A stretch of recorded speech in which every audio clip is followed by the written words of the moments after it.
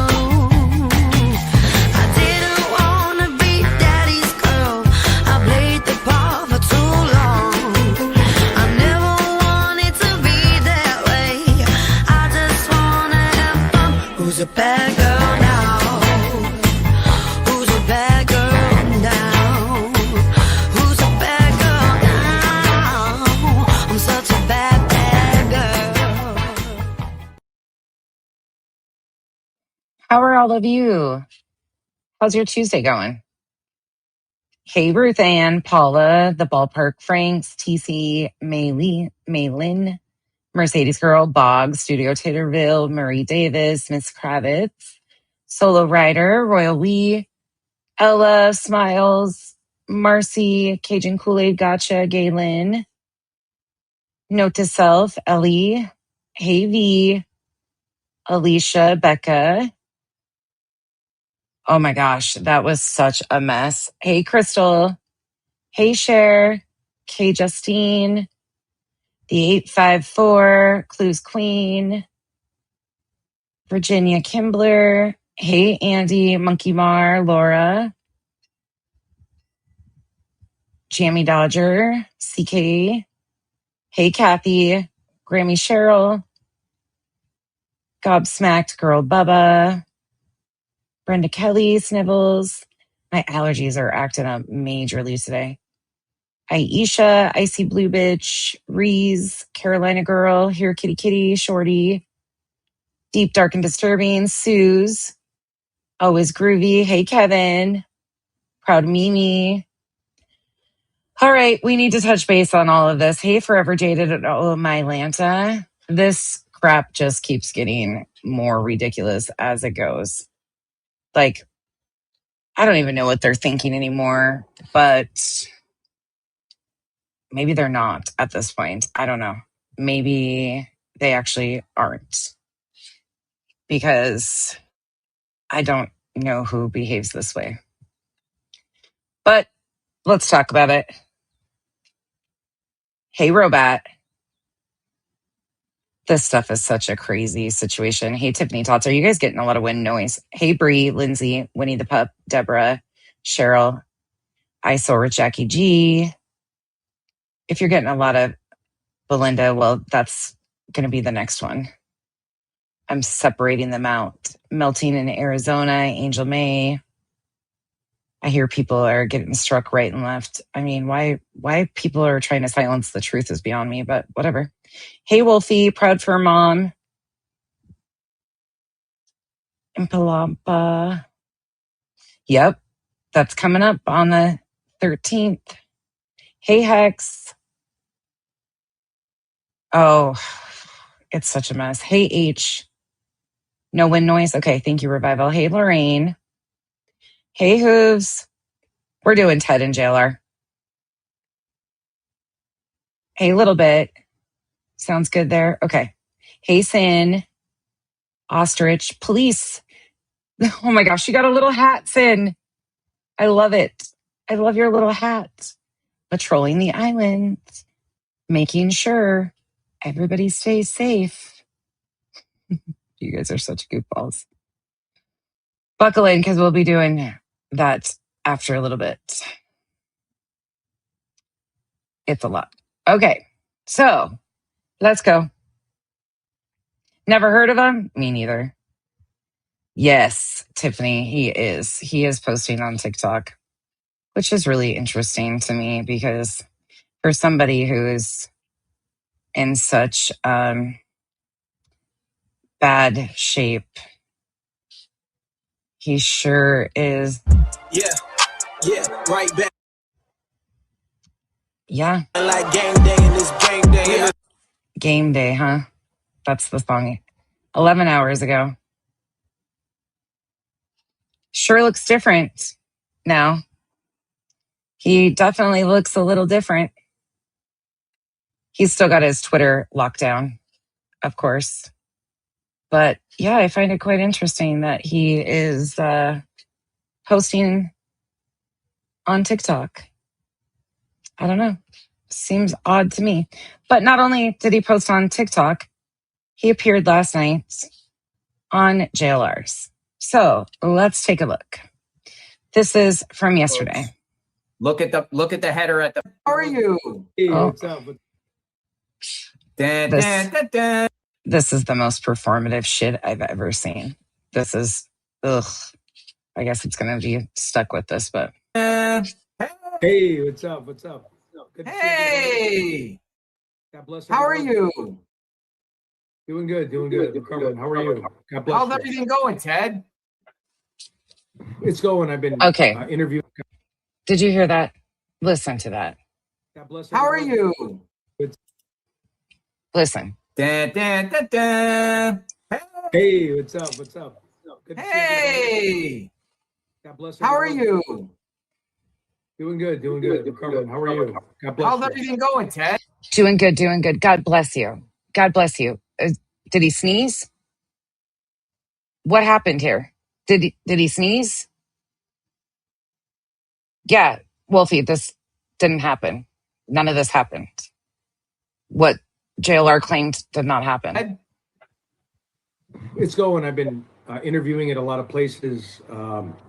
He's interviewing at a lot of places because he lost his job. He lost his job. Nobody else's fault but Ted. Listen. I'm sick and tired of the lies, so we're going to bob and weave, just like always. Am I still doing a medical device job? I got in a little bit of trouble right now with my YouTube channel, and then when I got doxxed.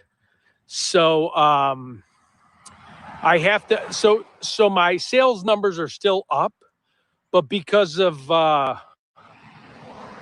being, just being online, it's really harming me, and it was a pretty high-end medical paying job. Now I can get another job. I just don't know if I want the stress of it.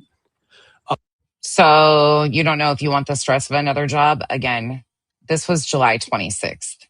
I'm definitely, within a week I have to get one.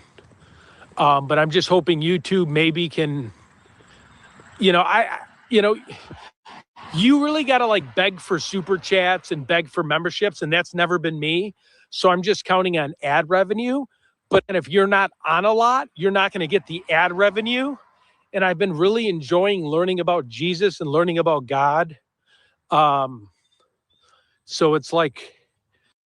You mean your wife made you stop YouTube and you couldn't stop YouTube?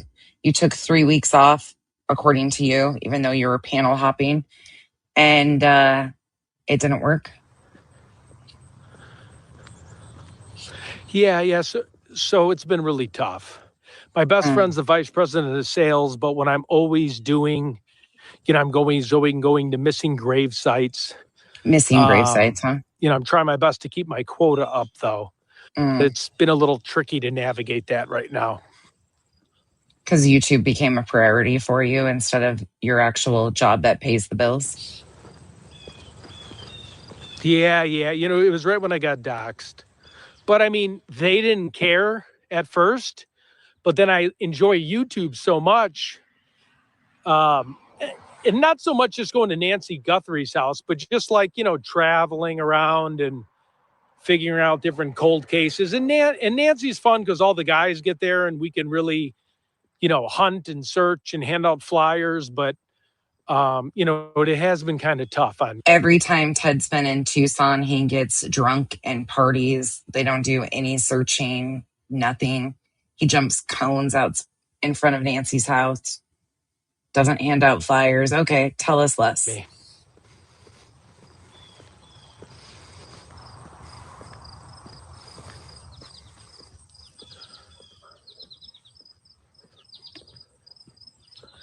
Yeah, I know. I really never wanted to bring it up, but yeah. So now I'm just kind of going for a walk in a suit on. Yeah. So he admitted on the 26th that he lost his job, that he needed to get a job within a week, but he didn't want to. He was hoping YouTube would just be able to float him. Ted has had a major issue, for anybody that doesn't know. When all of the give, send, goes happened for the Juice, Alex, and 857, Ted felt left out. People actually talked about at one point in time starting a give, send, go for poor Ted to travel back to Tucson. And then he said that he had all these Delta miles and stuff. I'm sorry, he lost his job because of his actions. He knew he was skating on thin ice with his employer. And when he came back from Tucson, he actually stated, "Oh, you're fine, allegedly, Krama. I didn't even know you were on. I've been gone all morning." So I got home and finished a few things, and then here I am.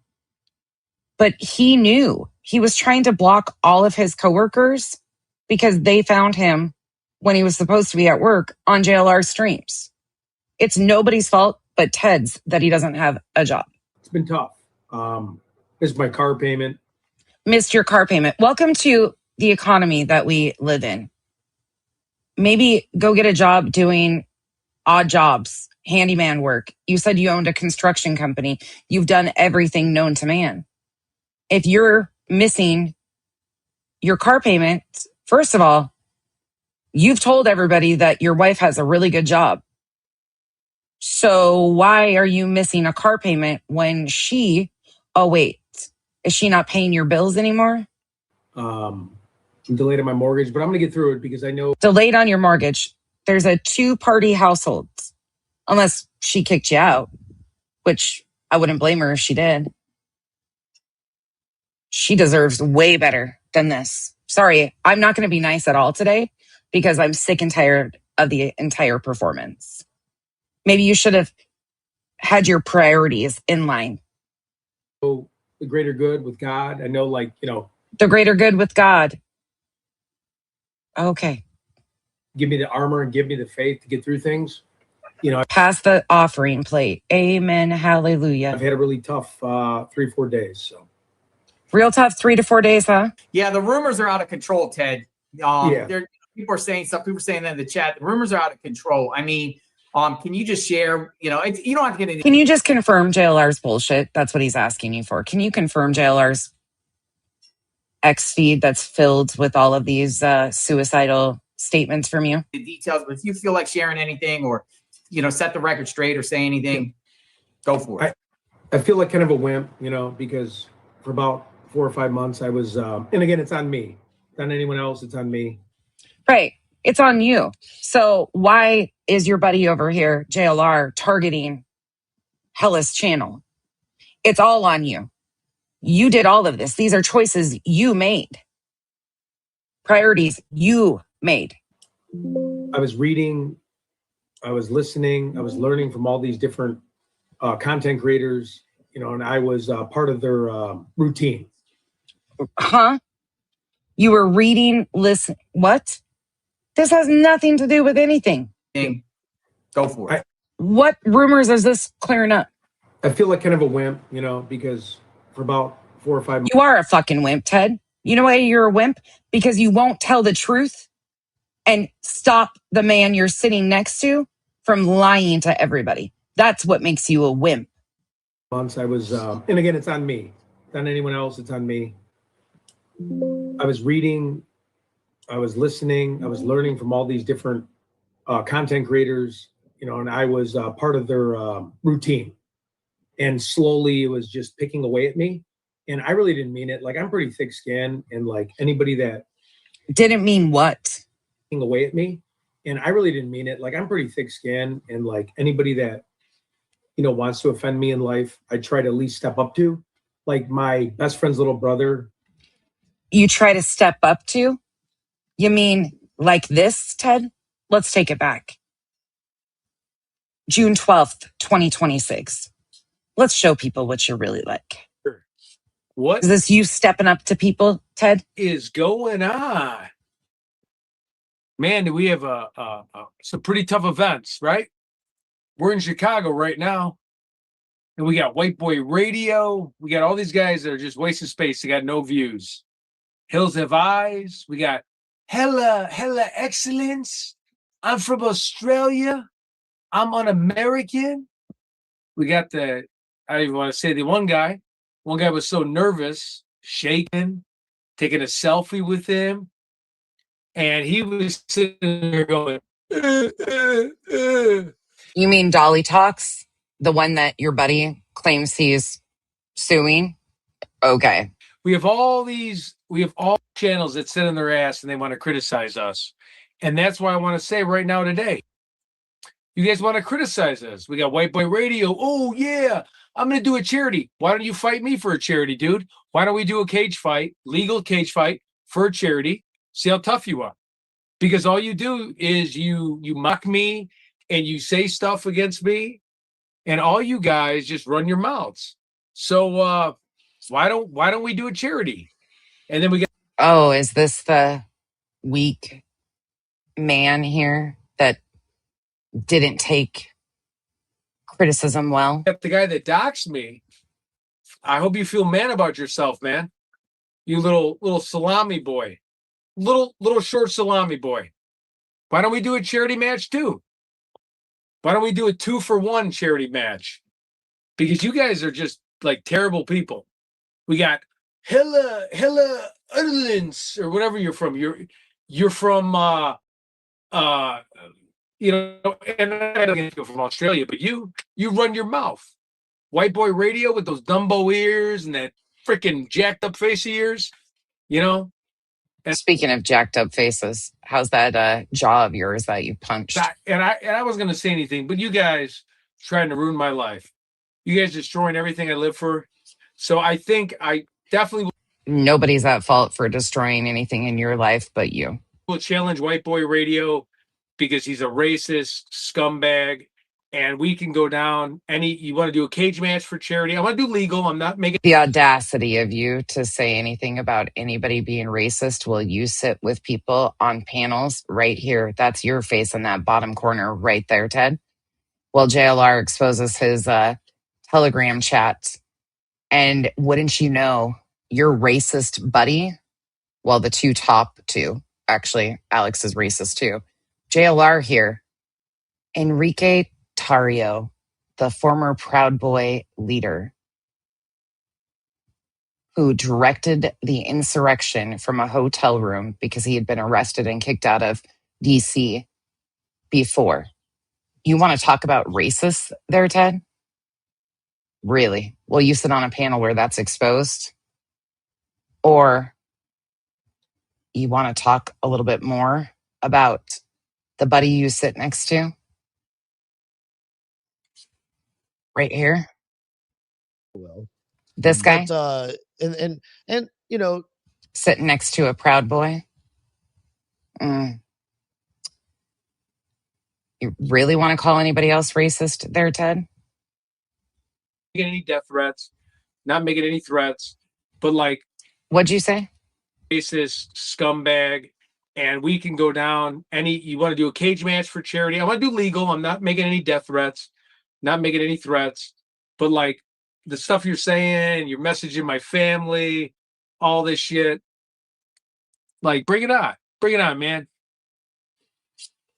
I'll challenge you to a charity boxing match. He said, bring it on, man. Seems like mutual combat to me. any day of the week. Okay? So you guys can all bring it. You guys know where I'm at. I'm in the rack right now. So I just want Oh, right, because you're in Chicago. Thank you for the sparkles, Earth. to say all the bad mouth and doxing my kid, my wife, doing all that shit and causing all that trouble for me. You know, that one guy, that salami guy, whatever your name is, Mr. Hacker, Mr. Keyboard Hacker guy that wants to say stuff. Why don't you come to the charity fight too?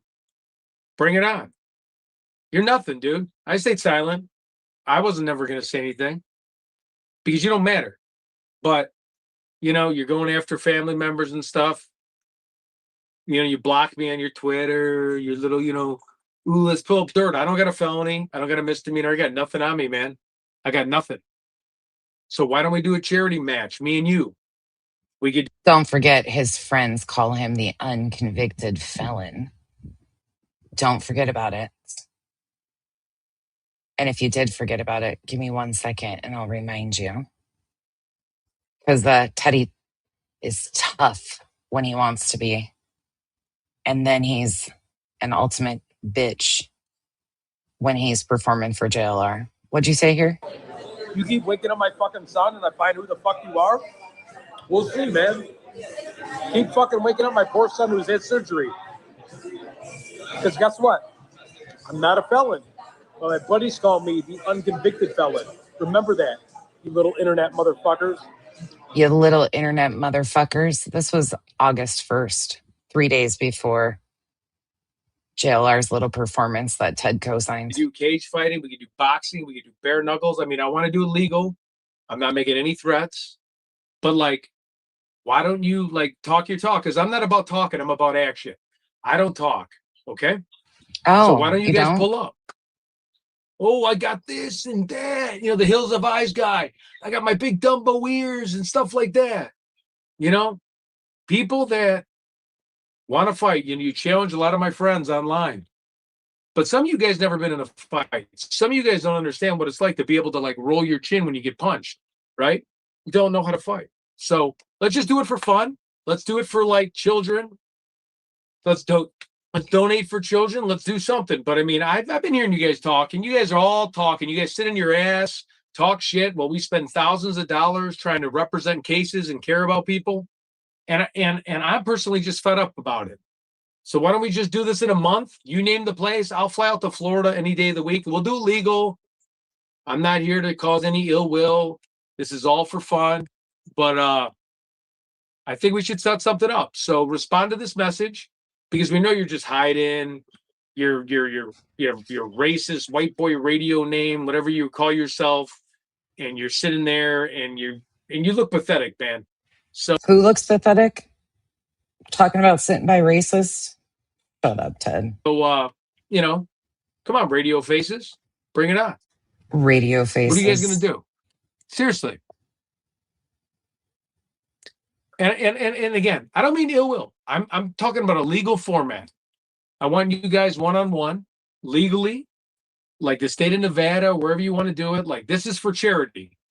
The donations all go to charity, because, you know, you guys might be good guys, but you guys are, like, attacking my friends, and you're running your mouths and you're saying your stuff, and you're going after my personal family, my grandparents. You guys are doing, like, again, I wouldn't have brought this up, but it's just becoming overbearing. And it needs to stop. And may the best man win. Maybe you beat the living hell out of me.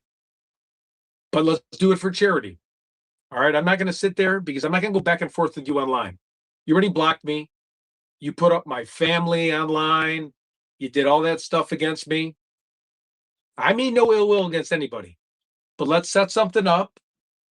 Let's do a charity for charity. Like, I want to, like, let's. So let me guess. You are considered the charity? Is that why you did this? Is that why you did this there, Ted? Fuck you. Is this that boxing match you're talking about right here? Hey, nerdy. Fuck you. Punching yourself in the face? The video JLR posted 2 days after you supposedly tried to take your life. You know, the X posts that you were resharing there, Ted, like this. You might have deleted them, but within minutes of JLR posting, please help, this woman has been cyberbullying and harassing Ted. Ted texted me and said he's about to hang himself with a rope. This YouTuber from Australia has been harassing him, attacking his child. Got him fired. Enough. Reporter, shut her channel down. Moments after JLR posted that, you reshared that and then deleted it the next day. Tell me again how you weren't a part of this suicide hoax. Because you absolutely were. Not only were you telling Diana behind the scenes to be quiet and just let it go along with it. Hang time, your other mods, you were fully a part of it, weren't you, Ted? Let's go back to tough guy Ted. Get together. Let's pick it for somebody, for a category, whether it's missing children, murdered victims. Let's do it for a cause. It'll be all in good fun. But I want it legal. This is no ill will. I understand you guys are trying to make your money by sitting on your butts, making fun of us while we're out there spending money and we're actually doing stuff. And again, you got your opinion, I got my opinion, but Ted sent it why to don't him. we just bring it up? Like, seriously. Ted sent him the video of him punching himself in the face. Yep. As soon as Ted found out, or JLR found out that Ted had talked to Nerdy, Ted started groveling to JLR, it seems, and started sending him videos of him punching himself in the face and making posts that Nerdy set him up. Sorry, you can think whatever you want to about Nerdy, but Nerdy didn't set this up. Not at all. Ted sent that to JLR to post. Sure did. And remember, this is Ted, not even 2 months ago, June 12th. Tough guy, Ted. Let's give it a month. Your little performance, Ted, isn't going to go away. Just so you know. I'm going to make sure that everybody in the true crime sphere, since that's what you claim is your PSing, knows exactly what grimy fucks you are. Let's do weight classes. And let me just say this, your little legal threats, your buddy's legal threats of going after people in Arizona, do nothing. Because guess what? Ooh, the discovery process would be fun. Because your buddy, and every bit of it is documented, said you were taken to the hospital, said you were in the hospital, said you were swatted. None of that happened. In fact, when you were actually sent cops to your house, you told police during your well-being check, your welfare check, that you were fine. Discovery would be a hell of a good time on a lawsuit, wouldn't it, Ted? For you and both, JLR. Back in, I've been exercising a lot. I'll get back in a little bit better shape. I gotta give you credit, white boy. You're a pretty good sized guy, but let's go toe to toe. Because friendly. I mean this in a very gentleman way. That's not right. a threatening way. I think it'd be great because we have so many channels that hate on us for doing. So many channels that hate on us. So many channels that hate on us.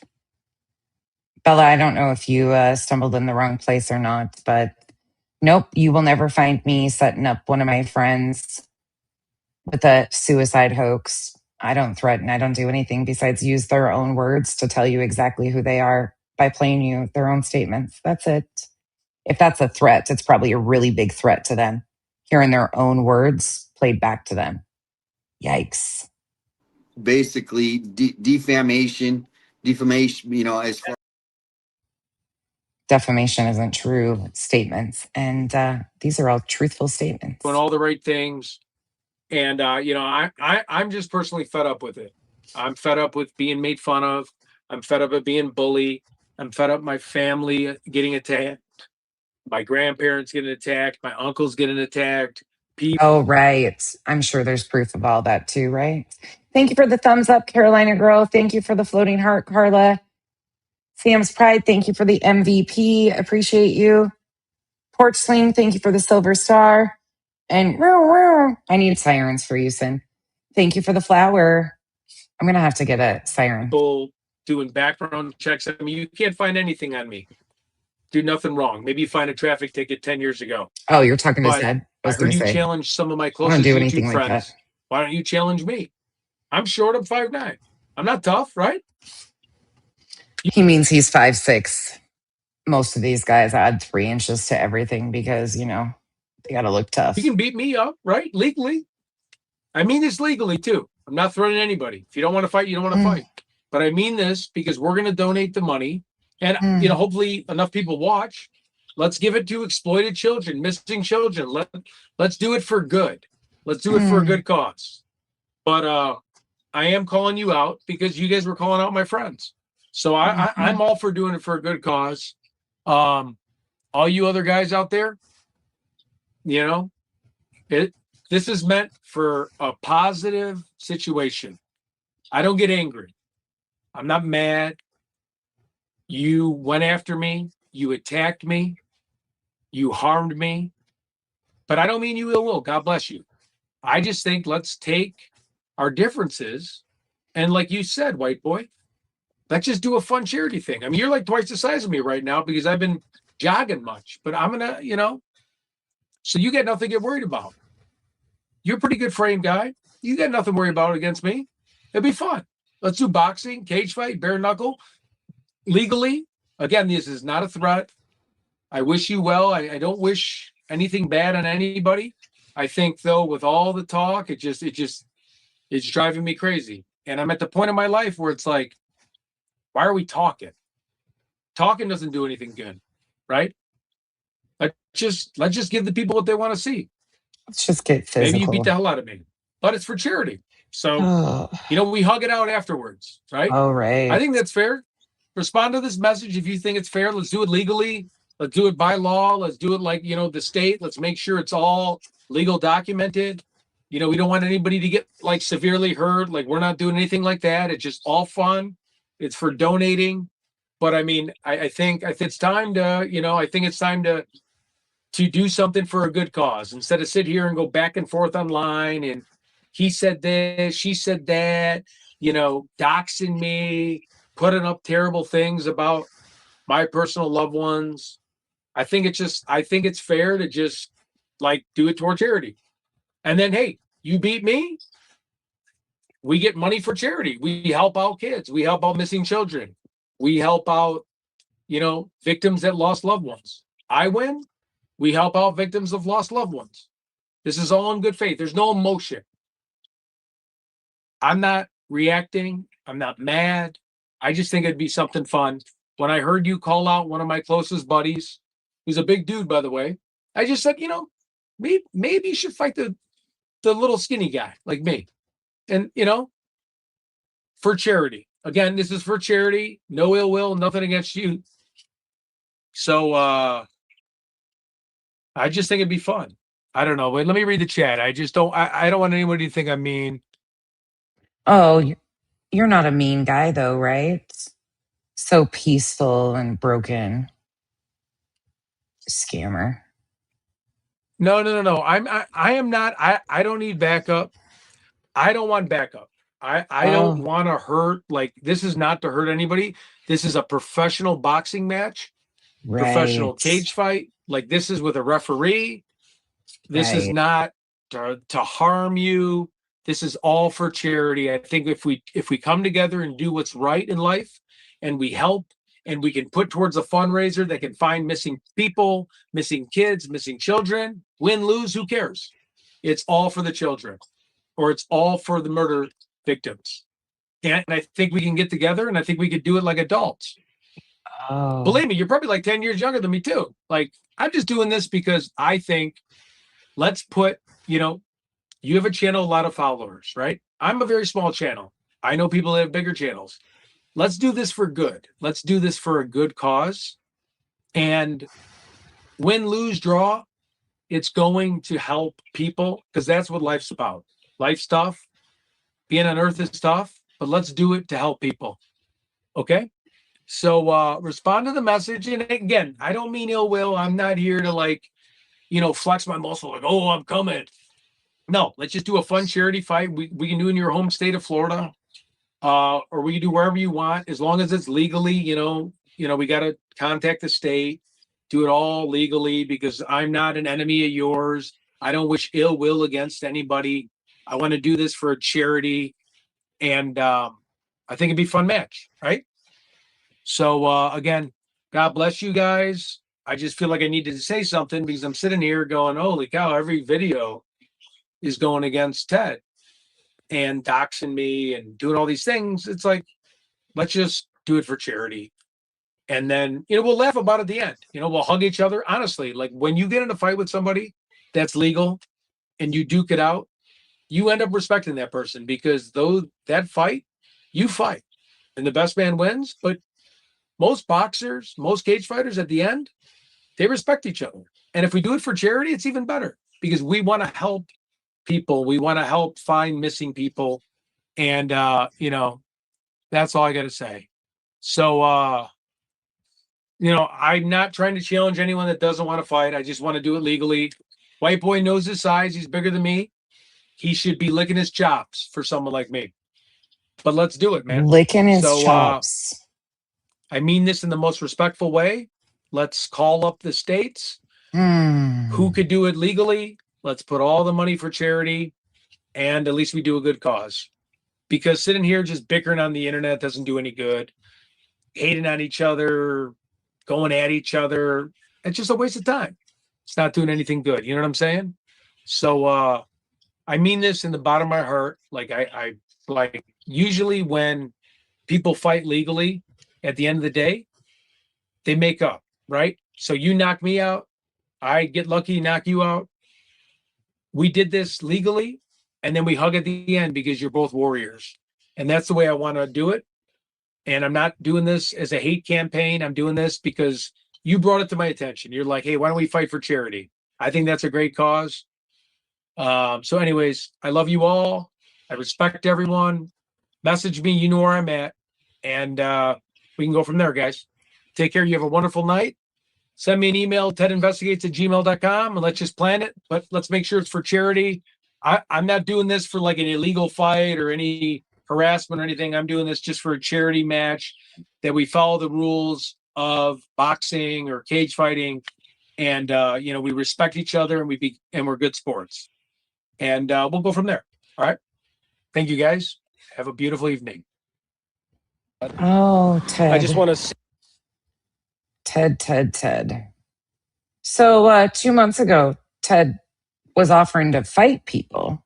He wanted to fight people for charity. I mean, I still ask, was the charity for Ted? Because what would that be? Ted's out here punching himself in the face. I don't know. You tell me. Fuck you. Is Ted the charity? Epic. JLR just posted this. JLR just posted Ted hitting himself in the face. Hey, nerdy. Fuck you. I mean, boxing yourself for charity? Is that what's going on here? Just wondering. Just asking for me. To offend me in life, I try to at least step up to. Oh, let's hear this again. Content creators, and I was part of their routine. And slowly it was just picking away at me. And I really didn't mean it. Like, I'm pretty thick skinned, and like anybody that, wants to offend me in life, I try to at least step up to. Like my best friend's little brother, he had an issue and he used to. Or you mean you lie about them? You lie about getting attacked by the cops? Because you did that too. You sure did. On the first, you said that you got attacked by 3 police officers. Never happened. Didn't even remotely happen. But is that kind of a pattern of behavior with you? You remind me of Julie Skolnick, who just lies to lie about the dumbest fucking shit. But do you remember this, Ted? Do you even remember this? After your night out, when you were walking home, oh, I guess it would be the 31st, technically. Hey, what's up, everybody? Tall Ted Tales. Step up or pull up, right? The pull up. Hey, everybody coming in. Thanks for popping over.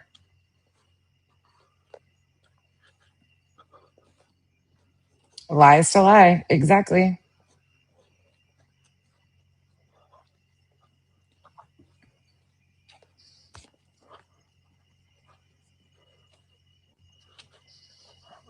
Sorry, Hey guys, how's it going? I think these are good little reminders with his recent 7-minute performance on JLR's. Hope everybody's well. Because I tell you what, I'm more pissed now after seeing that little performance on JLR's than I was when all this was going down. Because it's a complete and utter grift. And this slime bucket is going along with this and doesn't have the balls to speak up and tell all these people who are genuinely concerned about him that this was all fake. He's fine. He's in a financial predicament and looking to be the victim because his lazy ass hasn't gone out and got a fucking job. I had some trolls call. It's pretty fucking sad that teenagers with responsibilities are more aware than this one. The barbecue restaurant I was at, and I ended up going to the police station. So we cleared things up, but they tried to say that I was causing issues, which I wasn't. So that's why my phone was dead. So thank you, Bree, for the support. Bree says, as Tedinvestigates says, facts ain't defamation. That is damn. Basically, defamation, as far. Facts aren't defamation. That is damn sure. Thank you again, Bree. And Emmy with a Y. Thank you for becoming a member. Welcome to the cabana. Oh, is that little black and white tuxedo kitty? I see the white paws. I love the little black and white tuxedo kitties. Thank you for becoming a member. Welcome to the cabana. Sorry about that, everybody. Things are getting crazy right now, but I'm walking back to my house. But yeah, Same. So I had a cop meet me out. Nicola, same. That's why I'm extremely bothered by this. This is not something to joke around about, especially in what they claim. I mean, I don't think JLR is true crime in any capacity. He's a gonzo journalist and he's an exploiter extraordinaire. But I find this to be one of the grimiest things to do.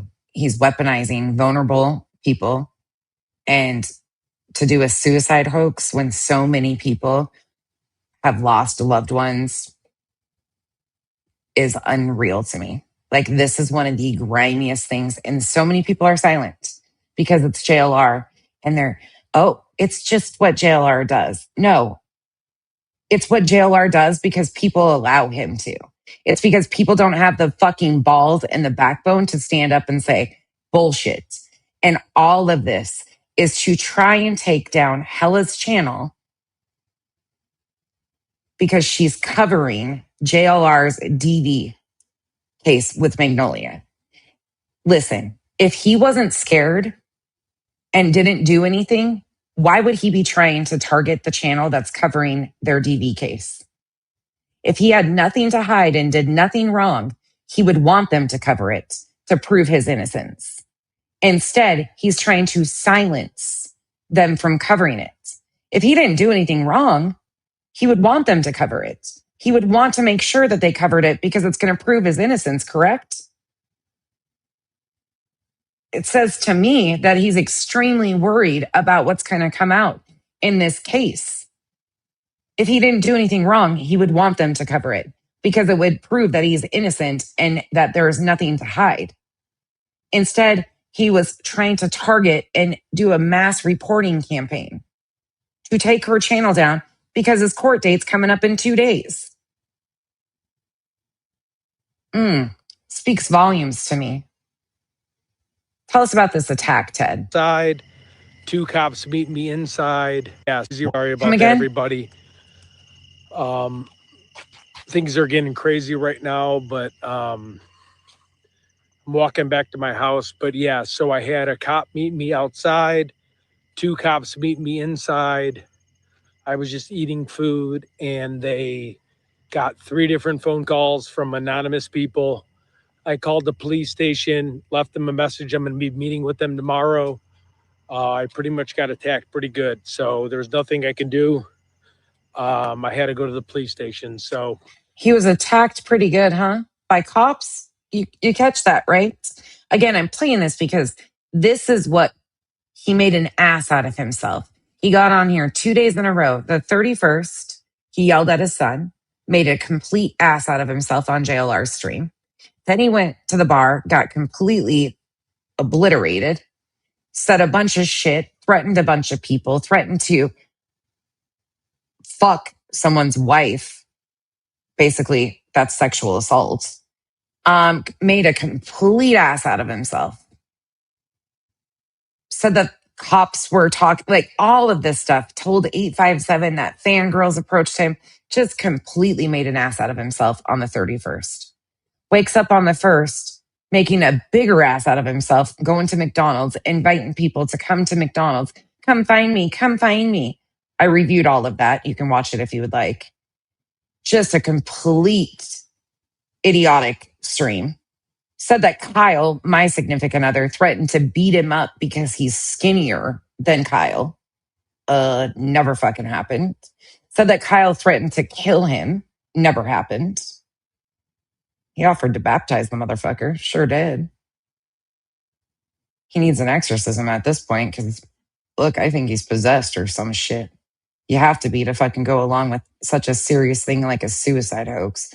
What an embarrassment. the inside, I was just But he's going to claim that he was attacked by law enforcement. JLR, Ted, continue with your legal threats. I love it for you. eating food, and they got 3 different phone calls from anonymous people. I called the police station, left them a message. I'm going to be meeting with them tomorrow. I pretty much got attacked pretty good. So there's nothing I can do. I had to go to the police station. So sorry that I had to cut the stream short, but it's kind of bullshit what happened to me tonight. These guys are like just ridiculous. And I think Nonsense actually posted the clip of me at my barbecue restaurant that I go to.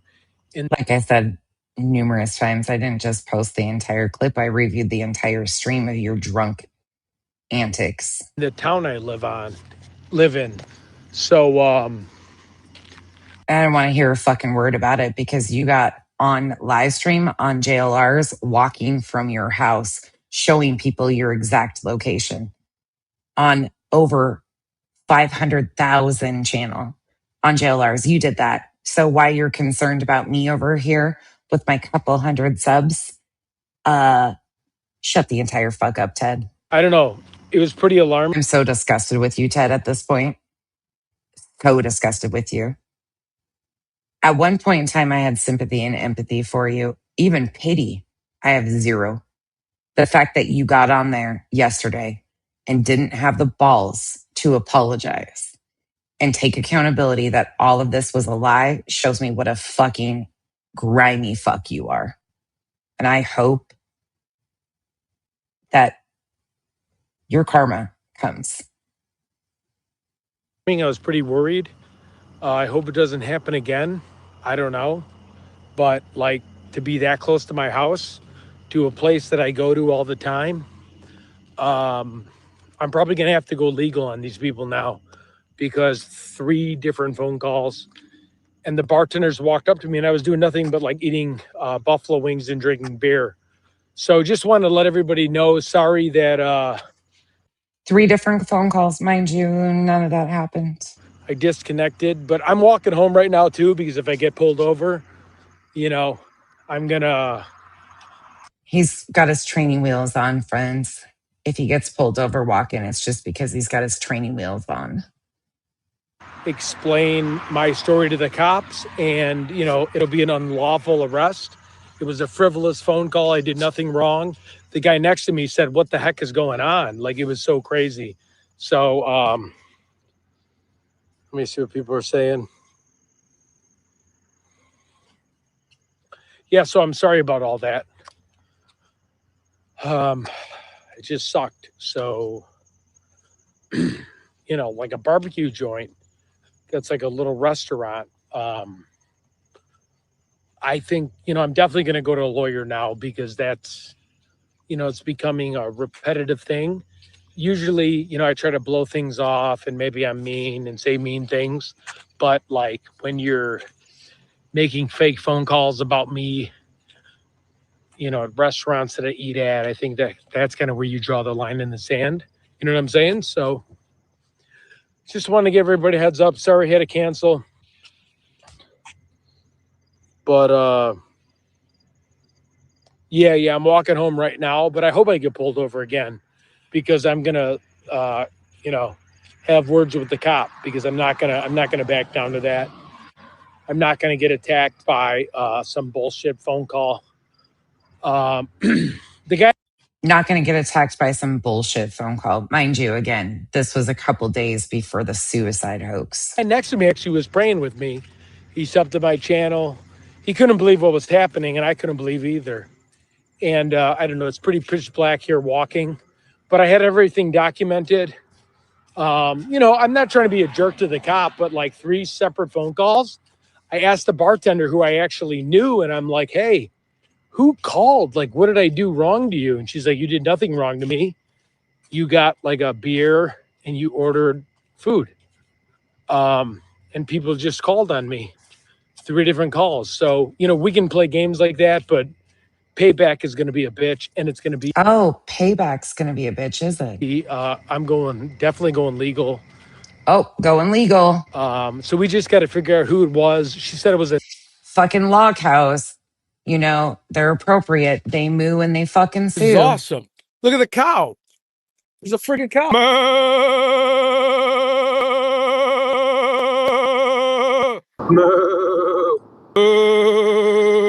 Look at the cow. There's a freaking cow. Ted, another one who thinks frivolous litigation is his end all be Anonymous. all to get rich quick. She gave me the phone times, and the police department's going to go there tomorrow. And again, I don't want to waste police resources on a prank call, so I kind of feel like a jerk. You know what I mean? But I mean, this is getting to become a joke. I can't go anywhere. Oh, really? And I think I know who it is. So, oh, of course. It is what it is. Of course, you know who it is. Yep. Hopefully they can trace it. It's just weird because it was like a block away from my house. Like, this is like the place I go to. They know me. Like, they know I'm not like that. So anyways, I just want to give you a heads up, because I left early and ditched everybody. Ditched everybody? You were by yourself. But I didn't realize. Did you magically think you had friends all of a sudden with you? What exactly was happening. So you guys have a wonderful evening. Have a nice night. I'm just going to walk back to my house. I was going to take an Uber, but I'd rather just kind of see if a cop is going to pull me over, because, it's not lawful, and I want to exercise my rights as a U.S. citizen, because you can't just make up stuff. Right. It's a bucket list item for Ted to get arrested. Right? Don't forget. So, that's kind of where I stand with things. And we'll have to figure out who it is and report it to proper authorities. So you guys have a wonderful night. I thought you already did that. You said you went to the police station, and then you said later on that you had to go to the police station, which it is. We'll never know, because none of this happened. I think it's Friday, right? Or it's going to be Saturday. So yeah, Ted is one of these entitled fucks that has never had to take accountability for his actions, because he's a weak ass. Carry on, Ted. This is from yesterday. always get bullied. So then one time in one freshman year, Just so you can be reminded of what was actually asked of him. Yeah, the rumors are out of control, Ted. Yeah. People are saying stuff. People are saying that in the chat. The rumors are out of control. I mean, can you just share?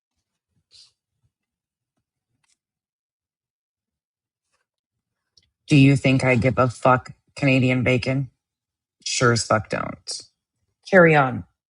You and your bitch ass army don't scare me. You know, you don't have to get into details, but if you feel like sharing anything or, you know, set the record straight or say anything.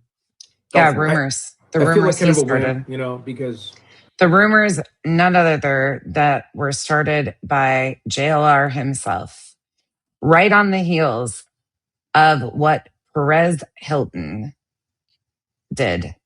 They were trying to use the goddamn situation with Perez Hilton, a true horrifying situation, to incite thousands of people to believe, in fact, over 100,000 people to believe that Ted was going to take his life, hang himself with a rope. I say that very directly because that was the allegations that were being made, was that even Ted reposted it himself, that he was going to take his life with a rope. Ted shared it within minutes after JLR posted it, left it up for over 13 hours, reshared 2 of JLR's posts right here, and then magically deleted them. Sure did. But all of this was started by none other. All the rumors were started by JLR. Every bit of it. And look, people have asked me, do I think that JLR has stuff on Ted? Absolutely. Yep. And guess who gave it to him? Ted. Ted knew what he was walking into, but he was so obsessed with becoming a D-list celebrity, maybe even an E-list celebrity, that he didn't give a shit. Guaranteed JLR has shit on this guy. 100% he has shit on this guy.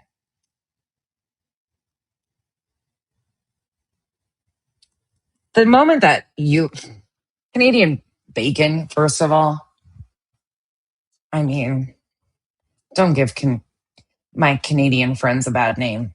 You sound stupid. Ain't nobody afraid of fucking JLR. The dude don't even fucking blink.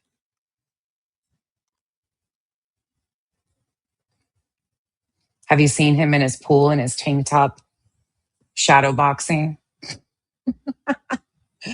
You think any of us are scared of him? Remember, I live in Arizona. The courts here in Arizona know all about this guy. And like I said earlier, discovery would be a fucking blast, considering that they are using a suicide hoax to manipulate over 100,000 people on X, over 500,000 people on YouTube. Ooh, that'd be fun, wouldn't it, Canadian bacon? Don't give Hawaiian pizza a bad name either while you're at it. Anyways, back to this. Perez Hilton, August 4th, 8:33. JLR's talking about it. Half hour later, 33 minutes later, he switches to Ted. Shocking. Continues on. 9:51. Ted. Perez Hilton. This is what I like to think of manipulating the algorithm. Oh, it absolutely, yeah, this could be a big situation for sure. Continues on into the 5th. All of these rumors. Ted tried to commit suicide. He blatantly says he tried to commit suicide. We went from he was thinking about doing it, and these are all still available on his page. He said he is about to hang himself with a rope. That was posted 12:23 a.m.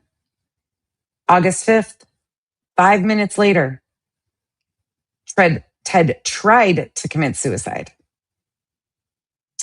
Continues on all of this. He tries to put on Hella. Every bit of it. Ted was taken to the hospital.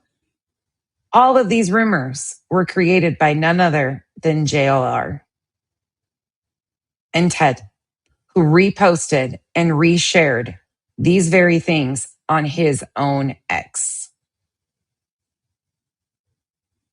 The rumors JLR wants him to clear up are the ones that JLR and him started to begin with. For about 4 or 5 months, I was, and again, it's on me. It's on anyone else, it's on me. I was reading, I was listening, I was learning from all these different content creators, and I was part of their routine. And slowly it was just picking away at me. And I really didn't mean it. Like, I'm pretty thick skinned, and like anybody that, wants to offend me in life. Stop talking about thick skin. The only thick skin that you have is your abdomen, where you got that fucking treatment and you look like you have pie crust abs now. That's the only thick skin you fucking have. I try to at least step up to.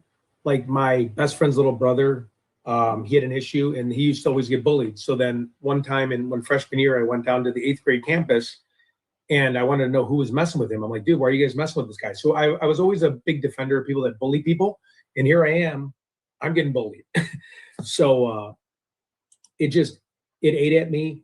And I'm really sorry, everyone. It caused me to drink like excessively because of just hearing people talk so bad about you, and like it hurt me to the soul.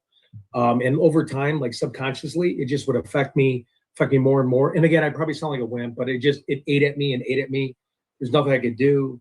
And then everyone in the chat was just like, yeah, get him. And it made me come to a point where I just collapsed as a human being.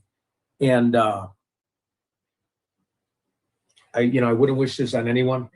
I'm embarrassed to say it, but things are looking like a lot more promising now, though. So, with God in my life and like understanding that times change like the seasons, I'm going to prevail and I'm going to get out of this and in a better spot. You're an alcoholic. That's nobody's fault but yours. And I'm sick and tired of you putting that on everybody. And I really want you to pay attention to the manipulation that just happened here. Not once did he address any of these rumors that JLR started. He told you a fucking story about defending bullies. You are a bully, Ted. You're a straight up bully. You're a fucking liar. You're not an innocent little being. You came in this chat and threatened to take a bunch of women to a kill house and a shooting range because you wanted moving targets. I'll beat your ass, basically, is what you said. Because you got called out for LARPing as special forces. Nobody's at fault but you for this shit, Ted and JLR. Looking like where's fucking Waldo ass. Really sorry, everyone. It caused me to drink like excessively because of just hearing people. Caused you to drink.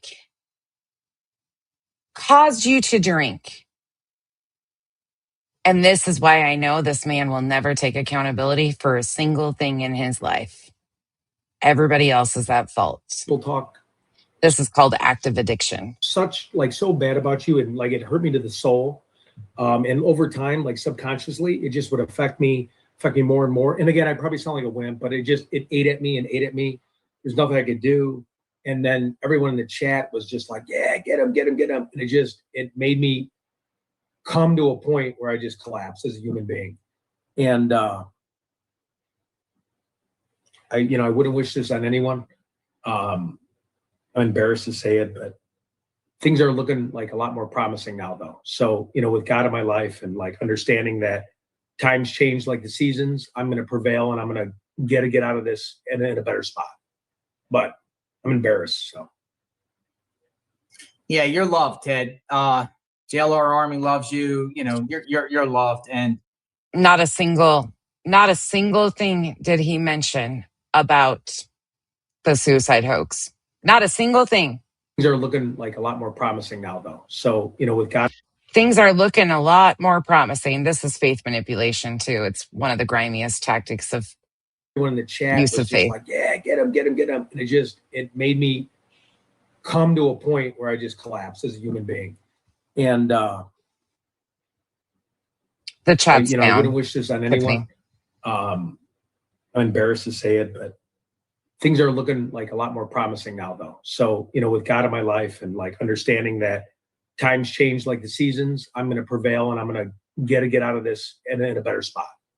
But I'm embarrassed. So, Yeah, you're loved, Ted. JLR. You should be embarrassed. You should be embarrassed for your family, your loved ones, your friends, your child. You're 43 years old and you just let the man sitting next to you use your name. You went along with it, though. You were reposting that you were going to take your life with a rope. You should be mortified, especially with the lack of accountability and how you just tried to switch that up and blame everybody else for your bullshit once again. Army loves you. You know, you're loved. And, you know, as I told you before, you know, coming onto YouTube, you got to have a lot of thick skin in this a lot. You know, I get attacked a lot, and Shut up. 9% of the time ignore the haters and everything. I have no sympathy for you. You had zero empathy or sympathy for the families of Sandy Hook, all of the victims that you have exploited and targeted, the families of the victims that you have exploited and targeted, JLR, over the years. But you're the victim, right? Become the victim. Become the story, right? Like that. You know, I personally got very mad that people were coming at you. You know what I mean? Like, you know, seeing them making, you know, simply because, you know, you're sitting there preaching in churches and doing positive things. And I'm trying my best. Yeah. It's just negative. Preaching in churches. Is that what we're doing? Is that what we want to go with? We're preaching in churches? Right. Okay. So preaching in churches. Is this is preaching in churches, right? This is what this looks like, preaching in churches. Let's just remind people of how Ted preaches in churches. Some of this is redundant for a reason, because I think this needs to be seen by everybody. This is one of the most grimy, disgusting hoaxes I've ever seen.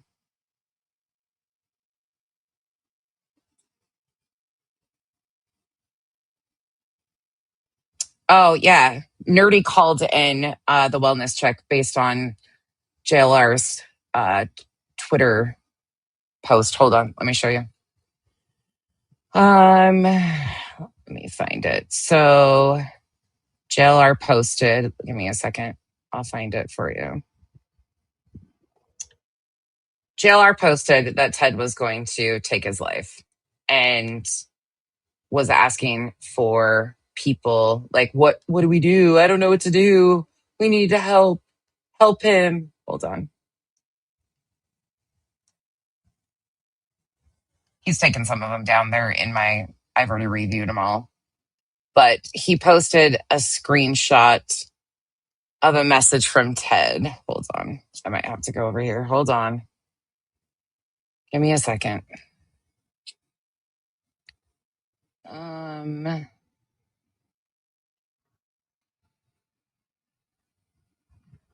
He said that Ted was threatening to take his life. So here, I'll play the church while I'm finding that.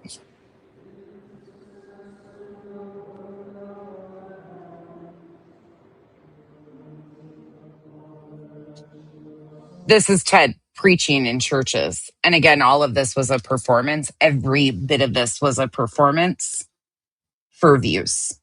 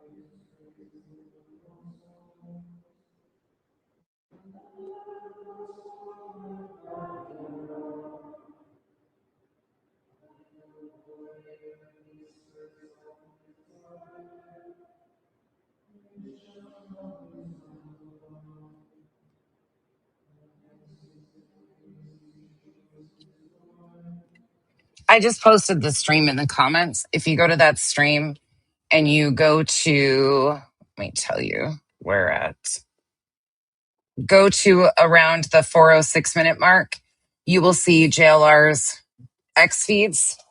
And in that X feed, you will see that JLR, was posting that Ted was taken to the hospital because of his attempt on the 4th. And then on the 5th, he comes back on and posts a message from Ted to Nerdy. And the very bottom edited message says, I'm going to K myself. So JLR first told people that he was hospitalized for a suicide attempt. Then the story changes and he said that Ted was doing better. Then he starts once again posting that Ted was suicidal and encourages his over 100,000 followers to go after calling wellness checks in.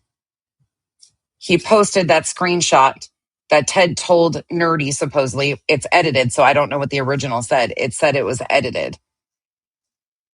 I'm not sure what it actually said, but it said in that message that he was going to K himself. So when that got posted, JLR had incited his over 100,000 Twitter fans to absolutely go and call in wellness checks.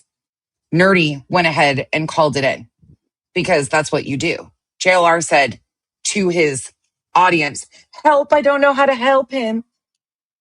That's why Nerdy called in a well-being check. Rightfully so. And then JLR turned around and posted a picture of 2 cops out front of Ted's house, supposedly, and said he was swatted. Never happened.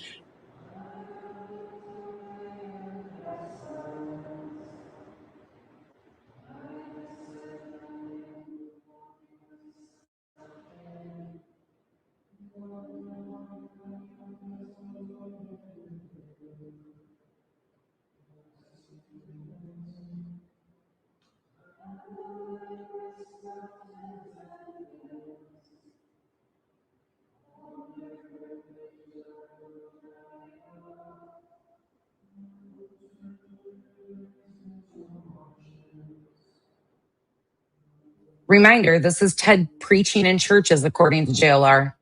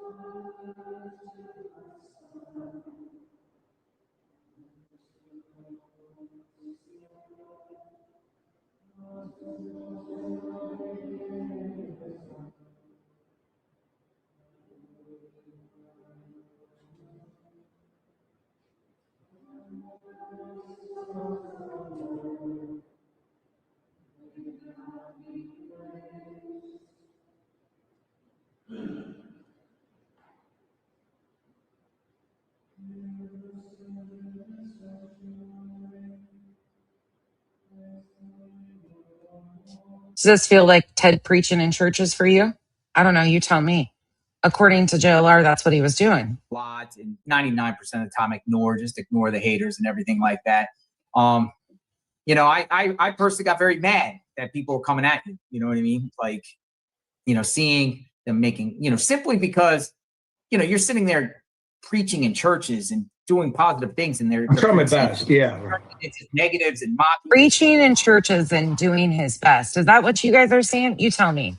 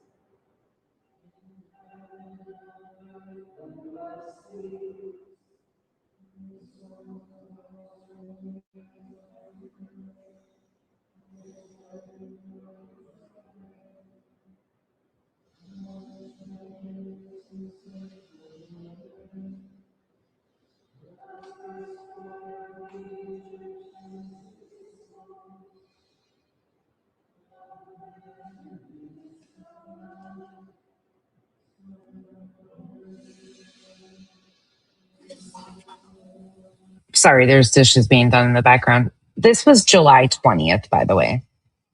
The first stream back after his 3-week hiatus.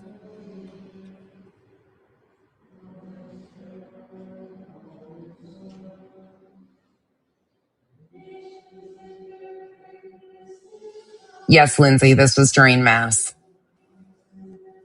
Bog, thank you for your continued support and being a member for 6 months. Appreciate you.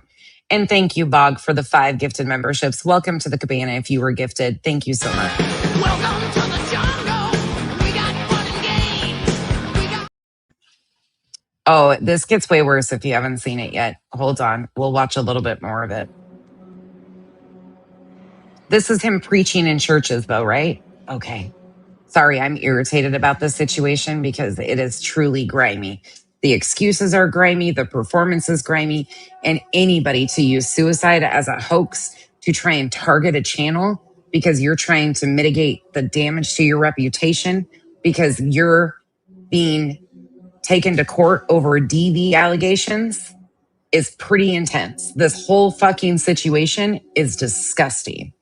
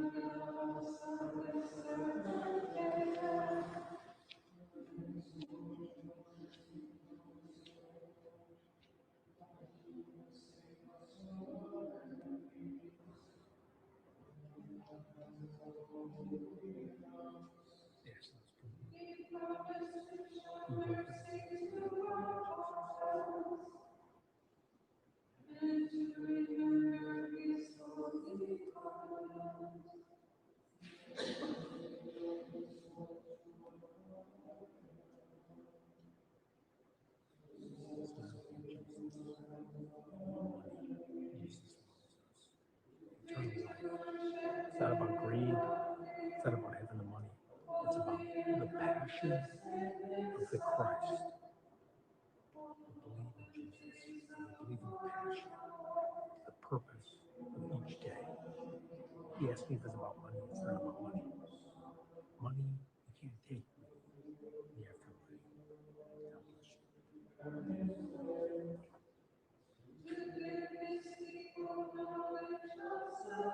you.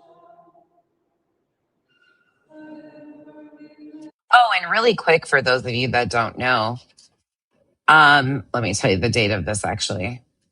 It was only 6 days later that Ted gets busted on camera.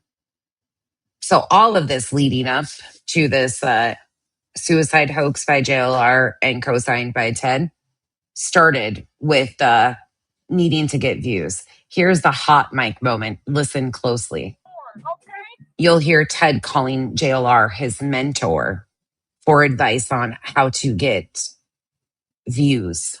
We're not out here. Okay, I'll do that because I'm doing. We're out here for a long time, baby. We've been doing this forever. We've been spending our lives fighting to live every single day. So I thank our allies for being out here, but you'll never know the struggle. So when you're out here... Hey, I got a quick question because it's the end of the month and I don't have many videos. Oh, yay. The Bureau of Investigation. I'm so excited. Please do. Tell them I said hello. Tell them to give me a call at 1-800-GET-FUCKED. I look forward to talking to him. Fucked is spelled F-U-C-T. Get fucked. I'm doing that Madison breaking news. Do you know Happy any Tuesday. breaking news that might pop off yet? Funny chance? I need you to be the loudest people in the fucking crowd. I need you to be the loudest people on social media. I need you to be... Oh, the team takeover stuff? They get crazy? Your alderman's door, okay? We're not out here. Okay, I'll do that because I'm doing... Don't worry, I've dealt with the YBI before, the YouTube Bureau of Investigations. Dealt with them before. Don't mind the trolls. They're a little spicy these days. The JLR Army and Timu versions of JLR Army are a little bothered. We're out here for a long time, baby.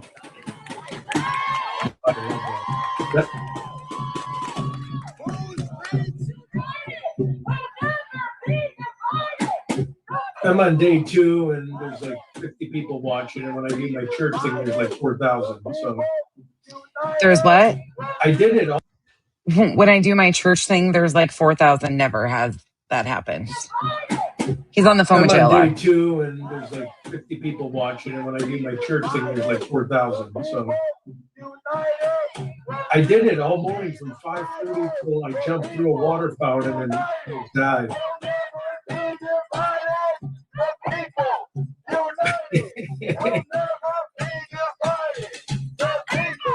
I know, I keep going to different churches. Are you going to be in Tucson this weekend, or is it too hot? I know, I keep going to different churches. Right. Why were you originally going to start a church? You want to remind people? Take it away. So that's one of my biggest messages for this, for today, is just enjoy the journey. Oh, enjoy the Because right when journey. we get to that finish line, if you don't, you're going to be uptight, you're going to be stressed, you're going to be panicking, you're going to be worrying. And it's good to get that out of your mind. Okay? Still have the goal, but enjoy. S. Francisco, thank you so much for the gifted memberships. Appreciate you. Welcome to the cabana if you were gifted. Thank you. Wait till I get my money right. That's another one. Wait till I get my money. My money right. Oh, yeah, oh yeah. Love it, man. I'm gonna go. Ted claims to be anything that will make him $1. Enjoy today, the day that God has gave us, because tomorrow is not promised. Okay? So enjoy the moment. So if there's one favor you can do from this message today, Pay is attention. enjoy the moment. Also, I want to let everybody know we are going to be looking at a church. We are going to be looking at a church. Keyword we. I want to let everybody know we are going to be looking at a church. It's going to be getting cold. Not right now. I'm not asking for any donations right now, but if you can afford it for Cash App or Venmo, don't do it right now. I'm just saying eventually we are looking at getting into a church, and any donations would be greatly accepted. Or I was thinking another thing, increasing maybe the commercials, because I know times are very hard for people, and I don't want to take, if you're living paycheck to paycheck, or if you could use that $25 to order Domino's with your family, that $10 that'll make you happy. Maybe you can go to the store Five Below and get a fun little swimming pool. Do not give the money for me. Okay. I'm thinking about, No, Revival, this is the reason he wants to start a church. This is back to July 2nd when the idea about starting a church started. So this would be about a month. So August 4th is the unaliving attempt hoax. And this would be July 2nd. I'm going to need your guys' help. On the next stream, I'm thinking about if we can increase the commercials. And I hate doing that because I don't like it when commercials pop up. But that's I love how Revival's asking me like the questions that the chat will want to know. She's on it. She knows exactly what people are going to ask and want to know. Thank you, Revival. Way around. I'm over here bouncing and bumping between streams of, oh, pull this one up and show him this and remind him of this. Thank you, Revival. Then to sit here and say, hey, pay me money to get the church going. So I just want to give you guys a heads up that there might be a little bit more commercials, and I apologize in advance, but that income is going to be utilized to actually be able to get a church where we could be able to afford to have music and have one big fun gathering of positivity. And I want to do a streamers live church where people can stream and people can talk to us about their problems, and they can get on stage and we can heal real life experiences. So I'm kind of conflicted because Cher, thank you so much for the 5 gifted memberships. Welcome to the cabana.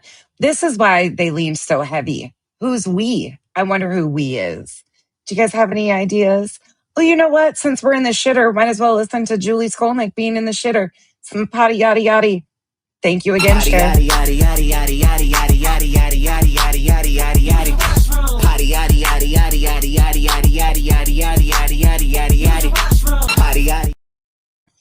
Maybe their church can be called To the Shitter. Never in my life ever wanted to say, hey, donate Thank to you this again, Cher. and be like one of those people that they're like, hey, this guy's just about money. This is for the church. But I'm thinking about doing it through advertisement costs. So if you do see a few more commercials, slap me on my wrist. Don't get me, but also tell me too, if the commercials are like, hey, this is becoming overbearing or annoying, then I'll dial it back and I'll try to think of some other things. I am working with other sponsors, other people that I know in business to be able to donate that are, for tax write-off purposes. So I'm not sitting here saying, hey, I need everybody's help. I'm just letting you know that's the goal, because I think it's going to be a great thing. And I think, if we can really have a church where people can come. I'm working with other sponsors. Did you catch that? Meaning other people who have big businesses who made a ton of money in the last year. Looking at you, JLR. Off of other people's tragedies that are going to need something big charitable donation, like to a church for tax purposes. You see how that works? Oh, they're so obvious. If the commercials are like, hey, this is becoming overbearing or annoying, then I'll dial it back and I'll try to think of some other things. I am working with other sponsors, other people that I know in business to be able to donate that are, for tax write-off purposes. So I'm not sitting here saying, hey, I need everybody's help. I'm just letting you know that's the goal, because I think it's going to be a great thing. And I think, if we can really have a church where people can come and we can help food pantries and help people, I really think this is my true calling in life, is to accept everybody. Okay. And I wanted to bring it up because somebody emailed the other day. They go, Ted, what do you do when somebody has a Muslim belief? What do you do when somebody doesn't believe in Jesus Christ? What do you do when someone believes in Hinduism? We have our differences, right? But as long as it's not a radical religion, right? And again, I don't want to talk about like radical religions, the ones that, tell women how to dress, like the Taliban and like crazy stuff. I'm talking about, just normal religions that people follow. And as long as they're a good person, like my neighbor across the street. You get the grift? You want to hear something really grimy? So Ted's on here bitching about how he's late on his car payment. And because that's what the first thing he mentioned when he got on JLR is, if you missed it, that's what his concerns are. His car payment being missed and his mortgage being late. Listen. God bless. How are you? Doing good. Recovering. How are you? God bless. How's everything going, Ted? It's going. I've been interviewing at a lot of places. It's been tough. This is my car payment. I'm delayed on my mortgage, but I'm going to get through it because I know the greater good with God. I know, So he's going to get through it. But listen, when he was talking about his tax write-off church, Go through life, he was offering people this back on July 2nd. When you're at a coffee shop, no one's talking to you, right? You're having your coffee, kind of lost in your own world. You got your computer on. Network when you can. I'm not saying that for the introverts. I'm not saying that just make friends with everybody. You might run into somebody strange, but I'm saying network is key, because most people get jobs from people who they know. So if you're in a financial trouble, go through your Rolodex cards on people you know, right? Pay attention real close, right, friends? Right quick, friends. Reach out to people, talk to people. Pay attention. Because I'm a firm believer, if we can get our finances in straight, finances are very important in this world, unfortunately. And if we can even get it a little bit, a baby step of finances, let's make that minimum payment, or let's make that half payment. Call the credit card company. If you need to merge me in with your credit card company to get them to give you a forgiveness payment, let me do that. I have that in my background. I can help you. Let me do good deeds for you. That way you will see and want to grow with our channel. Okay? Let's do some prayers. I'm gonna catch up with the chat here, and I'm getting bit up. I'm going to. Yep, we wouldn't have everything if we wouldn't have God. Prayers for Michelle. I am so sorry. 6 stitches in your leg. Riding yesterday, have a flat tire. Nervous times. Rough. Needing 4. Wouldn't you want Ted to 3-way into your credit card, get all your information, and help you out? Well, he's best buddies with none other than true crime's most frivolous litigants, self-proclaimed most frivolous litigants. Let's go back to his church service from the 20th. Oh, actually, let's finish the hot mic moment from the 27th, 26th. all right. The 26th. Oh, wait, what? What did you have to do? Going to different churches. Are you going to be in Tucson this weekend, or is it too hot? All right. I got to do something. It's month end. I'm going to be. It's month end. What? Chef here.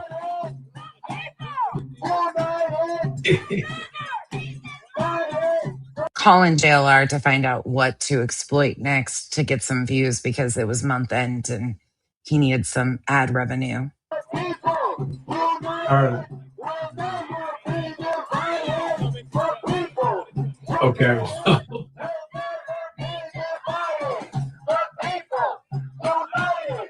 What's interesting is on the 4th, right before all of the shenanigans earlier in the day kicked off, Ted claimed when he was on JLRs, he was headed to Madison. But on this day, this was too peaceful. The protest wasn't violent enough. It was too peaceful for Ted's interest. Yeah.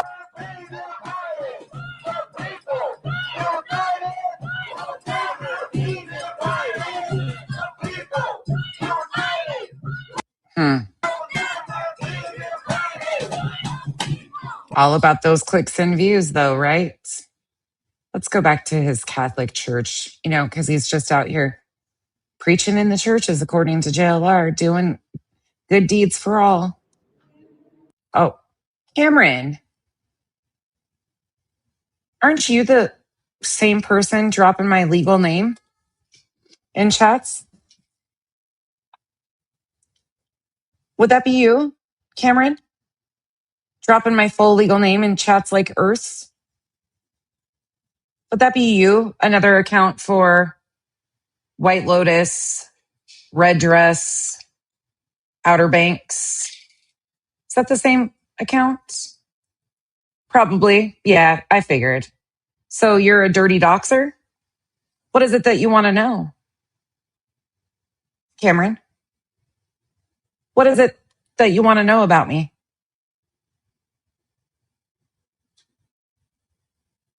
Hmm.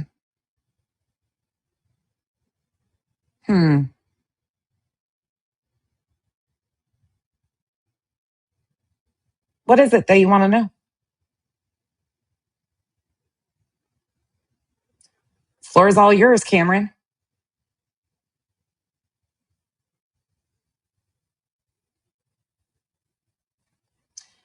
You don't have to say a thing. We know what we want. We? You got multiple personalities too? Multiple personalities? Contagious these days? We? Oh, White Lotus, is that you?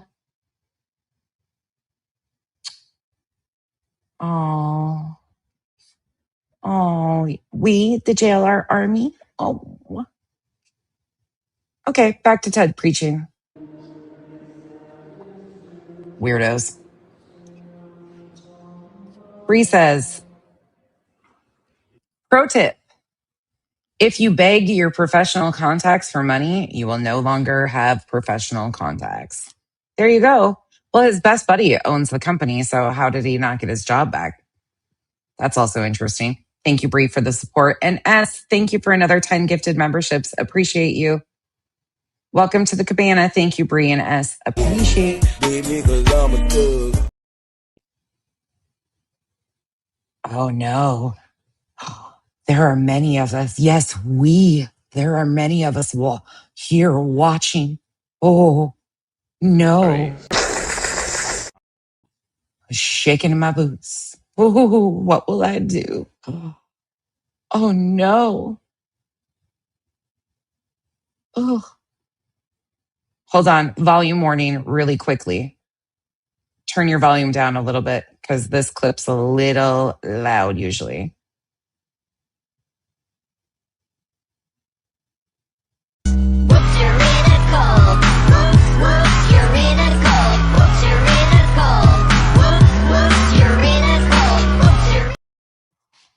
Oh no, the cult is here.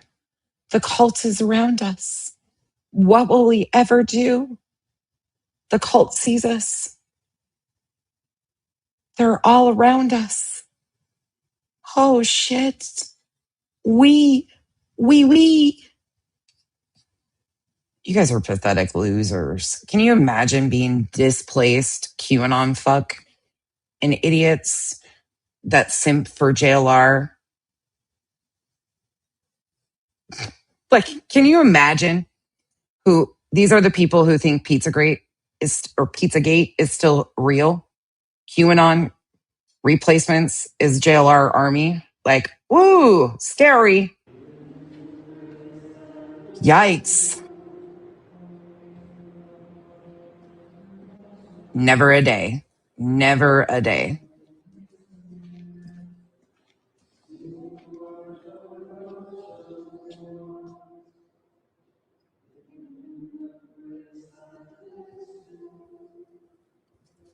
They all need to be blessed with Ted's holy water. Ted will save you all. He'll save your souls. Oh shit. Not this part again. Ted getting blessed.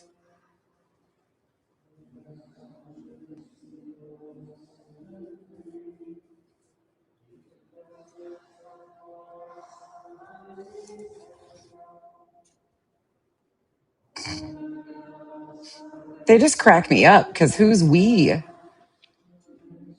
Pika, who's we? This calls for a Diet Coke, I know, casual art. Oh no. What will we do?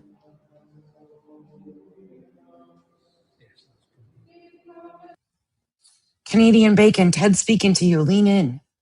Turn your volume up and lean in.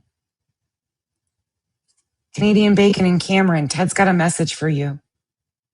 Hurry up. He's gonna save your soul right now.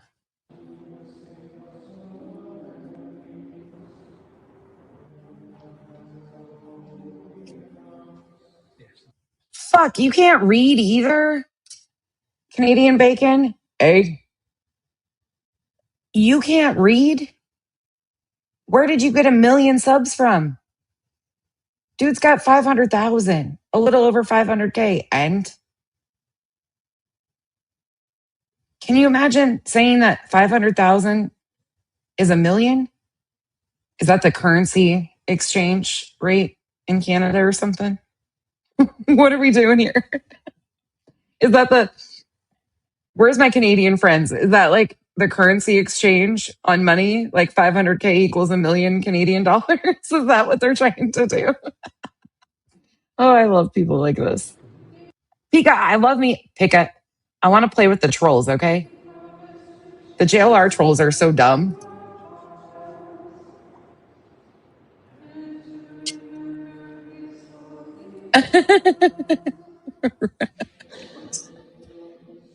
Oh, God. I mean, 2 millimeter equals 6 inches with a lot of them.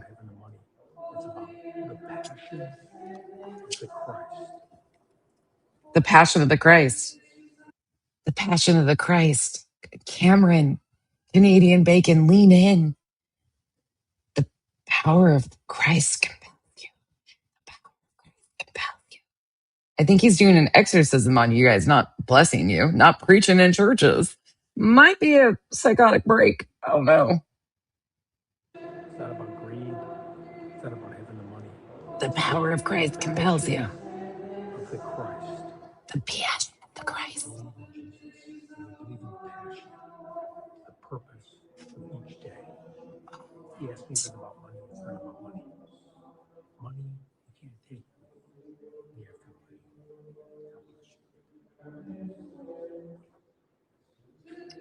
That's right, awakened soul.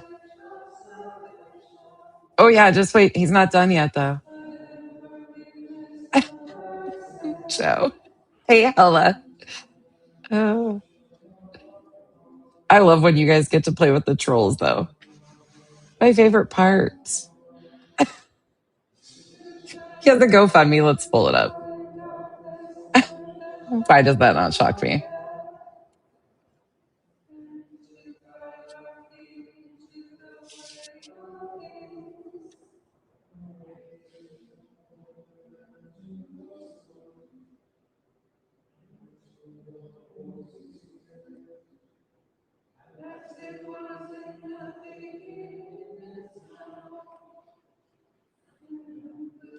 Oh my God, he does. He does have a GoFundMe. Oh, Ted. Oh, Ted. I have dedicated my life to helping others find hope, faith, and positivity through my YouTube live channel. Every day, Ted, you are so full of shit. This isn't even funny. Lying is a sin. You know that, right? Lying is the sin. What the fuck, Ted? What the hell, Ted? Every day I receive over 100 emails from people who say my preaching has helped them overcome depression, stay motivated, and keep faith in the Lord. My subscribers have generously sent me gifts, cameras, and Bibles. and I am grateful for the community that has grown around my message. Currently, I preach outdoors by lakes, outside churches, and on sidewalks because I don't have a permanent place to gather. With the winter months approaching, it's becoming harder to find safe, warm spaces to share God's word and support those who need encouragement. Renting a church or a small building would give me a stage to reach more people, live stream to thousands of viewers, and welcome attendees in person. My goal is to create a worship center where people can find help for addiction, by an active addict. Hold on, I got a thought. Is that where Alex is going to come into play? Debt and motivation. Excuse me, you can't even pay your mortgage and your car payment, sir. And learn how to achieve financial freedom through faith. What the fuck, Ted? Ted, this has got to be a joke, right? Somebody did this. This is the scam, Ted. Oh, it is. It's set up by Ted. July 31st. No, you didn't. You grimy fuck. The very day he went to the bar and got completely obliterated drunk, he set up the GoFundMe for this. Ted. Oh, how embarrassing. A typical church may have 100 to 200 people on Sunday, but my live streams reach 2,000 to 8,500 people daily. Ted, the lies. I believe that with just a little help, I can turn lives around and inspire people to live their best life now. Even a small building would make a huge difference. You mean you would have a place to live? Because your wife kicked you out? Allowing me to continue my mission and help others find hope and purpose. If you feel moved to support this vision, your generosity will help me create space where everyone is welcome and encouraged to grow. There's no total. Once again, another freaking scam. Unreal, Ted. Unreal. The same day you said you got attacked at the bar, you created, oh my gosh. This is so crazy. Oh, Terry. Oh, Terry, are you feeling okay? I support women's healthcare. Sure do.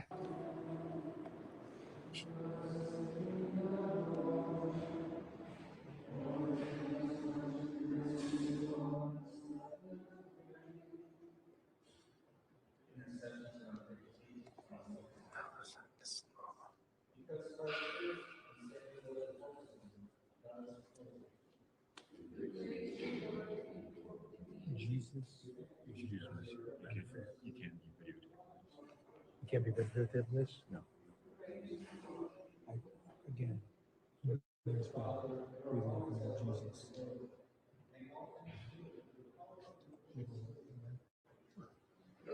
And again, I can't be videotaping this. And again, I don't mean this, but like Jesus, live your purpose, live your best day. In God. Father.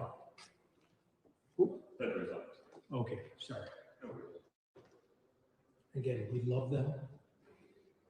They're kicking us out, but like Jesus would never be kicked out. Jesus loves everyone, and they don't mean what they do. God is not about money. We're not about money, people. We are not about money.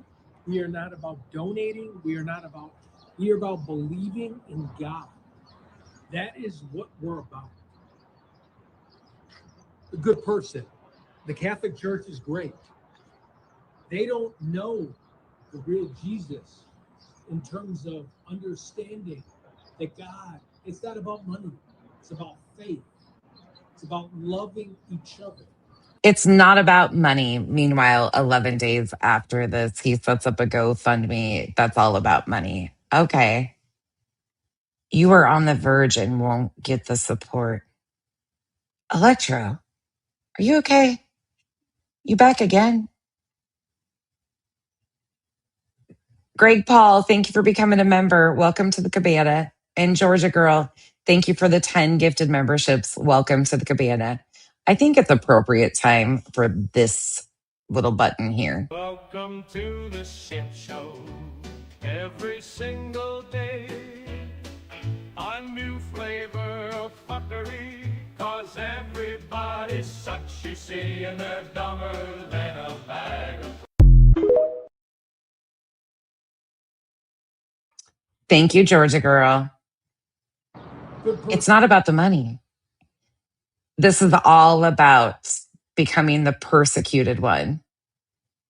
But what's really interesting is his GoFundMe gives away so much of what their intent is, in my opinion. I love the Catholic Church. It's not about being able to videotape. It's not about any of that. It's about loving each other and being better for each other. Oh, I went over that, General. Thank you for the support. General says you forgot to mention that this is the guy who attempted to sue Perez from prison for money over a fake affair he made up. I went over that the other day. Benny Keys dropped a video, General, and we went over it. It's at the very beginning of one of my, I think 3 days ago, one of the first streams I did. I played Benny Keys' video talking about Perez and the lawsuit from 2007 that JLR tried to do. Yeah. Yep. Thank you so much for the support too. Appreciate that. They're good people. They're great. They're God-loving people. And again, I'm not trying to disrupt the church. I love the church. I love everything the church stands for. It's sad. But again, I understand. God bless them.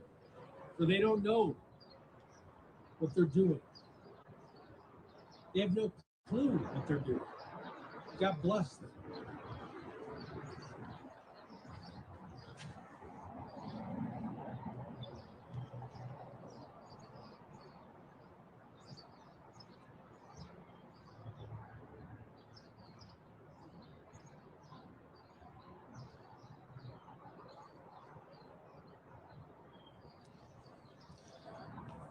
I love everybody. Thank you so much for giving That, Ellen. us the opportunity to be at this Notice he's wearing his wedding ring in this one. church, to experience this church, and we love this church. Thank you. And again, they're very peaceful. They're good people. But we need to get past the rules. Loving God. It's my God. My God is with me. No matter if you don't like me or do like me, I love people. Ooh, sorry, it's a couple staircases. But again, God is good. God is with us. God loves us. And they understand. I understand. They have a business to run. You know? You want to get rich? Start a church. L. Ron Hubbard. And you know, the guy's like, are you donating? I'm donating in the greatness of God. Money, you can't take money with you. You cannot take any money with you. No, I think my belongings are in my car. But again, they can have my belongings. We love God.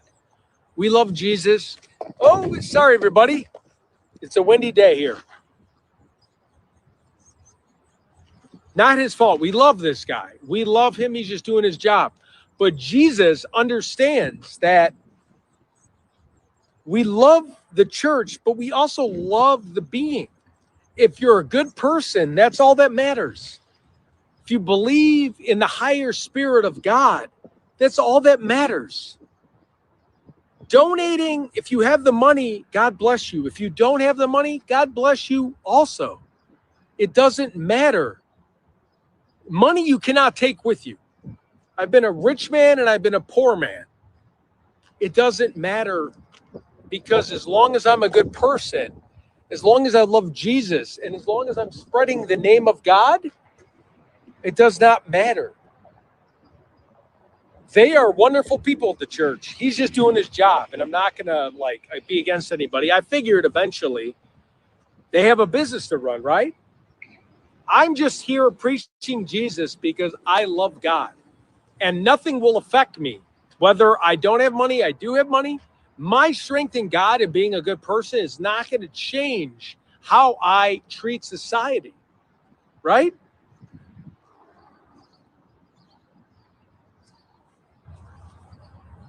So, again, thank you for being with us. And like, understand, I did not notice the donation.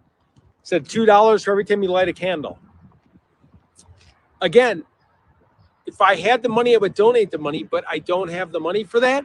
But I want to educate people that God is here and be a good person. And that's If I had the money, but I don't have the money, you didn't even have $74.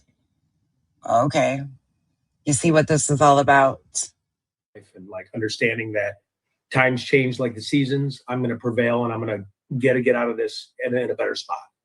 But I'm embarrassed. So You should be embarrassed. Yeah, you're loved, Ted. JLR Army loves you. You know, you're loved. And, you know, as I told you before, you know, coming onto YouTube, you got to have a lot of thick skin in this a lot.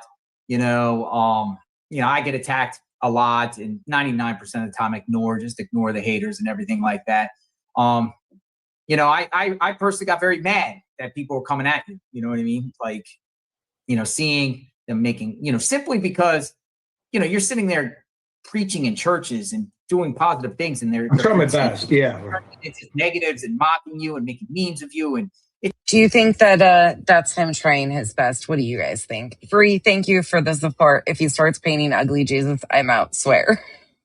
Thank you, Bree. It's ridiculous. It's ridiculous. And I think part of it is probably your association with me, and Alex, and just, you know, it's a very. Oh, speaking of which, your association with these guys.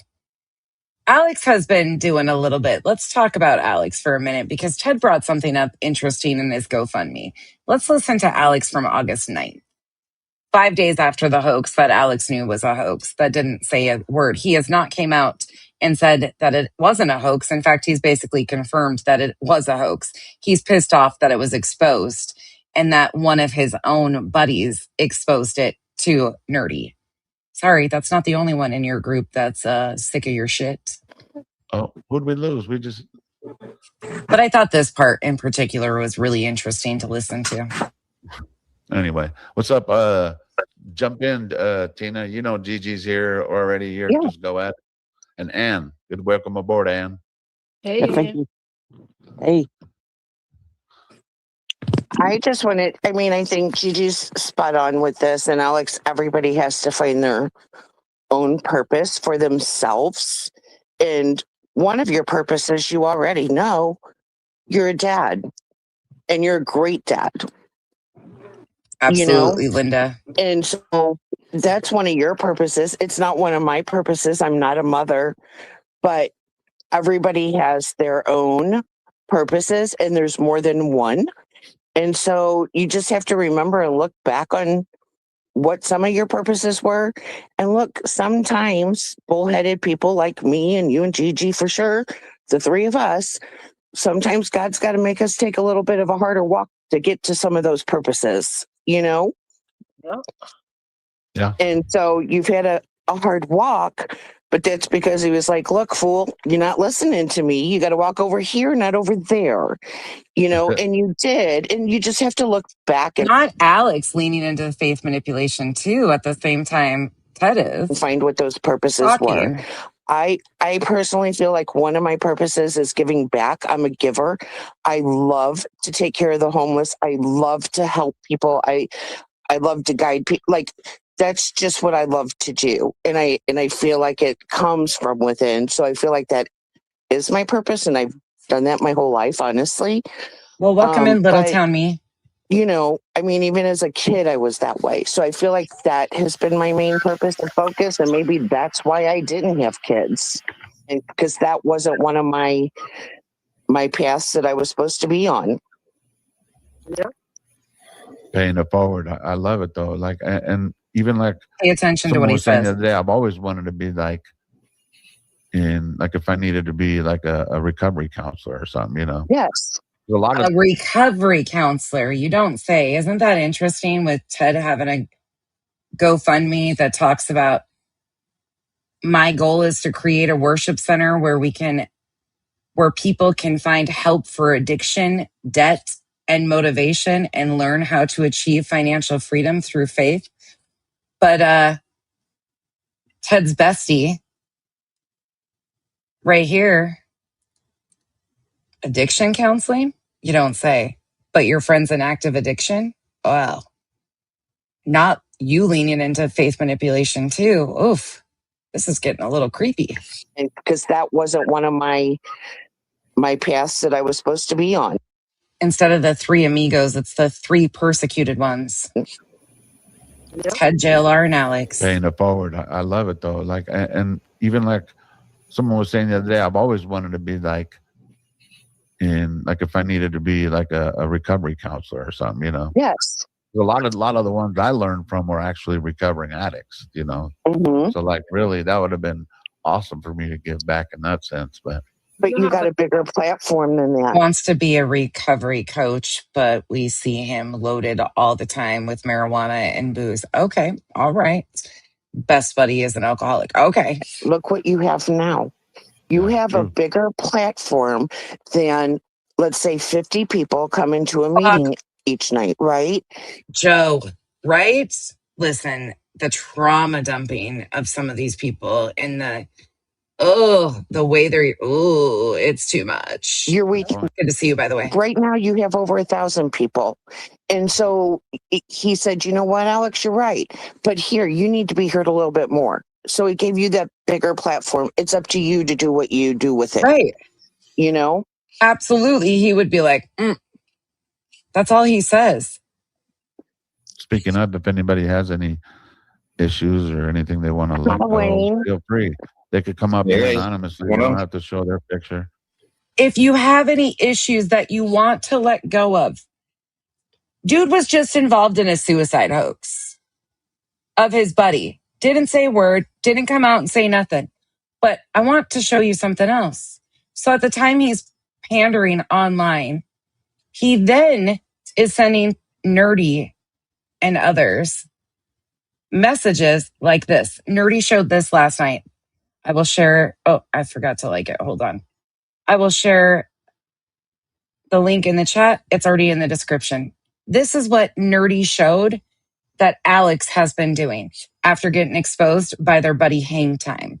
So their buddy Hang Time was in a specific group with JLR, Ted, Alex, Dirty Diana, and Hang Time. That's how Nerdy got the messages that this was going on, that this suicide hoax was being done. Nerdy talked to Hang Time, exposed it, and Alex, instead of denying it because he knows it's true, did this instead. Look what Grandpa brought you. Some Werther's Originals. Well, that's just an avatar, but listen to these. These are from Alex to Hang Time, the guy that exposed their suicide hoax. Just don't say anything, Ted. You know what the fuck it is. Fucking pussy. You're going to find out the hard way. Thinking you're the shit. Yeah, you go and fuck off. Hang Time. Yeah. You should be very concerned, bro, and your entire family. You should be very concerned, bro. Knowing you talked to my daughter, I gave you her number. Now you're going to see what happens, bro.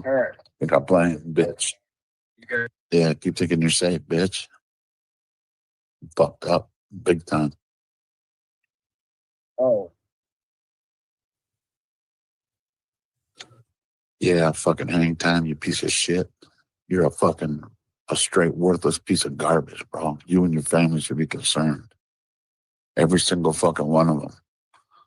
Knowing damn well you're acting like my friend. The reason he's pissed off about these is because their Ted's suicide hoax that JLR set up was exposed by Hang Time. So Alex, being the muscle of the group, I mean, the only muscle that he moves is his fucking jaw. Well, I don't even know if you call it a jaw. He has no neck, no jaw, no neck. Anyways, that thing, the gums that bump. That's the only muscle he has, but he is the enforcer, it seems, for the group. Ted's the broken project that everybody needs to coddle. And this is the enforcer. And gave you my daughter's number. You contacted my daughter. Now you want to be on fucking Nerdy's team? Go for it, bro. Because you know what? He don't got your back. And no one's going to have your back once I get my hands on you, bro.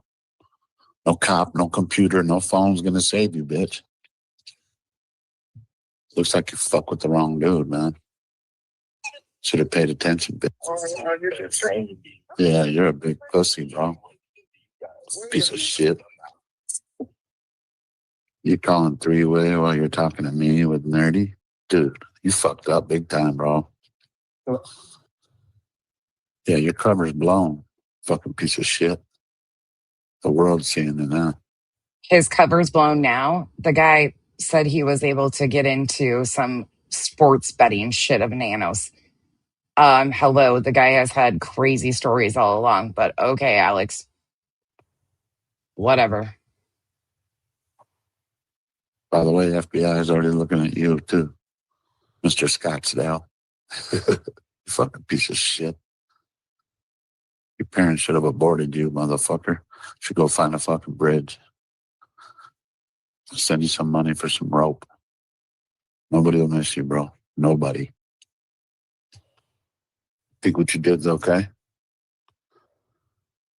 And you're just gonna think it's just gonna fly over? Is that what you think, bro?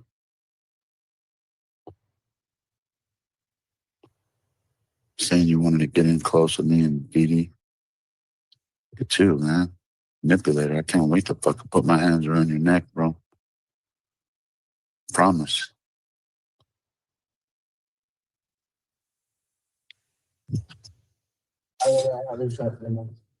Yeah, you know what it is, bitch.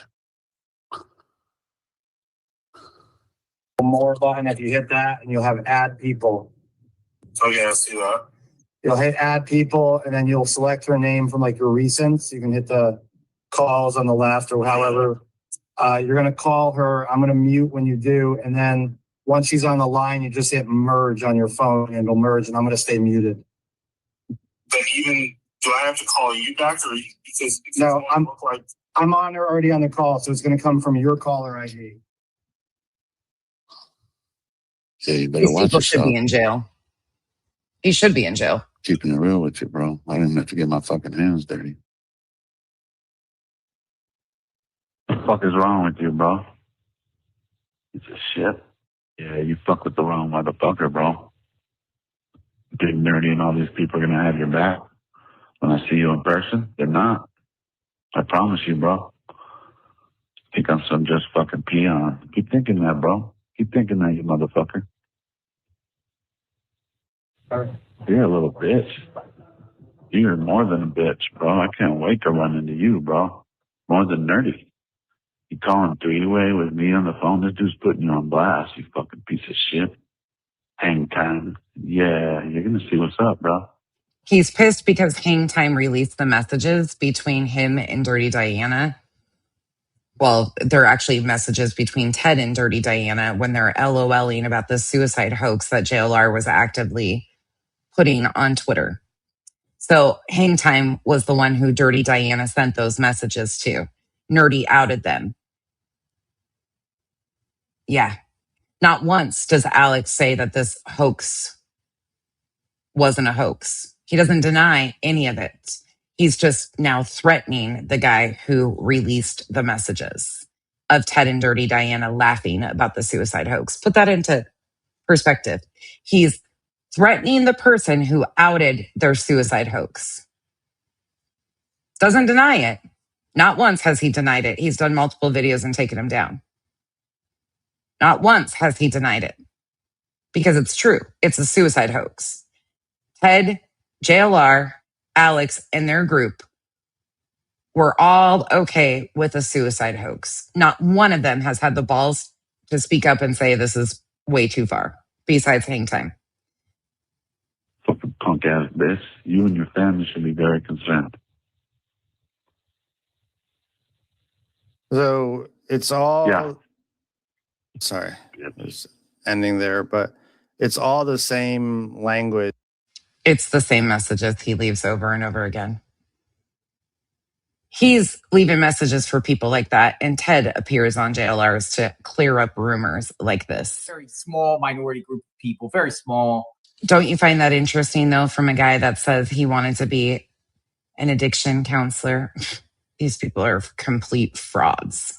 But when it gets to your, you saying some wild things, that you're going I to do. was. I'm sorry. I know. We do what?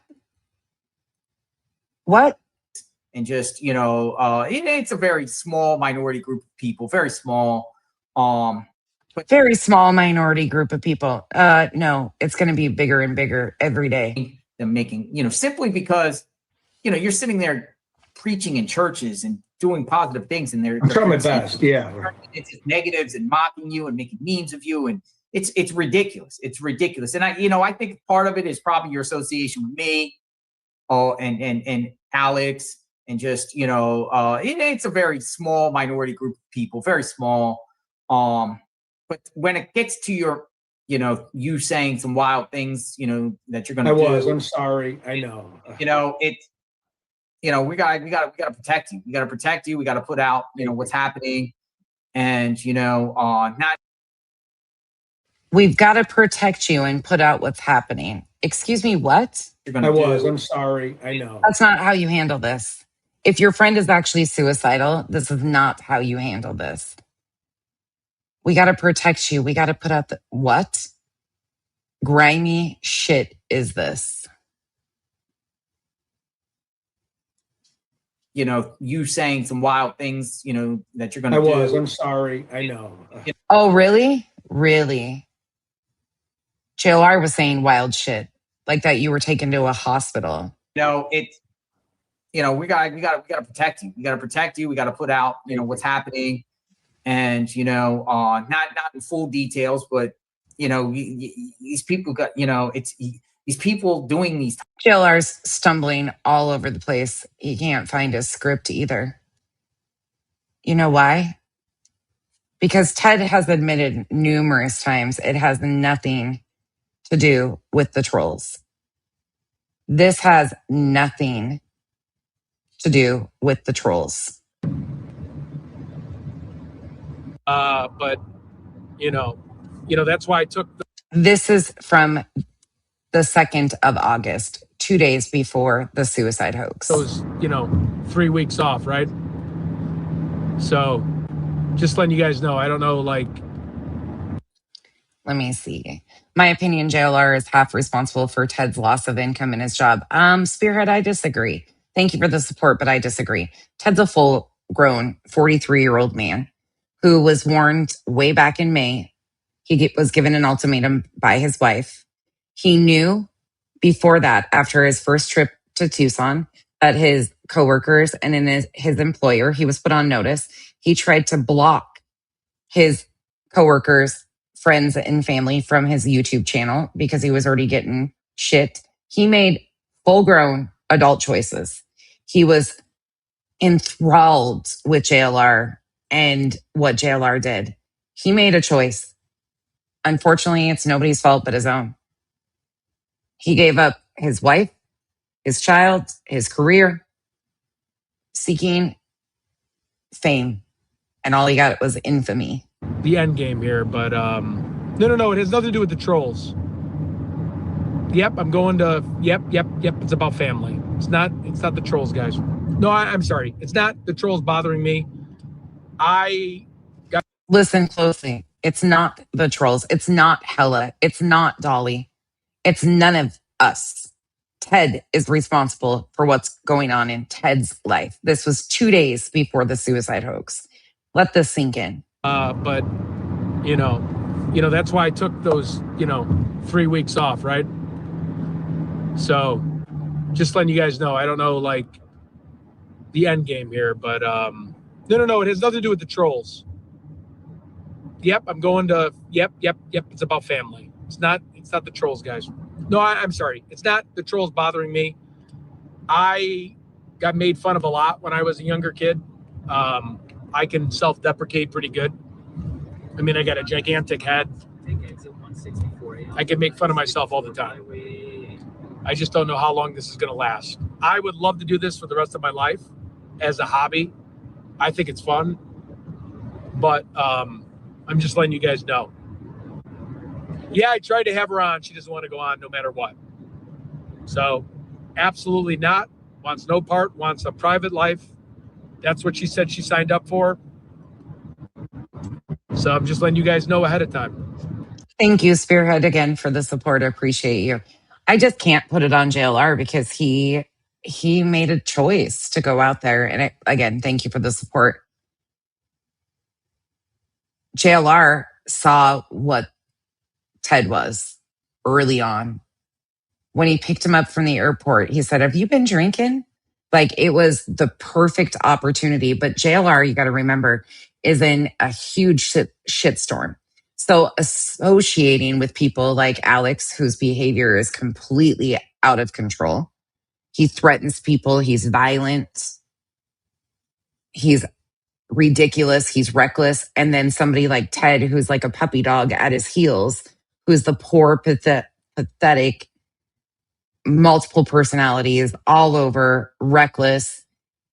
Those people are so important for JLR's image right now because they take the bad attention off of JLR. He aligned himself with Ted and Alex intentionally to help mitigate the damage to his reputation and keep eyes off of him in this DV situation with Magnolia. Ted knew that, and he was like, "I don't care. I'm looking to get famous." He'd been cold calling victims' families for the longest time. General says, "Where are the rope marks from the attempt? We saw nothing. He had 0 marks. He sure forgot his wife while hitting on the other. She didn't exist." That is true. Thank you, General. So if I'm ever just gone, I'm gone. But I'm trying my best,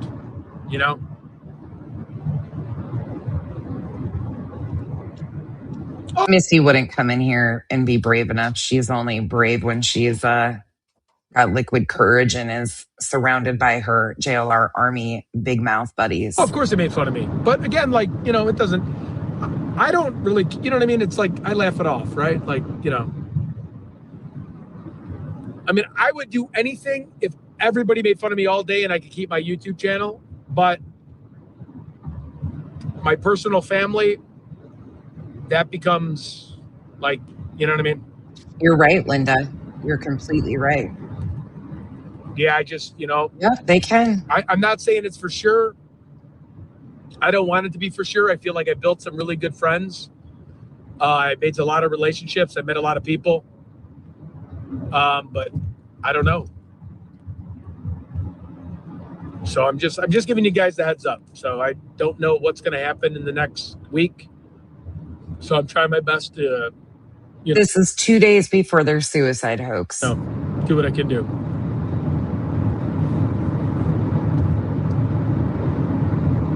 But this right here needs to be blasted everywhere because this once again confirms right out of Ted's mouth. It has nothing to do with the trolls. It has nothing to do with YouTube. It has to do with Ted's personal choices. This bullshit targeting of Hella. Nope. It's because she's covering Magnolia's case and JLR doesn't like it. So he's doing what JLR does. He's encouraging his audience to mass report.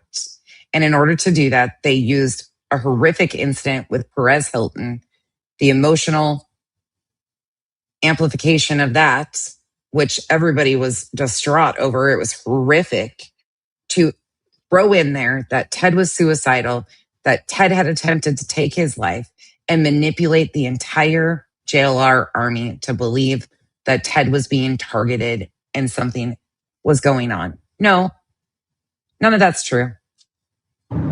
It's a hoax. This was all a fucking sick, concocted, calculated hoax that Ted thought was LOL worthy. I can't kind of explain things about what's going on, but it's nothing bad. It's kind of it's more of like an ultimatum than anything. She's had friends over and I let her have time with her friends. So it's nothing about me being gone.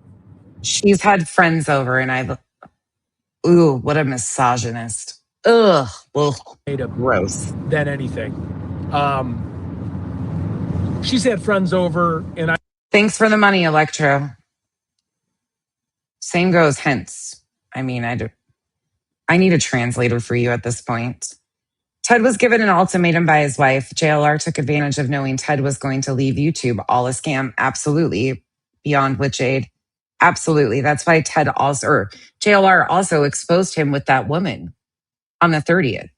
If you remember, that kind of set off an already ongoing situation.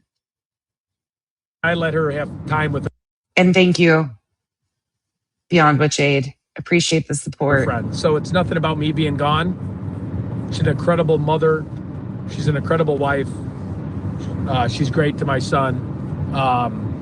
Her friends were over, and I kind of let them do their thing. You know what I mean? So that's why I was able to be out a little bit more freely. But might be there's just a lot of heat with a lot of people calling. Yes. Shorty, absolutely. Yep. They used the situation with Perez to unravel this. Yep. 100%. I wish I had a different address where if you like ordered food ad or something, you know what I mean? Or mess with me, or I don't know. And I do not think Perez was, if you're asking if I think Perez was in on it, absolutely not. I think they used an unfortunate situation, a very horrific situation that people were very, very upset over. JLR streamed about Perez. He himself had tried to sue Perez in 2007. Twitter was filled, or X, whatever you want to call it, was filled with posts and videos about Perez. The outrage and the talk about the Perez situation was everywhere. People were streaming it. I know I watched it for a little while on Ikmel's channel, and he had like 7,000 or 8,000 viewers at once. People were glued to their screens because it was horrific. And JLR quickly rolled out this scam about Ted. It's disgusting. I hope I can stay on. I really do, because this is fun, and I would love to help anybody. If anybody wants to grow their channel, I would love to see other people grow before I leave. Spearhead, thank you for the support. Spearhead says, I'm sure you and many of your subscribers have dealt with someone in their life committing self-harm. Unfortunately, as a military veteran and personally have dealt with that. And this is no joke. I agree, Spearhead. It's one of the most disgusting things I've ever seen. In fact, to that note, Spearhead, another aspect of this that I'm not sure you know about, one of the kickers that really set Ted off was this. So when he was trying to seek out views on the 25th of July, we caught him LARPing as special forces. And when I was exposing this, he came in here and threatened myself and my chat numerous times, and he was pissed as hell. But he uses his stepbrother's service, who he had no respect for whatsoever, as part of his grift too. And that's another grimy aspect to Ted. And again, I'm sorry for all of your losses. I know our veterans, it's a major thing, and I don't take it lightly. This is why I'm so angry over this situation with what they've done here. This is from the 25th. Listen to what he says. 1 second, I think I got to figure it out. Okay?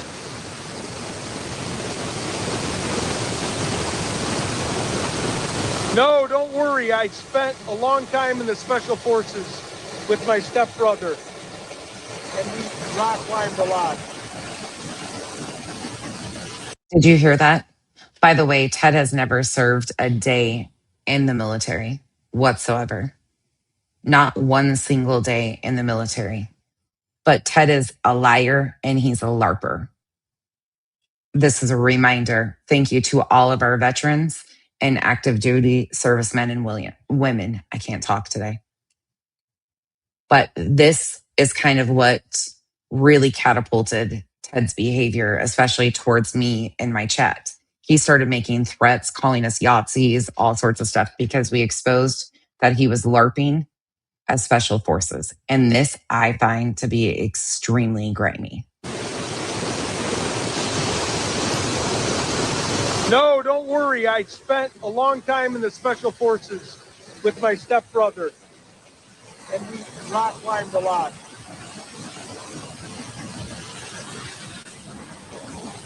So you just got to go like this. No, I want to be baptized.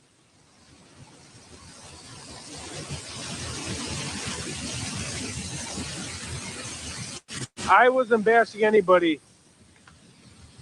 You can only believe. I was raised to believe two sides of every story. There's no one that anybody would want from Brazil.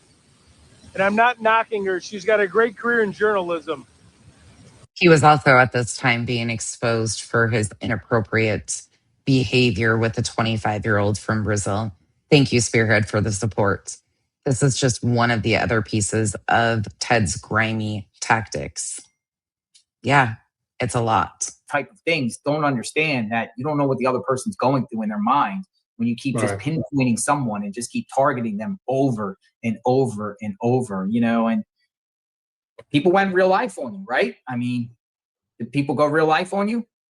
Oh, total real life. And again, I try to reflect back when I was a bully and it was terrible. Like in 8th grade when I was targeting somebody, I can't even imagine my buddy Chris at the time. And now he's married with kids, what he went through, because we were just relentless on him. And I thought, like, never. Like, I'm a person that always fight no matter what. But this time, you know, it was pointed, the 8 ball was pointed my direction. And I'm sorry, I just couldn't handle it. And I wimped out and I said crazy stuff. I did crazy stuff. But yeah, when the tables are turned around, it really makes you show there's no room for bullying. You know, and again, I probably seem like a baby on here and a wimp, but it just beat the living hell out of me for 5 months straight. And eventually I just came to my wit's end about it, you know? Yeah, hopefully, you know, like I've told you offline, not getting specifics, but, you know, there's a core group of people. We got your back. Thank you. We're always here. My phone is always available for you at any. I'll show you another one, Spearhead. This is from March 20th, 2026. The title of this video is Breaking News, Nancy Guthrie Kidnapping Manhunt Live. So first of all, you can tell he's not anywhere but in a hotel. Thank you for the marshmallow, Froggy. Thank you so much. Okay, this is grimy, but military people will understand the griminess of this. Happy birthday. Go shorty. It's your birthday. We gonna party like it's your birthday. Are you the Nancy Guthrie kidnapper? Well, my family is been in the military for 20 years. So I find that very disrespectful. Karen Teague, J4E. You're very disrespectful, Karen. Really quickly, I see people talking about Dee Dee. Dee Dee is Dirty Diana. She is supposedly a mental health professional who manages Ted and Alex's page. She claims to be a mental health professional, and she has, behind the scenes, shared many things with people and sent it around. It's the weirdest, creepiest shit. She's been with them since the Delphi case. She is a dingbat, a complete dingbat. She is not the same Dirty Diana that goes on panels like BJ or Queen Bee. She is completely from the Delphi case. Completely different Dirty Diana. Okay. My family is been in the military for 20 years. So I find that very disrespectful. Karen Teague, J4E. You're very disrespectful, Karen. Are you the Nancy Guthrie? So are you saying that because I'm darker complexion? You know, I lost my stepbrother who was in Tier 1 Special Forces. I lost him in 2011. You know how rude what you just said? He had 18 tours overseas. I'm just saying that's, I understand you're joking, but my entire family is a military family and fought for this country. That is a low blow and extremely disrespectful. I lost my stepbrother who got hit by an RPG on a Chinook helicopter going to save Army Rangers. You should leave the chat. Seriously.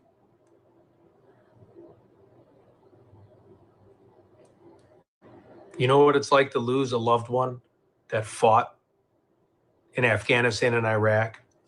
By the way, his dad is not military. His dad is a psychologist, according to Ted.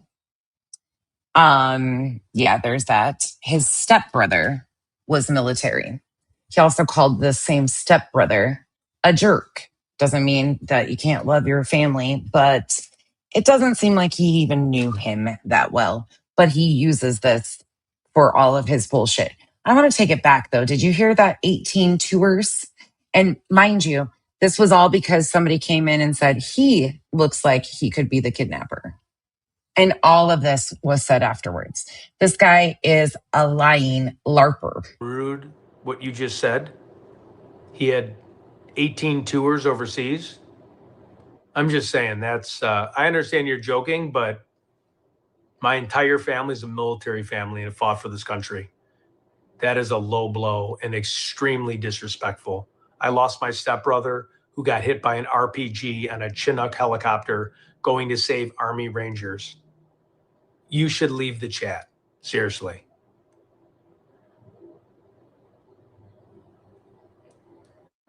You know what it's like to lose a loved one? Hold on. I didn't. Fought in Afghanistan and Iraq. I didn't go back far enough.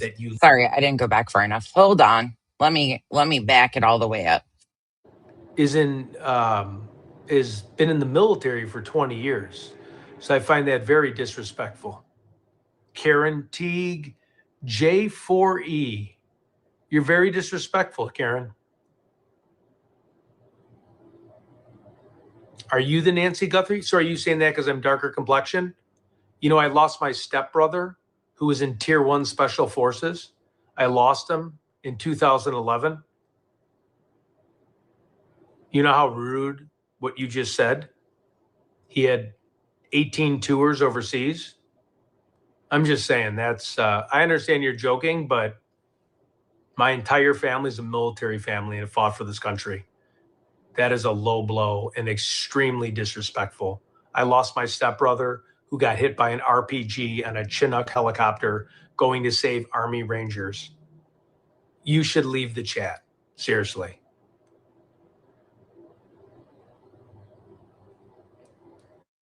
You know what it's like to lose a loved one that fought in Afghanistan and Iraq?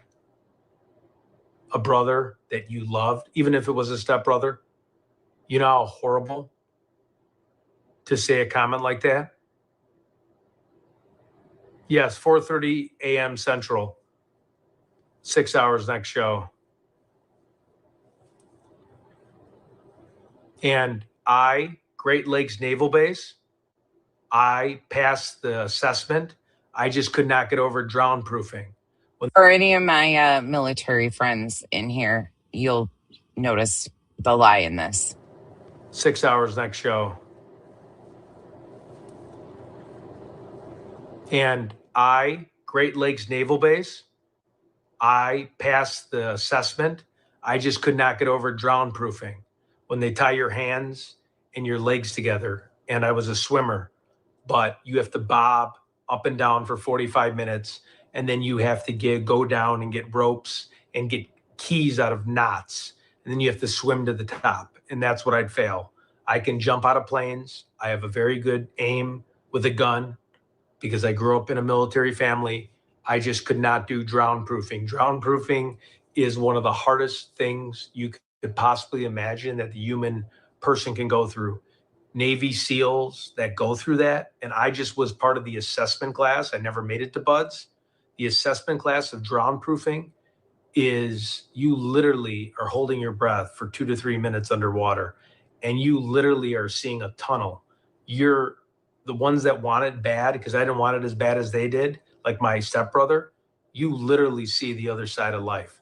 You're pushing yourself into, you're literally going to kill yourself, and you don't care.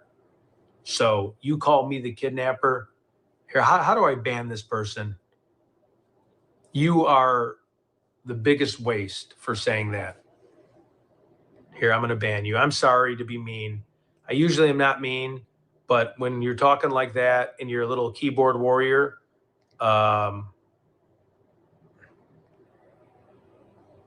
you're done. You are a worthless person. No, she's done. Karen Teague, J4E.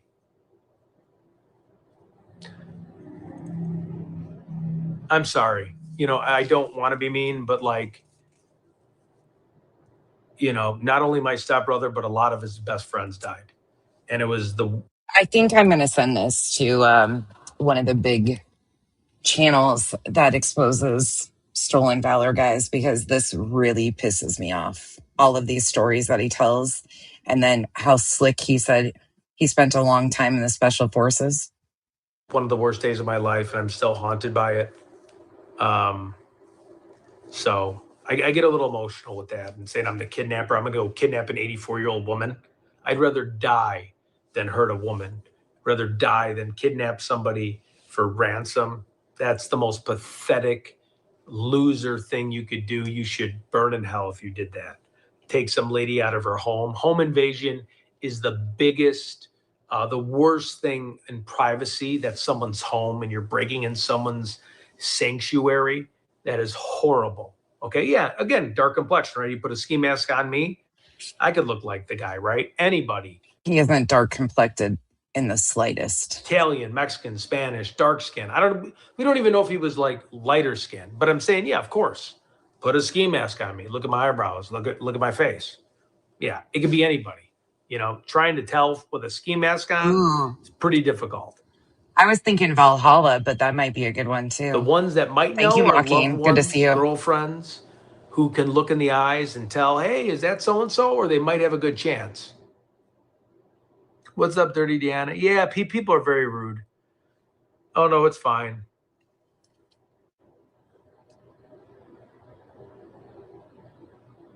He does this a lot, though. Yeah, it's horrible. I mean, it's horrible burying him. It's terrible. You know? What's up, Gen X? What's up, everybody? No, I know. But, you know, again, it's just not in my MO. Like, I've never committed a misdemeanor, never committed a felony. $4 million ain't going to do it for me to take any. He says that his friends refer to him as the unconvicted felon. Speaking of that, for somebody that has such a mental health crisis, don't you think it's a little dangerous for this? We found some fangirls tonight, 857. What's up, Damien? Oh. We found some. Not the fangirl part. Hold on. There's another part in here. Oh, this part right here. Right here. When he was drunk at the bar on the 31st, the same day that he set up his Give, Send, Go for the church, or his GoFundMe. See, the GoFundMe is the 31st of July. You think he was drunk when he set that up? Possibly. This is the same day he set that up. Listen to this. Let's bare knuckle. Let's get in the cage. Part for charity. Because you know you ain't shit. Oh, yeah. And nonsense is like, and some other idiot named Earth who wants to show her face. Oh, we're going after this guy. Bring it on, man.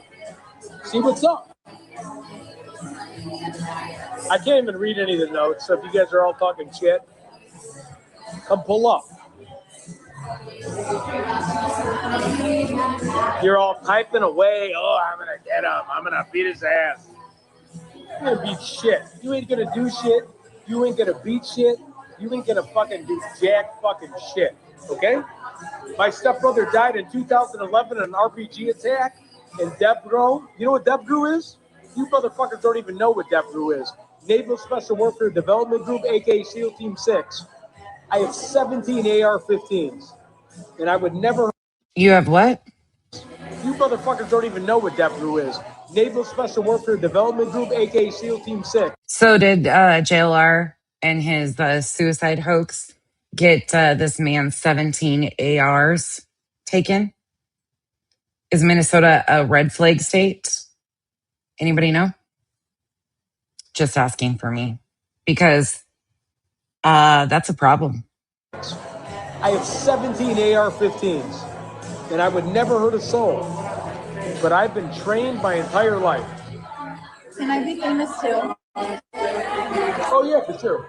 Hi guys, my name is Jaden. Hello. She's the bartender.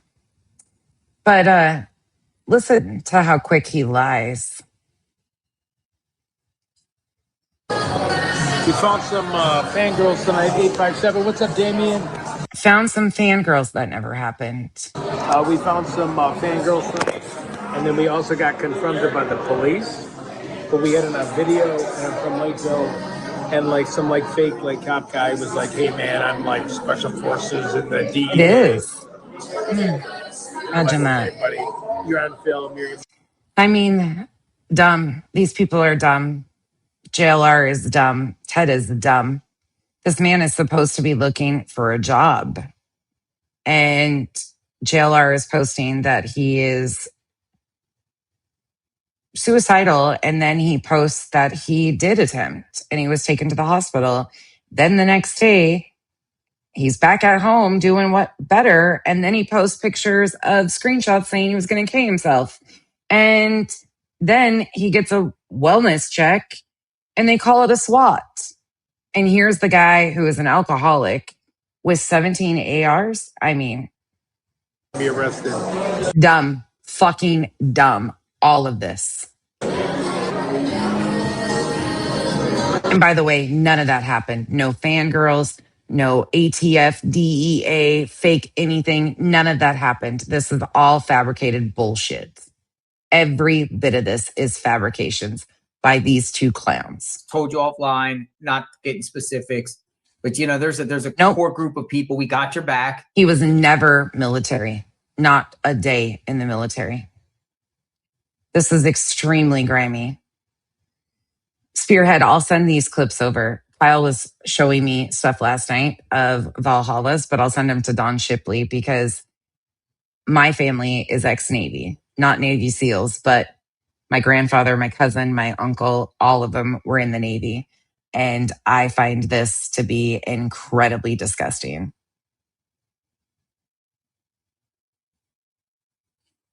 It's ridiculous. Thank you. We're always here. My phone is always available for you at any given time. You don't even have to, you know what I mean? You can call me. Marlene, who's it by? I've probably seen it. Anytime if you're ever going through it. And some other people expressed. I know Misty Haynes right here. She really cares. She really cares. There's many people that have blown up my phone and I'm talking like almost all the regulars from Tucson, you know, the ones we were all with, all of them looking out and checking on you and finding out what's going on and everything like that. And, you know, we're here for you. We're here for you, you know, and. Oh, Marlene. So that's her. Let me quickly address that. She had her original channel removed by a court order. So what she is doing is regurgitating old content from her old channel that was court order removed in the United States. She created a new second channel, but that will be removed with a court order too.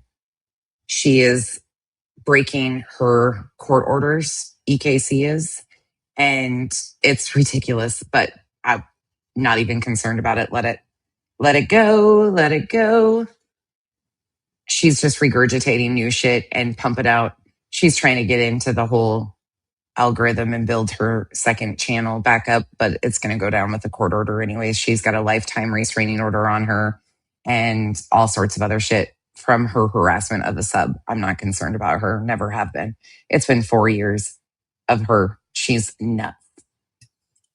You know, hopefully, Thank you, you know, you can, you know, I don't know what's going on in They'll your go personal down. life, and you know, everything works out, and you know, just stay positive. You know, life has these obstacles. They got these roller coasters up and down. You know, you could be knocked down. Mocking, they're really trying again. They're really amping up with all this new stuff, and it's funny watching the people use her as credible content. Funny as shit. But you know, we can also be pushed back up and get back up and keep going and you know, fighting through this adversity. And you know, it's not smooth sailing, but you just keep grinding. Yep, I'll keep grinding. I appreciate it.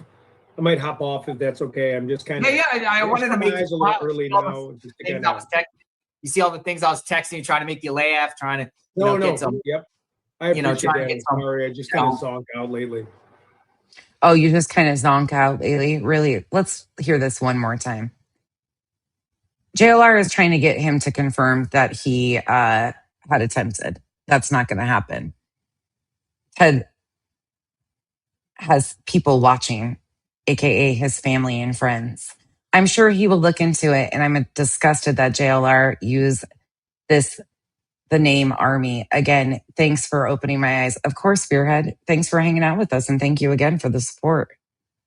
This is truly grimy. Like, I have no words. Their behavior was terrible before. Nate, Valhalla, or are you talking about Valhalla Awaits? I'm talking about Nate from Valhalla. He's got a big channel, big ass channel. I think you're talking about Valhalla Awaits, who is another really nice guy too. I'm talking about Nate from Valhalla. He just exposed some other Stolen Valor guy. He kind of does mostly like political stuff. But the guys in here told me look into Don Shipley too. So On here in a wimp, but it just beat the living hell out of me for 5 months straight. And eventually I just came to my wit's end about it, Yeah, hopefully, like I've told you offline, not getting specifics, but there's a core group of people. We got your back. Of course, We're Angel. always here. My phone is always available for you at any given time. You don't even have to, you know what I mean? You can call me at any time if you're ever going through. Listen, a lot of people get sucked in over there. I really I can see it. I understand it. There's a lot of people that get sucked in. Oh, Valhalla Waits is a nice guy too.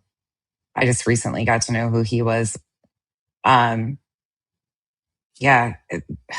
these people are professionals. You got to remember, and I'm going to show you guys something about JLR here in a minute that some of you might not be as familiar with. Through it, and some other people expressed. I know Misty Haynes right here. She really cares. She really cares. There's many people that have blown up my phone, and I'm talking like almost all the regulars from Tucson. The ones. Well, yeah, you posted that this man had attempted to take his life. I'm sure people were freaking out. In fact, your whole group chat was freaking out. In fact, you have mods, Ted, that are scared shitless of JLR and you because of your behavior and the position you put them in.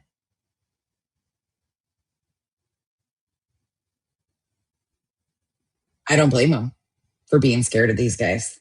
I don't blame them at all. They have their information. They know where they live. We were all with and none of these people should be trusted at all.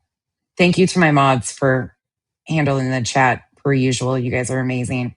And Shop, I meant to say hi to you earlier. I pinned your comment and then I forgot to say hi. If you're still listening, hey, beautiful. It's good to see you. All of them looking out and checking on you and finding out what's going on and everything like that. And we're here for you. We're here for you. And yes, same. Hopefully,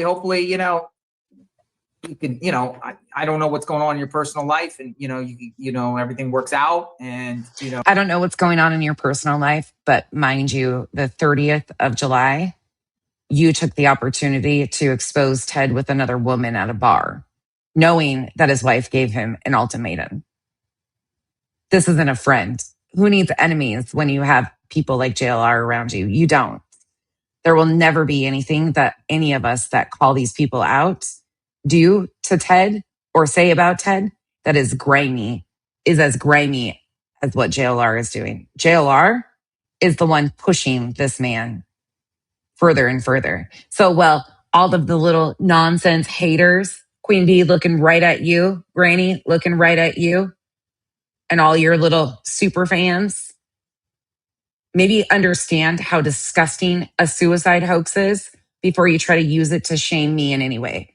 Because Queen Bee, let me slide this in here right quick. You want to hear another grimy bitch out here? Well, we're talking about suicide. Sinner says stuff I do not agree with. But Queen Bee decided to take the opportunity the other night and make up a song about somebody taking a gun and going and harming themselves. She thinks it's cute too. It's pretty cool. There is no business for this type of behavior from grown adults on social media. We need to break the stigma of mental illness and talk openly about these things. And you people are disgusting trash. Now he'll fucking go into a goddamn bedroom with a 45 and we won't see him again. Oh, will I? But your family court paperwork shit. And this is a woman that has a dick, guys. Cappy.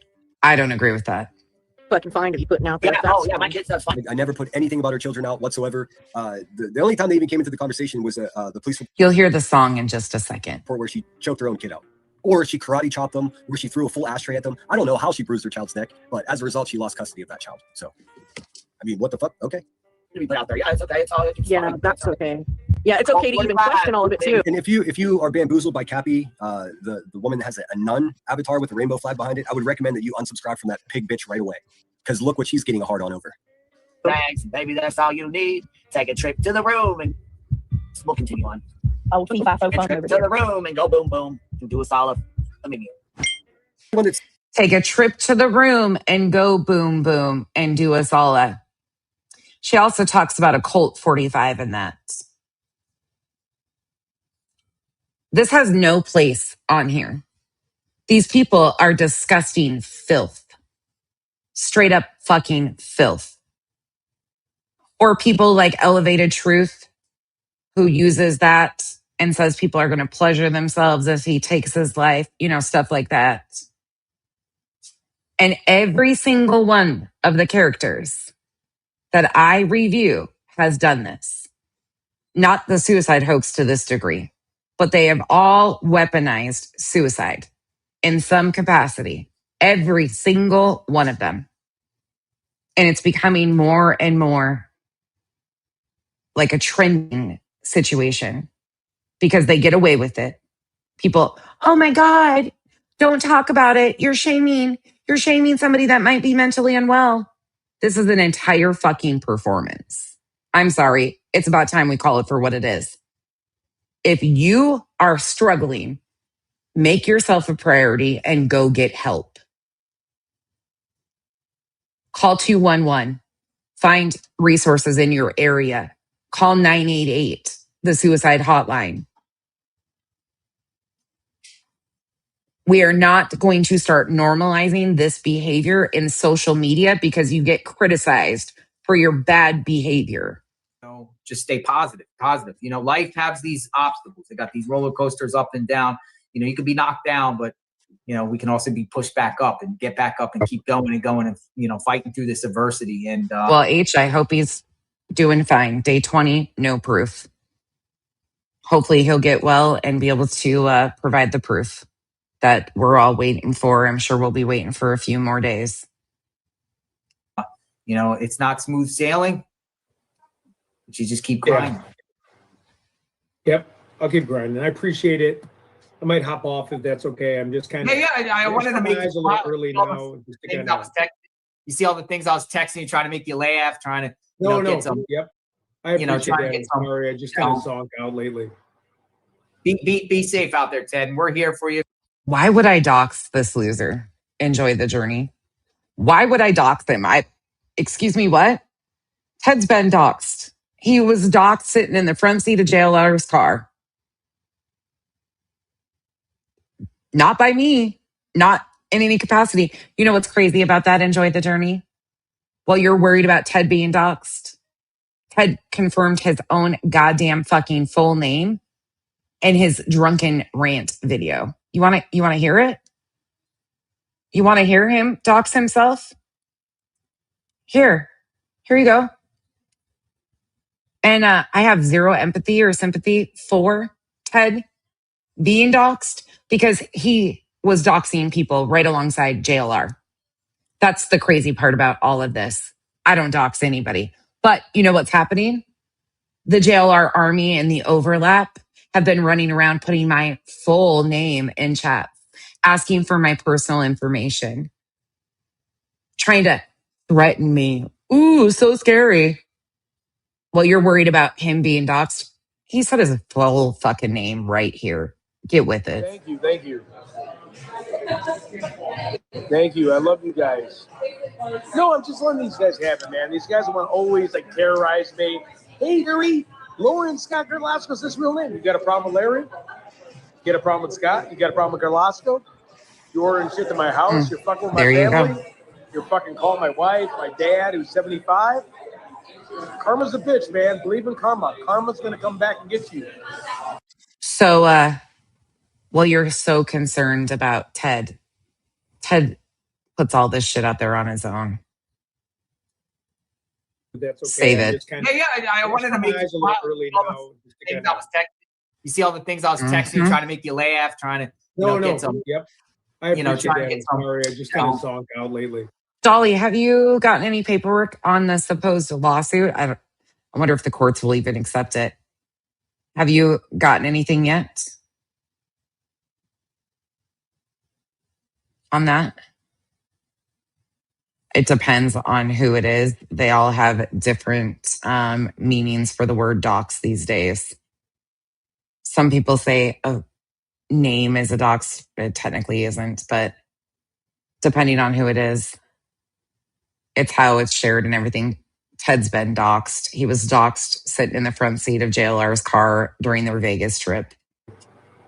And he wasn't anonymous before that. He's been trying to break into social media and get famous on social media for years. Be safe out there, Ted. And we're here for you. If you ever need anything, let us know. And we're definitely getting together at one point. Shocking. I don't know when, but we got to do something maybe. I mean, it's going to be the dumbest thing for them to open up. Like, I do not think that they will even file that, Dolly, because it would be the dumbest shit.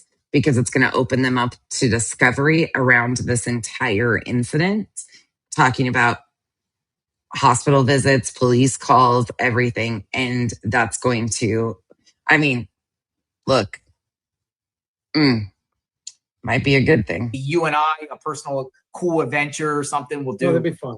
Like we'll do like some like camping. We'll do like drive in the middle of nowhere in Starlink and have some that'd be fun. See? Drive in the middle of nowhere. You did say you wanted to see him in a bathing suit. We're definitely getting together at one point. I don't know when, but we got to do something. Maybe you and I, a personal cool adventure or something we'll do. That'd be fun. Like we'll do like some like camp. I think those have been lifted now, but he does have to pay for the filings, from what I understand, Kathy. Listen, Arizona courts know about JLR. Arizona is one state that JLR has had pretty massive legal issues in. And they are the one state that did kind of come down on JLR. So he's talking about moving here. I mean, that might not be the smartest thing for him to do. Camping will but go for it. Like drive in the middle of nowhere in Starlink and have some that'd be fun. See? Have some Ted adventures or something. JLR and Ted adventures. Right, Captain Avi. Or something like that. Be safe and I hope it works out. I don't either. Thank you, JLR. I appreciate it. They've never shown one single thing of proof whatsoever that anybody has been contacted in his family. All your support. Now, I know that Nerdy has admitted to contacting some people around him or something. I don't remember who they found. It might have been, I don't remember who they found. And Madhu had said that she messaged Ted's wife and told her everything there. But outside of that, there's been no proof of anything. Thank you, guys. All right, Ted, we'll talk soon. Be safe. Love you. I love Ted.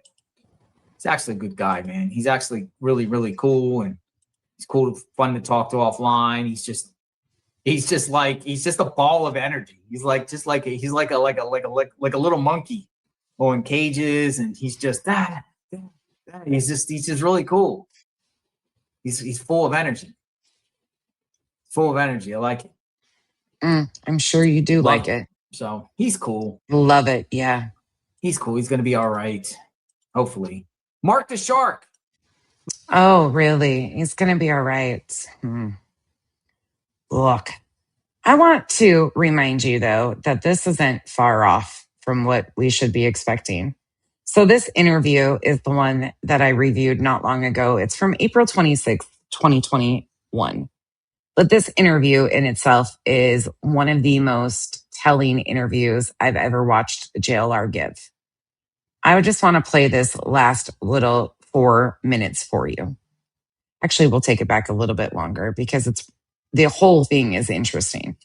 I did review this previously. It says, let me tell you the title of it. I'll drop it in the chat for you because it's actually it's a really intriguing interview, and it still stands so true today about JLR. It's just adapted to social media. His same mechanism of how he exploits things works people over right here. Let me grab it for you. Here is the link for my review of the full video. But I want you to pay attention to what he talks about here. Well, I was originally there when I was back in my fraud days. I bought a house in Clearwater Beach when I was 21 years old with cash. Mm-hmm. Literally, Of course you did. No mortgage and no nothing. The feds took it, but it was on the water. It was North Clearwater Beach. This is Bobby Pickles. Bobby Pickles is also a January 6ther. He's a Proud Boy, as you can tell from his hat. He was in one of the insurrection documentaries. It was like literally a block from the water. Like I could see the water across the street, but I had a deck that could look out and see the ocean. It was like a $700,000 house. Did you do cocaine then at that point? Or drugs or anything like that? Because you said you don't do drugs Ecstasy. now. I used to go to these. Oh my God! Of course you did. Yes, you did. Ultra Music Festival. I did too, man. Remember the Ultra Music Festival?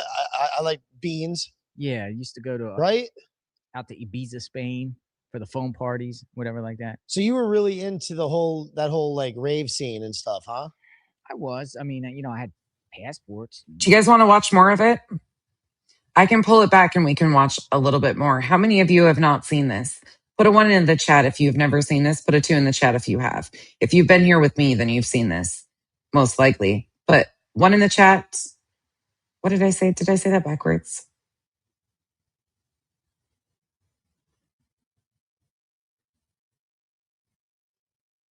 Okay.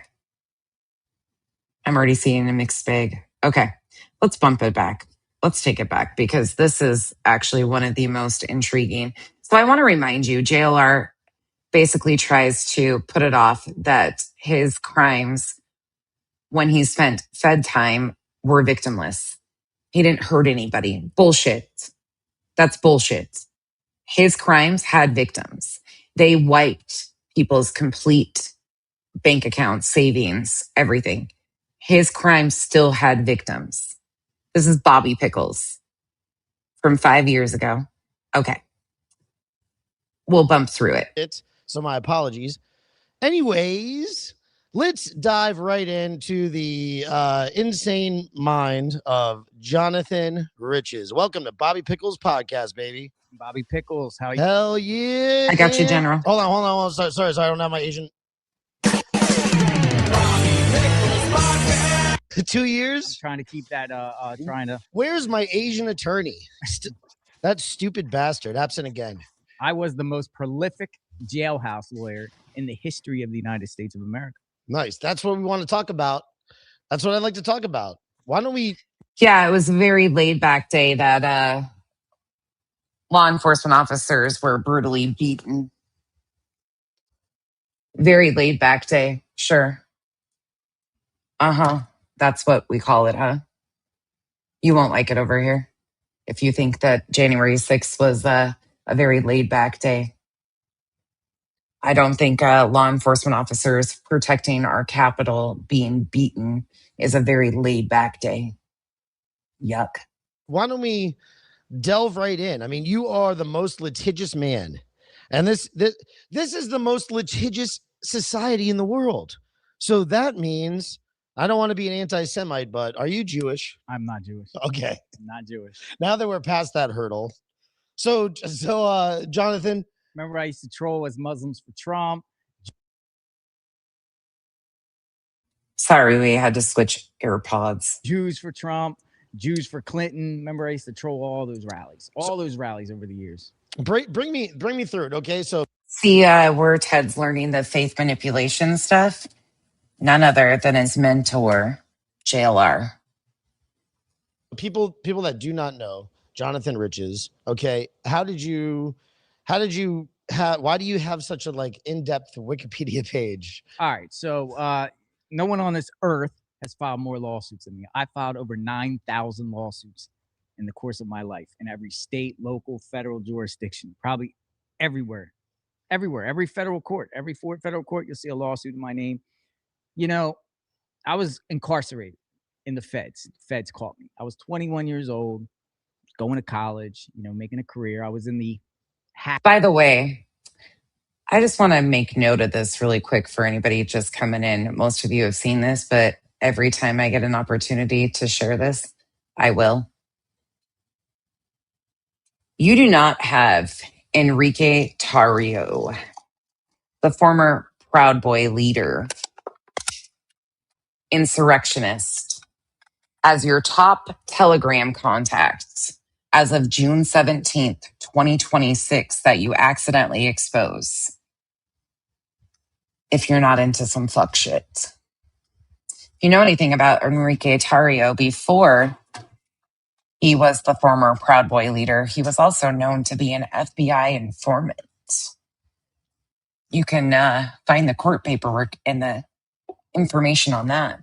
I think there's also a segment by 60 Minutes Australia that goes into his history, some there. Definitely worth a watch if you're interested in factual information on the history here of how problematic this shit is. Hacking, freaking scene, HP scene, freaking PHREAK. What? Okay. What is this? Hackers. Hacking. You were a Phone hacker. freak. You were Phone freak. Phone freak. Yeah, so I was part of 2600 DEF CON. If anyone knows, you probably have some old school listeners. Back in the 90s was these voice BBS systems, chat rooms, telephone chat lines where you could call and you learn about the concepts of how phones work, optiverting phone calls, people exchanging credit card information, everything almost like the Silk Road before Silk Road. Wow, but it was all done on phones? All done on phones, baby. Okay. And and then in the early 1994, I got my first computer. My gateway computer came in a cow box, a Windows 94, and started on the internet. But it was mostly chat lines and everything like that. So I was exchanging. I was getting hooked up with different cyber gangs. There was these cyber gangs back in the day. And, we used to do. This isn't about a side thing. This is about a dangerous group who use whatever they can to hurt and harm others. It doesn't matter what side you are on or identify as. I'm considered probably progressive, but a lot of these people will call me an extremist leftist because I speak openly about the bullshit that they do, or that Pizzagate isn't real, or that QAnon people are jackasses and dumb as fuck. But I don't give a shit what side you are on politically. This is humanity versus insanity. And these people use whatever mechanism they can to harm people. It doesn't matter what it is. Politics, religion, anything.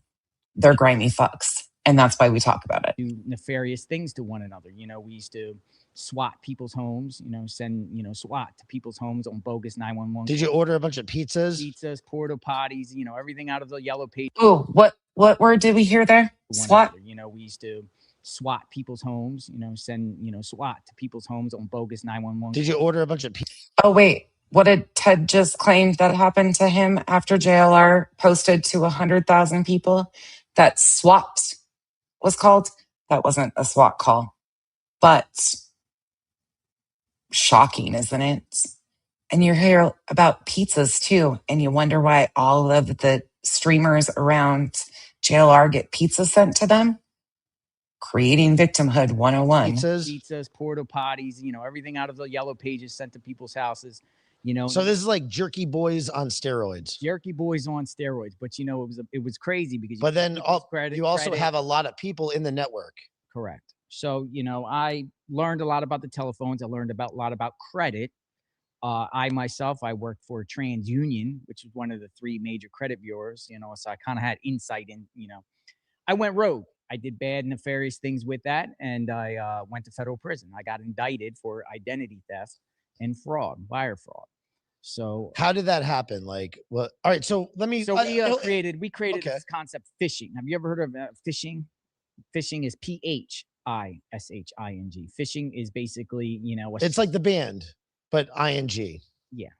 So we spammed out thousands of emails, and to extract personal information from people. and people believed, you know, for instance, we were claiming we were AOL, and we would send out spam emails to hundreds of thousands of AOL customers saying, this is AOL, there's a problem with your account. In order to maintain your account, please submit your billing information, blah, blah, blah, on a form. And people would submit a social security number, credit card, blah, blah, blah. So, you know, we took that information, ill-gotten gains, did a lot of fraud, bought a lot of materialistic things. I'm 21, highballing, bought a house, you know, multiple cars. Now, were you working like at a telemarketing, like boiler room kind of situation? No, I mean, I was. Or you were just doing this on your own, out of Doing your it on my house? own with a network of like a, you know, we had a crew across the country. Everyone lived in different states, guys and girls. Wow. And then the big indictment came down. You know, one day, you know, I used to go into banks with, you know, fake IDs. We had an ID, we had a PVC printer. We were making driver's licenses and credit cards, and we would go into banks, you know, and I would, you know, get an account, you know, wipe out people's accounts. So one time, you know, I guess the feds were watching me in the act because someone told on me in Texas, and they were watching me, and then they swooped in on me when I was coming out of a bank. They swooped me up, shipped me to Texas on an indictment, and next thing I know, I get 125 months in federal prison, followed by 5 years of supervised release. Wow. 5 years of supervised release, baby. That's 15 years of my life incarcerated. Oh my God.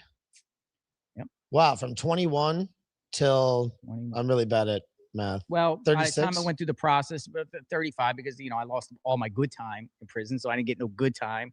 I didn't, federal system, you don't get no parole. You do 87% of your time if you behave. But, you know, it took me a while to behave. So how did that happen that like so they came down on you? They were the feds doing like an investigation for a long time into Well, this? there was an individual out in Texas. He lived in Houston, Texas. He was doing something unrelated. He was sending, he was using people's credit cards and sending large like electronics to like houses, UPS to, you know, to people's houses, and then picking them up. So he got caught unrelated.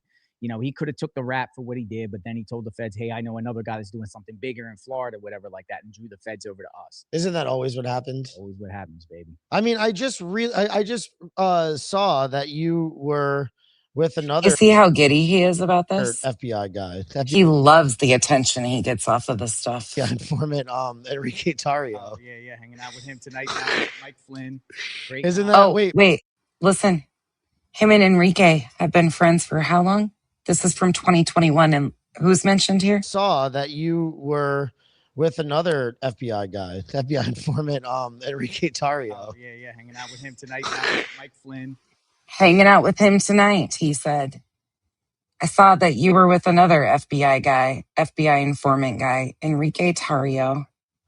Well, shit. JLR was hanging out with him that very night, isn't it? Interesting. And what do we have here? His top contact from June 17th. Huh. Shocking. Great. Isn't that? Wait, but hold on. Let me find the Enrique picture. Let me share that. He's so. Where is that? Oh God, it's gonna take me forever to find it. But you know, so I get sent to Texas. It's crazy about how the federal system works, you know, and Donald Trump was right about the DOJ corrupt to a core, right? I back the blue 100%, right? I respect law enforcement. I got law enforcement on my side of the family, right? Mm-hmm. But when it comes to the federal government and the DOJ, There he corrupt to a is. core. There he is.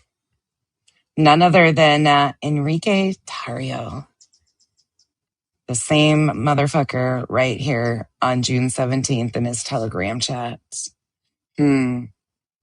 I'm showing the picture of you and the other Fed. Two Feds together. So that seems to be the thing, though. Once they get one And look at how he grins when he's called a Fed. He's being referred to as a Fed informant. Two Feds together. So that seems to be the thing, though. Once they get one person, they get the other person, right? They get you to rat somebody else out, then you rat somebody else out. I didn't et cetera, right? You know, the good thing about me is I didn't Hey, cooperate. Sophia. They told on me, and I was the one that got sentenced to the most time, 125. Right, I had Autumn. no prior criminal record of any violence, nothing crazy. You know, white collar guy, come from a good family. You know, I just did cyber stuff or whatever. You know, And it was a shock to me. It was a shock because, you know, when I pled guilty, which Hey, I did, Kathy. you know, there's federal sentencing guidelines. You do a pre-sentence Yes. investigation. They, you know, background on you, whatever like that. My Mhm. guidelines were like 3 years, right? So I said, all right, Mhm. I'll do, you know, 3 years is fine. But then going in front of a federal judge was just so pissed off about, you know, all the thousands of victims that we did and everything like that. She enhanced me. Federal judge appointed by Bill Clinton, by the way. Clinton appointee Democratic judge gave me 125 months in prison. It was shocked. I was just like, when she put the gavel down and said 125, I almost threw up. I was sick. But then I was mad. I was like, F this. I'm going to fight back. So as soon as, you know, I went to a federal penitentiary. I didn't go to no cupcake camp. I didn't go to no Fed, you know, sweet place, whatever like that. They sent me to a penitentiary. So, you know, I went to Coleman, Beaumont. Where is that? Coleman, Florida is a federal complex in Central Florida. It's up by the Villages, whatever. It's a complex, but they have penitentiary there, and they have low, medium, high. But they sent me right to the high. So then, you know, they throw me in with like crazy people, you know, big time drug dealers and everything like that. So I didn't really fit in. But you know, Laura, everything that is said in here has just been adapted to a more palatable new age version. This is the same playbook he uses, just through social media and true crime and his political antagonism, because he uses a lot of political antagonism too. When you first got there, what, like, it was a Same culture thing. shock. It was a cultural shock. You know, the very first time I went in, you know, your unit. You're fucking 21 or so? 21. But then the very first time I went in there, I saw the Aryan Brotherhood like stab somebody up the very first day I was there. Like I just heard this guy getting stabbed up on the top floor, and they threw him off the tier. He's screaming, no guards are around. And I'm like, what the heck? What did I get into? Like, what world is this? Whatever, like that. And then, you know, I had to keep my guard up a little bit, whatever. I didn't click up or nobody. I wasn't with like no gang or nothing. You know what I mean? I was just a soloist, and I'm always a soloist. Went right to the law library and tried to fight my case. And that's So did you just kind of like just stay out of everybody's way and stuff? Kind of just keep your. if you keep in federal. Virginia, I think he's a narc. I think he's an informant. I think, yeah, that's my opinion. The way he grinned. And Enrique Tarrio has been known as a FBI informant for years, and that's one of his really good buddies. So I don't know. I don't know. You had friends and stuff That's like that. my Come on, I saw Shawshank Redemption. Yeah. Come on, man. You hold 15 yourself- years. What? You hold yourself. You to created carry a full yourself. life inside of there. You respect. You know, you don't go over anyone's boundaries. You don't get into homosexuality. You don't gamble. You're fine. You're fine. You know, and I had to fight a couple times. You know, I held my own a couple times. I got my ass kicked one time. You know, you don't take no shit from nobody. So I went to the law library and started fighting my case because I thought my case was like crazy. I was also sentenced in Texas. They don't play in Texas. Because it's federal, so it's numerous states. So I had a lot of grounds for appeal. I started learning the law. You guys got to remember who's in charge of the FBI. Crazy Eyes fucking Patel. Listen. There's a lot of weird shit around this group of people. But with Kash Patel being the director of the FBI, anything's possible over Library, here. learning the law and putting together an appeal. Appealed my case, but it got rubber stamped denied, and then appealed it to the Supreme Court. Didn't want to hear it, whatnot. They came back when I filed my appeal, and they came back with the word frivolous. This is frivolous, right? So that I'm pissed sorry, me off. That got Pika. me real. Said, okay, you want to see some frivolous stuff. So then I just started wailing out. Hey, vibe. Wailing, I started suing people. And Yeah. that's where my whole suing. Do me a favor. Just move your seat in a little. Do you think you can move your seat in? Absolutely. Try that. And then that should put you perfectly in the spot. So it's like right under you. Absolutely. I just want to make sure that we're getting the best absolute. Absolutely. Okay. And then maybe tilt it up a little bit. Tilt that up. That right there. Yeah. No, they're talking about Arizona right now. They're talking about Dawn. They're talking about Nancy's case. Patel is the current Perfect. FBI director. Yeah. Mic check. So all right, so you're in the system. You just got in there, right? And then now you go to the law library, and now you're starting to look into your case. Because oh my god!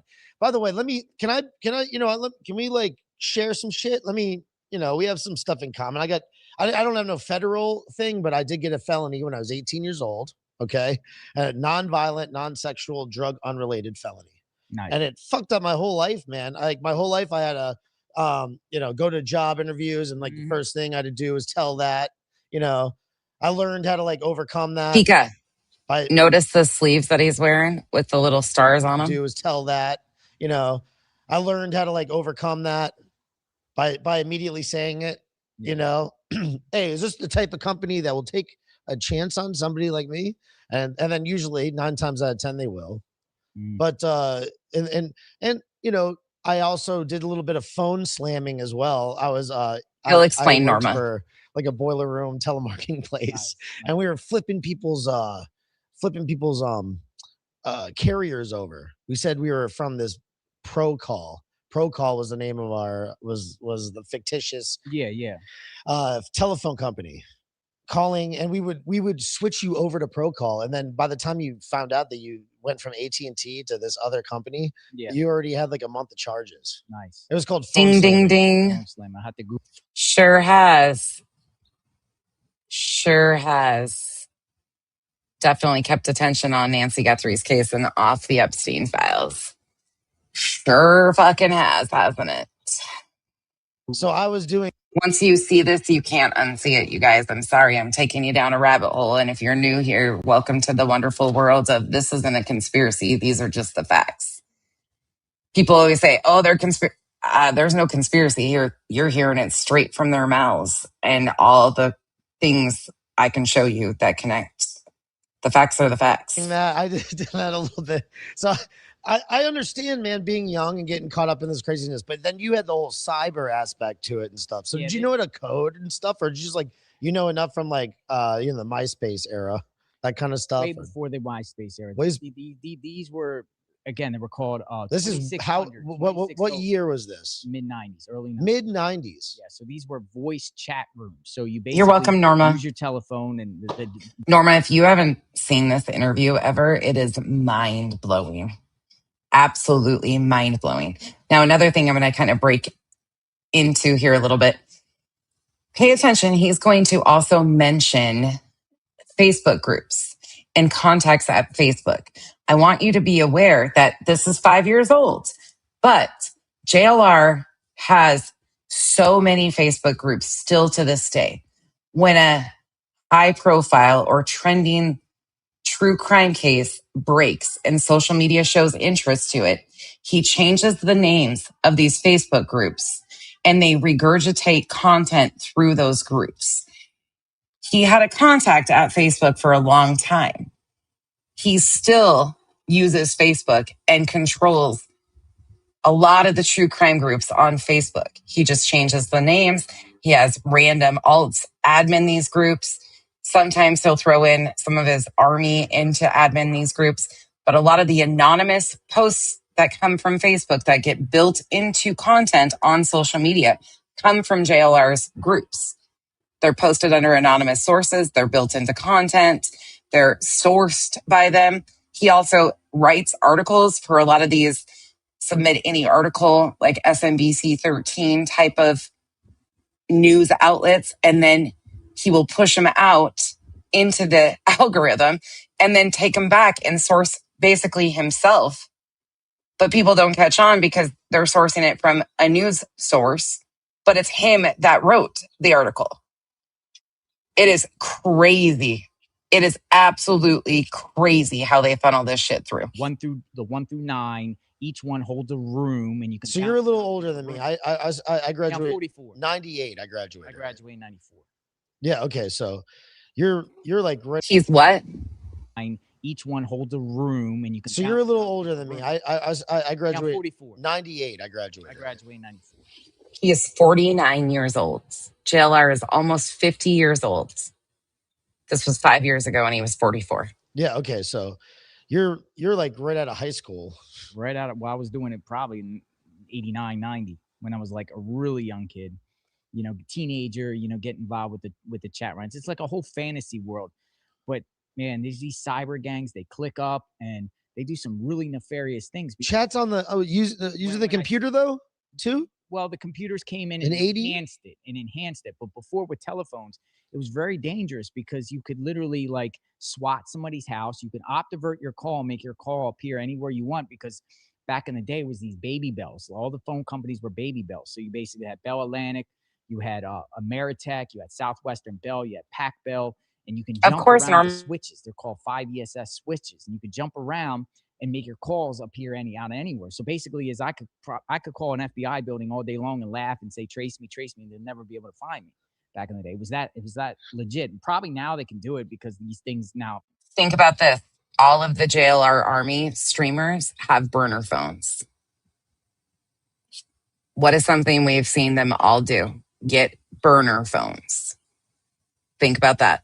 Okay. You guys just figured out these like little workaround things. Why do those things exist in the phone system? It's just how it was. I mean, do they use it like in government maybe, and you just like found out what they use or something? Like, you know, a freaker. Is it going kind back of to like a that phone A freaker B is A trying- B select start kind of thing? Like, Correct. And you know, it's a phone freaker is trying to find the fundamentals and concepts how a telephone works. The switches. a behind- phone freaker. Yeah, it's a freaker. PHREAKER. Freaker. Just like the fish. Yes. So Why do you guys replace the F with the PH all the time? it's kind of edgy. I think it kind of sounds edgy, whatever like that. So there'd be these hacker conferences, DEF CON, which is the you might hear now it's called the Black Hat Conference. It's held in Vegas every year, but it used to be called DEF CON. And like-minded individuals used to go once a year and they all would hang out. And it would be like a convention. They would exchange codes. You could, information, databases. There's a lot of things going on back then. Behind the scenes. Sorry for being a tech nerd. Just make sure that that's not rubbing too much. The wire isn't rubbing too much on your vest there. No, because then that might interfere. But yeah, then we would cyber gangs, and we would click up, and then we would do some bad things to people, each other, and it was crazy. Some guys got some notoriety out of it. If you ever heard of the blind hacker, Google him. He's the blind hacker. He's the one they swatted over 500 people. They're the first people to SWAT. So when you hear swatting, it's basically as you're manipulating the 911 system. You're calling into 911 and making the 911 call appear from someone's home. And then you're saying I'll call and say, my wife is holding a gun to someone's head in the house. Hurry, hurry, hurry, hurry. Oh my God. House. Wow. Basically, the police come to the house and they could be just sitting there minding their business. Nefarious jerky boy And antics. the cops just barge into their house, and there's been some instances it's dangerous because some people got killed over that in recent years. But we were doing it a long, long time ago. We were almost 20 years ago. Oh my God. Tell me that this man doesn't know what a dangerous position he just put Ted in by putting on X to over 100,000 people and to YouTube over 500,000 people that Ted was suicidal and going to take his life. Tell me that this fucker did not know what could potentially be the outcome. They were doing this 20 years ago. Tell me again he didn't want something crazy to happen to Ted and his family. He knew exactly what he was doing. And so they lock your. And he was using the Perez Hilton situation, who he sued Perez in 2007, crazy other side piece. He was using the situation with Perez Hilton to drive that emotion even harder. Your ass up in federal prison. So I went to federal prison for the fraud and everything like that, Because you took somebody's identification somehow? Yeah, we were making IDs, driver's licenses. We had a private investigating database. So, we could get everyone's social, DOB, driver's license number, duplicate on driver's license, then get credit. Basically, in-store credit, people's credit cards, anything. Buy cars, get cars off the lot, anything you want to. Did you do that? Listen, and two things can be true. Ted's an absolute willing participant, but he also is a victim of JLRs. Both things are true in this situation. He is a toy for JLR, waiting for something terrible because of his reckless behavior, and JLR don't give a fuck about what happens to Ted. But Ted's also a willing participant. I did do that, yeah. You got cars right off the lot? Multiple cars back in the day, yeah. Oh my God. The feds took it though under the 1987 Money Laundering Control Act. They swiped me clean. See, that was tough. That's why I got 125 also, because I didn't have money to get an attorney, because the feds, when they swooped in, they just like basically raided all my homes, took everything, like, and took everything from me. So I had literally no money. But until then, did you accumulate money? Like you were just accumulating? I had $865,000 in a safe when the feds took it. 865,000. They reported that it was only $40,000 that was found. Wow. So imagine that. Where'd that money go? Oh my God. Well, at least Where's the JLR Army fans now? Where'd they go? Come defend this shit. didn't get the charge, right, of that much money. Well, was it a less charge? What's crazy about the feds is here's the thing is they got statutes, right? So I'm charged with wire fraud. So if you look on the criminal statutes, wire fraud is 0 to 30 years. That's a broad statute. So you can get anywhere between 0 and 30 years. Now, what they determine on is a base level for fraud, which is it's federal sentencing guidelines, which Joe Biden created, by the way, because he was head of the Senate Judiciary Committee in the 90s. They were the founding fathers of the federal sentencing guidelines. So the federal sentencing guidelines, does a fraud amount like based on how much you take, right? But they also factor in intended loss. So, for instance, I pled guilty only to stealing $250 with a wire transfer with Western Union using a fraudulent ID. That is the only thing I pled guilty to. So normally that would be base level 6. You get a couple years for that, right? The PSI comes around and says I'm a ringleader of an international identity theft ring with $1.6 million in fraud damages. And therefore, since I pled guilty and waived my rights, I can't challenge that. And I get sentenced as if I took $1.6 million. That wasn't proven by a jury. That's crazy. And a lot of people, that's the federal sentencing guidelines. It's not just white collar crime. It's those crack cocaine laws that, thousands of African Americans got put in prison in the 90s, a mass incarceration for having a little bit of crack cocaine.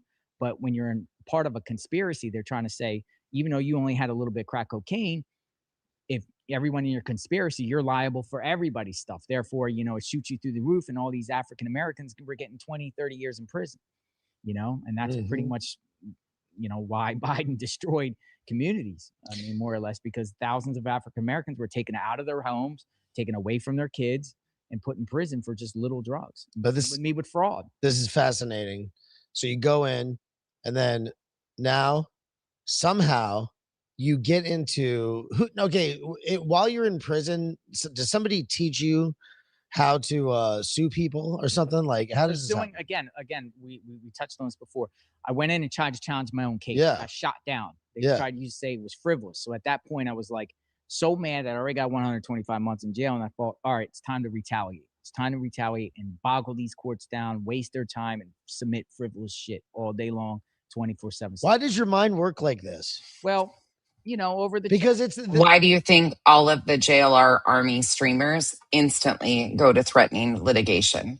This is a playbook tactic. That same mind is what put you into the prison system. Correct.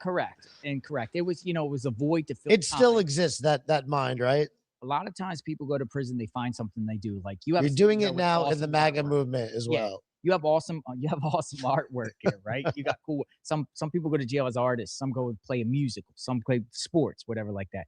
My thing was suing people. That was my void. That was my way to escape. That was my way to get a reaction out of people. Because when you sue somebody, that's taken seriously. No matter how frivolous it is, the other party has to respond. And it's an actual proceeding. And the judge hears side. So you sue an individual, no matter how frivolous it is, whatever, that person has to lawyer up, or they have to, respond to your suit, or they could lose in default, no matter how frivolous it is. So Boston, so many people are afraid of this man. And I get it. Like, he's a frivolous litigant, and he's unfortunately smart in all the wrong ways.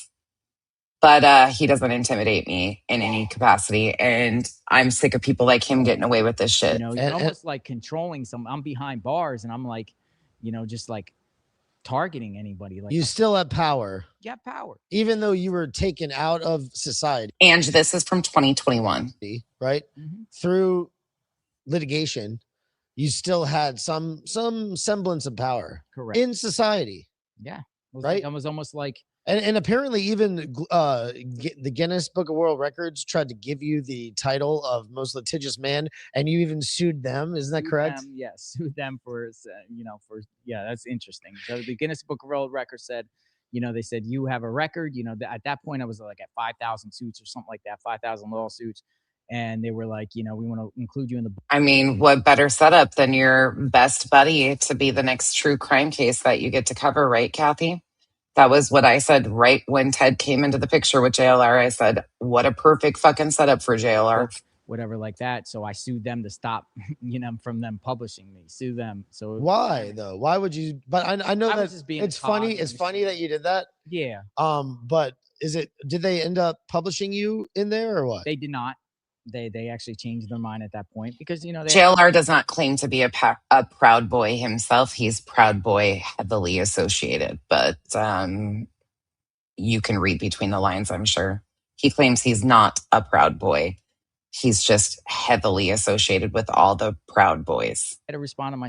I mean, you don't have the former Proud Boy leader Enrique Tarrio as of June 17th, 2026 in your Telegram contacts for no reason.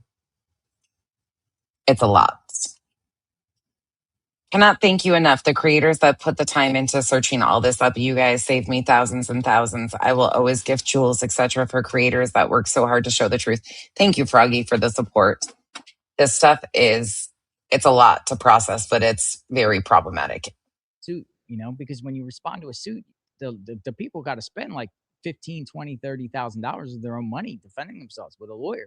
You got to lawyer up. All right. So and not only that, but see, then I use the lawsuit as a weapon, right? You can really, really do damage to somebody with the lawsuit. Let's back up for a second. You're in the law library. You're in the prison law library. Learning every trick. What's the prison law library like? Computerized. It is? I think so, Molly. Computerized on LexisNexis.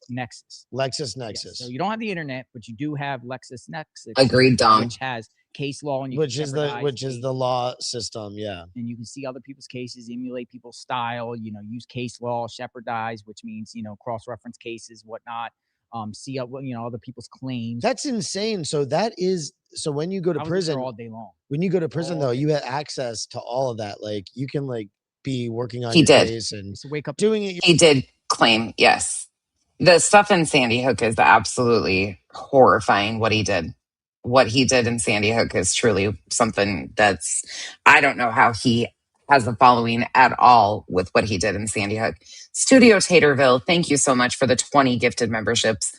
Welcome to the Cabana. Thank you so much. Wait till I get my money right. That's another one. Wait till I get my money. My money right. Oh, yeah. Oh, yeah. Man, I'm gonna go. He buttered Ted up in every way, shape, or form. It's a built-in, it's grimy. And look, do I think that something bad is on the horizon with Ted? Yeah, very likely. But Ted's a grown man, and he's so enamored with JLR that I don't know. He won't fucking listen to anybody. So I don't know what to say about that. It's a bad situation waiting to happen. Yeah, Gabby Gifford. That's another one that's horrifying. That happened here in Arizona. Thank you again, Studio Taterville, for the 20 gifted memberships. Welcome to the Cabana. Yourself. When I wasn't in the hole, and the prison wasn't retaliating against me, I used to get up every morning and run 10 miles in the rec yard, then hit the law library up all day, and then go to bed. I'm tired, go to sleep, repeat itself. 10 miles? 10 miles every day. That's why I'm thin. I eat a lot. I'm thin. Got fast metabolism. That's still from those days? Yeah. But even when I was in the hole, I used to run back and forth in the cell, a little tiny cell, whatever. Personally, I don't think they have anything to do with the Nancy Guthrie case, except for being detractors, if that makes sense, to keep the focus on Nancy Guthrie and no information to keep it off of the Epstein files. I don't think they are involved in the actual case per se, but I have no idea. Like that. But accumulating lawsuits, right? So I used to, not only have I filed lawsuits, but I would help inmates too. I would help inmates file lawsuits. But I want to know first how you figured it out. Were you A lot of sitting people. there Uh, A lot of people have asked that, Autumn. A lot of people have questioned that, and that's a very good question, very rational question with these one day guys. before you did the first lawsuit, okay, that's what bring me back to that time. Was there some old man there who knew how to do lawsuits, who like Yeah, kind a of? lot of guys are hustlers. A lot of How did you learn how to do it the first time you did it? So you see certain individuals, like you said, like the Andy Dufresne at Shawshank, whatever. The Exactly. well-liked dude That's what I that was thinking. knows the knowledge, right? So Mhm. there's always like an old school dude that does law. Who is that guy for you? Keith Russell Judd. He's an interesting individual. Google him. Keith Russell Judd. He actually ran for president while he was Oh in my prison. gosh. I just realized you put a police hat on too. The Island Patrol is on duty. I love it. You guys are goofballs. He was on the Democratic ticket. Say it again, Keith. Keith Russell Judd. Okay. Judd. So he's an interesting character, right? So he ran for president while he was in prison. He actually was on the Democratic ticket in some of the states. And in West Virginia, he got more votes than Barack Obama in 2008. More votes than Barack Obama. Mm-hmm. So he's American convicted criminal and perennial candidate for political office. His nicknames include Dark Priest and Mr. Wait, what? MTR? Yeah, I don't. President. He claims to have run for president of the United States in every election since 1996. Interesting guy. That guy right there, that was somebody who was like a mentor. He was he in your prison? Yeah, he was in my prison. Another one was in 1996. There was a group of individuals, a group of sovereign citizens called the Montana Freemen, right? And they were from Jordan, Montana. And they tried to create their own. They called their town Just Us Township, like Just Us Township. They did not believe in currency. They UCC sovereign citizen movement. They don't believe. They believe everything is titleized. They don't believe you can accept for value everything like that. All our names are bonded, whatever like that. I followed the concept. I don't necessarily believe it, but they were doing. I've had a sovereign citizen on the show before. Yeah, so they were doing a lot of. But so these guys were they all like arrested and went to prison at once? This whole Just Us. Yes, in 1996 they were charged with overthrowing the government, and they got sent to your prison. Yes, they were there. Dale Jacoby was their leader, and he kind of like, I want to say he took me under the wing, but I gravitated towards him and learned a lot about filing UCC1 filing statements, copywriting, as you see a copyright next to my name, about the copywriting concept. So he was an interesting guy because those guys would go real hardcore. Those guys would contact the Secretary of State. They know how to put liens on people's property, so they were putting liens on the warden's property and the assistant warden, and there were some vicious. Oh yeah. To everybody in the chat saying thank you thank you for watching it. Like, this is the stuff I like to talk about, honestly. It's at the same time, it's scary how much they re-victimize victims and harm other people. There's also a fascinating side about it to me, because this shit it's wild. It's wild. And once you see it, you cannot unsee it. Once you see this and how he works, you can't unsee it. It's absolutely insanity. So thank you all for hanging out with me and watching. He did sue his own mom. He sued his parents. He sued everything and anything. Like, it's wild. And then that's where you started learning it. Started learning about the law with that. My own injustice got me so pissed off at the system. Like, I was literally, just like, how do I get back? How do I get back? And I just wanted to waste their time. I wanted to flood the courts with nonsense because they would have to hear every single bit of every lawsuit that I got, and it was successful. It was successful. And I would pick a court and I would flood the court. I would know how it works. What I mean is basically is you could get a piece of toilet paper and write on it, plaintiff, defendant, I want $10 million, blah, blah, blah, sign your name, and the courts have to, if you submit the courts, they have to dock it and file it. They have to dock it and file it. So I could sue Charmin on a piece of toilet paper, and Charmin will have to Charmin will be sued. It will be docket as a real lawsuit. I mean, the courts have to accept anything. They have to accept anything. The clerk of court is not the gate. It's not the person that determines whether something gets filed or not. what I mean is it's not their determination. Their job is to docket the case and give it to a judge. So you can submit anything you want to any court anywhere, and they usually have to take it without a filing fee. They'll docket and try to charge you later, with a filing fee. But if you don't have the money and you claim you're indigent, hey, they'll have to file it. And that's what they've been doing. So I kind of manipulated the system and understand it. So I would put like 10 lawsuits. Like I had guys, in jail that would give me stamps and stuff like that, to send out lawsuits. And I would put 10 lawsuits into a one envelope, and they get 10 different docket numbers, and one stamp, and half pieces of paper. Sometimes I would, you get six pieces of paper per one stamp. I could fold up the piece of paper in thirds. So that's 18 lawsuits on one stamp and send it out to the courts in one envelope. You know what I mean? And the clerk. This is one of the most eye-opening interviews. It's so telling. The court would have to docket every single one of them, So at that point, the judges were just so pissed off. And then they would actually try to ban me, try to have some excuse. And I would just jump to another court and do the same thing and jump to another court and jump to another court, Cat's Eye, thank you for your continued support and being a member for 24 months. And Lori, thank you for becoming a member. Welcome to the cabana. And Froggy, thank you for the G's. Thank you so much. So these lawsuits just started accumulating. And I would sue anybody. I would just read my USA Today paper at the time when I'm in jail, because you only get like Wall Street Journal. Yes, Shorty, give me a second. Say, all right, I'm going to sue this celebrity. I'll start suing celebrities. I have nothing to do with, never met them before in my life, and just sue them for anything and say anything. Like Michael Vick. Michael Vick was in the news, for the dog fighting and whatever like that. I just said, I'm going to sue Michael Vick and say he stole my pit bulls. And then, he sold them to Iran and got missiles, just say crazy stuff. And but I learned that suing celebrities, newspapers were picking up on that, and I would get my own publicity and my own notoriety for suing people. So, fans and different media outlets while I'm in jail start sending me letters. Hey, we want to talk to you. And I kind of got like aroused by that, like, oh, cool, I'm getting attention, whatever like that. So I just keep pounding, sue Barry Bonds, said sue him for stealing my steroids, sue Martha Stewart and say, she Did you notice the term he used right there? Pay attention again. Aroused. Notoriety for the attention and notoriety aroused this man. Stuff and but I learned that suing celebrities, newspapers were picking up on that, and I would get my own publicity and my own notoriety for suing people.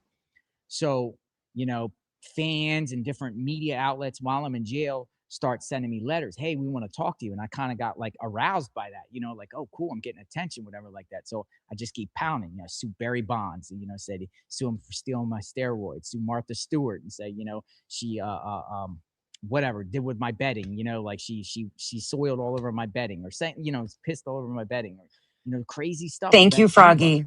Bill Gates, I said I was the founder of Microsoft. He stole my idea. Again, a huge thank you to all of you hanging out with us today.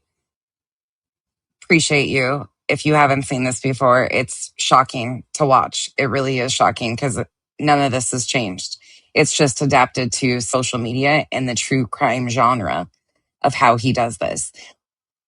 He uses border propaganda. He uses political, faith, whatever he can attach to, and especially these trending true crime cases to really push the same stuff. And then they have these downlines of sorts. Alex, JLR, 857, who pump this flow of loyal subs to him. So they become loyal to JLR, hence the JLR army, versus loyal to the truth. It's scary as fuck to see how it actually works. Namaste. Namaste. But if you're going to hang out with us, would you mind doing me a favor and hitting that thumbs up button for me, please? Thank you. I was taking celebrities. And I remembered Pika. I said 50 Cent, all his lyrics in the club was mine. That was my idea. You know what I mean? I said Mike Tyson, sued him. I said he bit me in the ear in a bar. You know what I mean? I was a bar and he just bit my ear, and I seek $10 million for emotional distress, and all these celebrities get sued. I said Allen Iverson. I said I taught him how to play basketball, and then he stole my basketball, whatever like that. So they have to hire lawyers, and some of them, and then their lawyers claim this guy my client, like Iverson, never met me before in his life, whatever, but I'm probably in their heads too. Have you won money? I have. You have? I have won money before in lawsuits. Oh my God. Food Kraft cheese for food poisoning. So it's not all frivolous though. Thank you for the hiding, Ella. 99.9% of it is. You always can find a lawsuit. There's ambulance shoppers. You always can shop around and find a lawsuit. And that's what I did. So I was on that time. You can always find a lawsuit. Look at the smugness with which he says that. It's not all frivolous though. 99.9% of it is. You always can find a lawsuit. There's ambulance shoppers. You always can shop around and find a lawsuit. And that's what I did. So I was on that time filing lawsuits, helping people file lawsuits. In jail, I was starting to get a respect among the inmates because at the same time, I was like, F the system, challenge anytime, like in prison, like once a year, a new warden will come into town and try to act all tough and say, hey, we're going to take away the TVs or the microwaves or something like that. So we would like stage protests and stuff like that. And I'd be like the ringleader of it or whatever like that. So over time, the prison would retaliate. So you would get into politics. Staging protests to get what they want. Huh. Isn't it ironic? Politics, yes. Over time, the prison would retaliate against me and ship me around on diesel therapy to different prisons around the country. Like, next thing. Thursday is his DV case with Magnolia. I know they're telling me pack up and send me out to Victorville, California, the pen out there, which is in the middle of the Mojave Desert.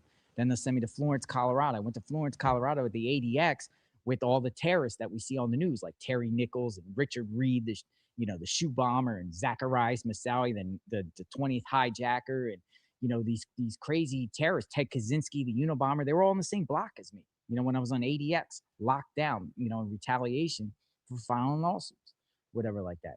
I went on hunger strikes. They force fed me. They used to strap me in chairs and force feed me. Because when I put my mind into something, I just go ham, man. I go hard. And, I would, there was times where I went on multiple hunger strikes. And when I say hunger strikes, I'm talking like I would lose like 50 pounds and they would literally have to strap me in a gurney and roll me into medical and stick like NG tubes down my throat and force feed me. And I said, I'm dying for the cause. You either going to give me what I want or you're going to take me out in a body bag, and go ham. And I learned that was a weapon too. If anyone that doesn't like their prison sentence and goes to jail, go on a hunger strike because you can get immediate results.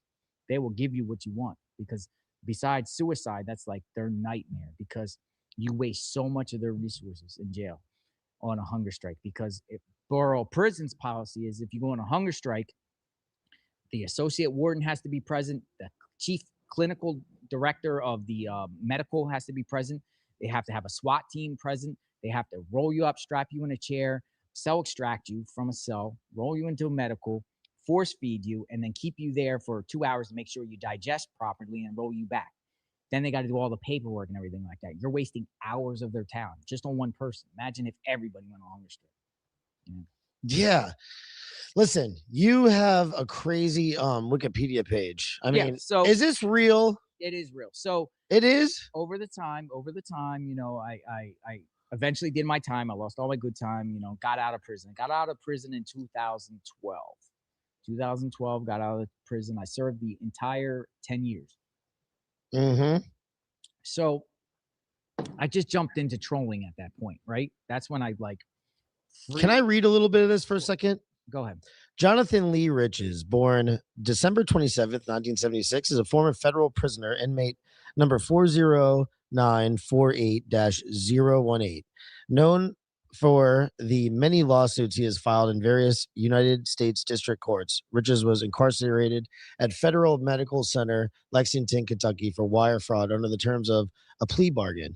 His release date was April 30th, 2012. He was arrested violating his federal probation in December 2012 when he left the Eastern District of the state of Pennsylvania without permission. He allegedly drove to Connecticut and impersonated the uncle of Adam Lanza, the shooter in the Sandy Hook Elementary School incident.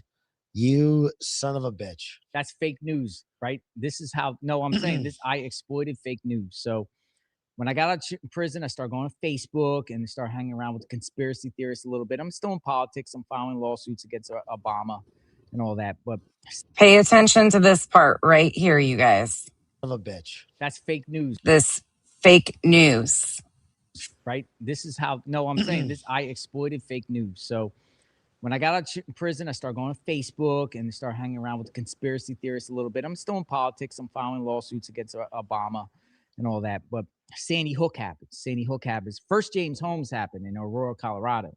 So, you know, it's interesting with James Holmes' case because the day, you know the guy that shot up the movie theater in Aurora, Colorado. Okay. Yep. Yeah. With the pink hair or something. Yeah. So I went to his. I went out there and went to his arraignment, but I put a dress on and a wig, you know. And then when he got arraigned, I was like, you know, I stood up and I just said, he's part of the Illuminati. This is this is a government conspiracy, false flag, MK Ultra. You know, start. Now wait a second. You don't believe any of this? You're just saying it? I was just making a scene. And then the judge kicks me out, whatever like that. I feel like you just terrorize everything. Like everybody. No, but that's what you do. Yeah, kind of. You love terrorizing people. Wreck havoc a little bit. So Sandy Hook happened. So I, as soon as Sandy Hook happened, I got in my car, went right up to Sandy Hook. So when Sandy Hook happened, you know, there was a makeshift memorial of the victims that they put at the school. Tons of media was out there, whatever like that. And I said, well, let me see if I control the media a little bit, right? So I saw the memorial for the victims. I got on my knees and started pretending I was crying, right? So next thing I know, all these like fake news reporters, you know, New York Times and New York Daily News Post and Huffington Post and those idiots, you know, they start flashing, you know, their cameras in my face. Hey, you're very emotional here. What's going on? And I just winged it. I said, my name is Jonathan Lanza. I am the uncle of the shooter. I'm here to pay respect to the victims. And they were like, what? You know what I mean? What? And next thing I know, I'm like surrounded by by people like a press conference. And they believed me. I was the uncle of the shooter without any fact checking, without any identification, whatever like that. And I just winged it. I said, I was just with Adam Lanza 2 days ago at a barbecue. I can't believe he did this. We're distraught. You know, he was having emotional problem. He was on FANAP. I said he was on FANAP. Psych medications that caused him. The next thing you know, InfoWars and everybody's putting stories out that he was on FANAP because, you know, it came through me. Like it came out the BS lie. But that was like the start of. He is still doing this in Nancy Guthrie's case currently.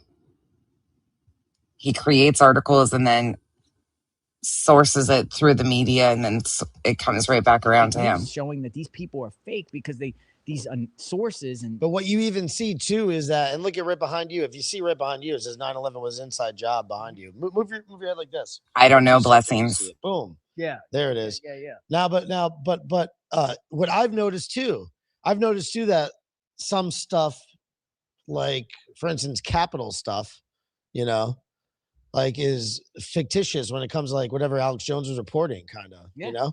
And you see, even those are manipulated. Like even Alex Jones, InfoWars, Sandy Hook. InfoWars is manipulated. All the media is manipulated. Even the alternative media is manipulated, isn't it? Exactly. And you know how to do it. Yeah, man. You know, and it was crazy because then I got violated because I left the state without permission. I went and I was on federal supervised release. So they found out that you had driven all over because you're on the news. I was all over the news as the uncle shooter, and somebody got wind and contacted the probation officer. Next thing you know, they come and swoop me up and send me back to prison, whatever like that. Judge wasn't happy. He gave me like 30 months for a violation. What? 30 months. Really? So they were like, so then you went back? You went back? I went back for 30 months. Yeah, they were saying, no, you made mockery out of a tragedy, a national tragedy, whatever like that. But at that point, I was under like a low security. I was in Fort Dix, which was just like a camp. What did your parents think of this when you? I mean, at that point, do you have siblings? I do. I have a sister and my parents. Right. So, you know, were they disappointed in all of this? I wonder what his sister's like. Actually, I probably made poor choices. You know, I really was just going reckless and radical with stuff. And when I say this, I don't say this to like brag or boost or anything like that. I'm just saying about my own life experience. Absolutely, they do. He's their mentor. He teaches them how to do this. Yeah, this is your life. I'm on a different. I'm on different time now. I know. We're going to talk about it now. We're going to talk about it, how your life is now. But you know, at that point. But see, here's the problem. Here's what I think was the problem with me. You know what I mean? Being incarcerated, being solitary confinement, going gun ho, and then just with no halfway house or nothing, just being thrown on the streets, whatever like that. You know, after being incarcerated through my entire 20s, whatever like that, I didn't know how to adjust. I really didn't know how to adjust to society. You know, and wanted to try to make a name for myself. Did you feel robbed? I did. I lost years of your 20s. Yeah, absolutely. Because they ship Of the Bureau course not, Prison ships Lori. you thousands of miles away from your family. They take away my good time. That's the time that you could be finding a wife and having kids. 857 will never come out and speak against them. He can't lose the support of JLR Army. He's making more money. All of these guys are making more money now than they ever have in their lifetime. Life, build a career, Yeah. establish relationships, professional relationships, and everything like that. All that just because you were playing around on the internet. All about internet stuff, nonviolent crime, whatever like that. And we could jump topics about how that works too, because at the time the feds are putting tons and tons of African Americans in prison, but they also have to offset that by putting Caucasians in prison to make it look like they're fair. So some Caucasians get the brunt end of the bad end of the stick. Oh, They get fuck a lot of off. time, and they get a lot of time, and I guess I fell victim. The poor persecution process starting right here. Look at those eyes. To that because I should have got a couple years. So you think you're blaming it on that you're white? Well, I mean, I This is believe there's gross. a quota. I believe there's a quota in the federal bureau of prisons, in the way they sentence. They have to make it look even. So I think my numbers, it's all opinion. I don't have no proof of that. It's just my You know how much money Google makes off these fuckers? thoughts. Yeah. Whatever like that. Yeah, I don't know about that. So, going back to prison on my violation, then I was like, all right, so now I start using the lawsuits again. Like I sued so many people at this point. I was like, all right, well, I'm going to sue people as other people. And what I mean by that is you know how to manipulate the news. So Absolutely. I would sue Britney Keep grinding Spears, up, but I would sue absolutely. Britney Spears as Kevin Federline. Remember Yeah. Federline, her boy from Babies, but as her brother. So I would sue Christopher Federline versus Spears, because on the dockets, it would be like Federline versus Spears, and all the media will see that and they'll think Federline versus Spears. What's up with that? And then, I would pretend I'm Federline's brother, and say, oh yeah, blah, blah, blah. Or I would sue, I sued Rihanna as Chris Brown. I sued Selena Gomez as Justin Bieber's father. I sue people, celebrities. I would just sue celebrities as other celebrities. And this is between the years of 2012 to 15. To 15. Where you're just on a suing spree. Just on a suing spree. Suing. I wrote a book. Yes, you did write a book. You wrote a book. He was making $30,000 to $70,000 a month out there in front of Nancy's house, and he's probably still making close to that now. Entitled. Hold on, let me see it. He might have even been making. Some were figuring $150,000 to $200,000 a month. I don't know if that, but he was making a lot of fucking money, for months on end around the Nancy Guthrie case. Just this last year, I guarantee he probably made $1 million on YouTube. It is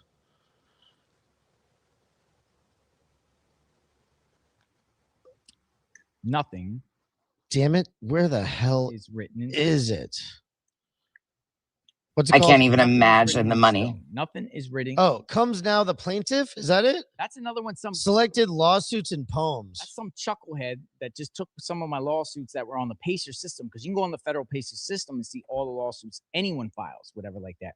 I'm looking on PACER right now, seeing all the capital people, seeing how they're being charged and what they're being charged for, whatever like that. But you can go on the PACER system. So somebody went on the PACER system on me and just started plucking up lawsuits and put it together in a book and sold a book. And they can legally do that because according. So what was the? Don't give two shits. You realize Granny is a JLR super fan, right? You do realize that Granny stands JLR. Went and met JLR in Pennsylvania, is a huge JLR fan. Even though his ex-boss, Nick the Hat, is who sued her. Quite interesting, isn't it? But she's a JLR super fan. That's why when Magnolia, the case, she did a live stream defending JLR and then got pushback from her chat and quickly deleted it. Yeah. Book you wrote. Nothing is written in stone. It was basically a little small autobiography of myself, some poems, and then lawsuits, some of my funniest lawsuits. Because when I sue people, it's more like an entertainment. Looking at it out from an outside perspective, people kind of chuckle and laugh at some of the allegations that I say in some of Is these lawsuits. it takes like a writing skill to file lawsuits? Who did, It Erica? does? I think so because I'm a writer. Who offered Ted a room in her house? Now. Yeah, I work for a I media am company too. now. Yeah, absolutely. And it Look at kind of it. gives Yeah, I have. Nice. Bachelor of Arts in English, University of Florida. That's what hard Could work be. is. Very likely could be. That's right. Yeah. That's how they prime their own pump. So if they, there can also be a lot of money laundering through YouTube if you don't understand that. Swan Lake, it's just a fact. She's a JLR super fan. If you don't like the facts, I'm sorry about it. That's just a fact. Sorry. Not sorry. I was reading a comment. And what does it say? Granny and barbecue need to show legislators that part. Help get laws changed. Granny don't care about what JLR does. So you need to learn how to fucking read comments. Dumb fuck. So suing people. But it does. But I understand. form of Listen, art, I have form of creative I writing. have pretended to be an attorney before. Have you? Yes, I set up like an entire website and stuff. I mean, I'm not going to completely admit to, things. This is all just in jest, anyway. But I've created characters. Azrael Schumacher, the super, or Picklesheimer. Bobby Picklesheimer is another pseudonym I have. But They used to anyway, call me the lawsuit Zeus. the litigator crusader, the Patrick Ewing of suing. what I like using it for, those are awesome, man. Yeah. What I like using it for is I don't like paying an attorney all the time to, number one, do trademarks and all those things like that. You can do those on your own. Sending cease and desist shit, stuff like that. You're not going to call an attorney and have them do that. You're going to send it yourself and you're going to look like an attorney, right? And it is effective. It's just as effective. Some states you can sue somebody and be your own processor and serve them the suit that you understand that filed against. Now, can I go over my case, because I know you're an attorney, and I want to just consult you for a second because I know you know so much about litigating. Okay. By the way, why is there another Jonathan Riches who is actually a litigator? Yeah, he's out of Goldwater. Have you seen that? Yeah, he used to work in the. Why is that? How is that? That has nothing to do with you. Nope, he's from Arizona. That's just randomly that's like that. Pissed off when he Googles his own name and sees that I overtook But his name. why is his name and he's a litigator and you are a litigator? How the hell did that happen?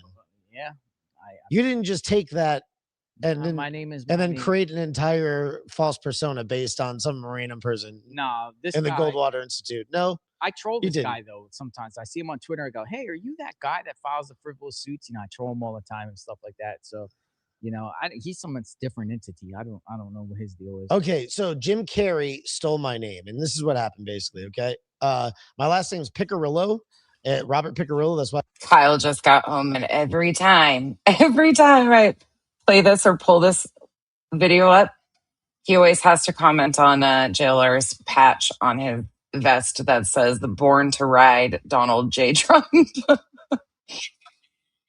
It's got a little 4 symbol, Born to Ride for Donald Trump, but you can't really see it unless you zoom in. It just says Born to Ride Trump. It's Kyle's favorite part. No, right here. The little 4. It says FOR. Tiny little thing. Now you sound like Ted. Granny said that Ted could have. Erica, Granny's watching, said that Ted could have her. No. What? Is that serious? Are you being serious right now? I go by Bobby Pickles, and I've been doing the podcast since 2009. And December 9th, 2009. That was the first one. 12 years. Yeah. Nice. Yeah. And I was on a reality show in 2013, America's Worst Tattoos. Okay. And I got a tattoo cover up. Nice. And while I was getting a cover up, I pulled out all my shit and I did the podcast. Man, I could with say the shit tattoo right now. Right. And so I better just shut my mouth because what the hell? There's no way. Did you guys hear her do? She. Fuck. Perfect.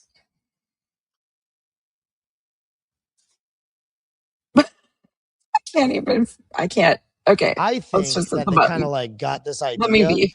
from that because good artists copy, great artists steal. I don't know if it's too close or what, but here's the thing. All right. And then I have the show that you're on right now is Bobby Pickles podcast, and the plural is after the S. You put the apostrophe after the S. Yeah. Okay. They Autumn, Erica said that Granny offered Ted a room in her house.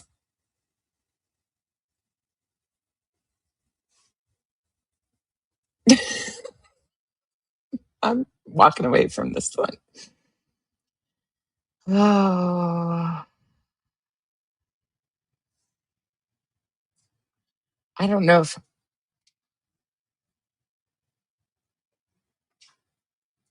it's probably the one where she privated it. It's probably the stream where she privated it when they were trying to tell her that, oh my God, I'm just going to leave it alone. Jim Carrey goes by a guy named Jeffrey Piccirillo, goes by Jeff Pickles, and he has a show called Mr. Pickles Puppet Time. And it has a Pickles is just a funny name. I know, but it has alliteration. No, man, the whole Piccirillo Pickles thing. Yeah. It's never been done before. No. And I did it first. And I actually have a trademark. I trademarked it and everything like that. But what do you think? Like, yeah, do you think? Now, how close is this? So they didn't take the first name. It's probably that stream that she put on members only. Oh my God. Fucking. Nope. I mean, Hell's Angels have their harem. The JLR has their harem. What can I say? At least one blinks, right? When they get excited, Granny. You know, they use a different first name, but they use Jeffrey Piccirillo, Jeff Pickles, and then Mr. Pickles Puppet Time. Yeah. And then I'm Bobby Pickles, right? Bobby Pickles Podcast. And it's all the same way where it's B's and P's and stuff, right? And an apostrophe after the S, the same way. And that Piccirillo. Wait, are we talking about the same Granny? Which Granny are we talking about? I gotta know. That's what I'm wondering. Are you guys talking about Granny's watching? Or is there a Granny from the JLR army? Are you guys talking about... Now we got to know, and now we're going to get in trouble because now I said Granny's watching name. Hold on. Granny's the biggest victim. Let's get the quota up. Granny's the biggest victim. No one's ever been sued like Granny before. No one will ever be sued. This lawsuit ruined her life. Can I meet the quota? Did I meet the quota for the week? Good God, it's only Tuesday.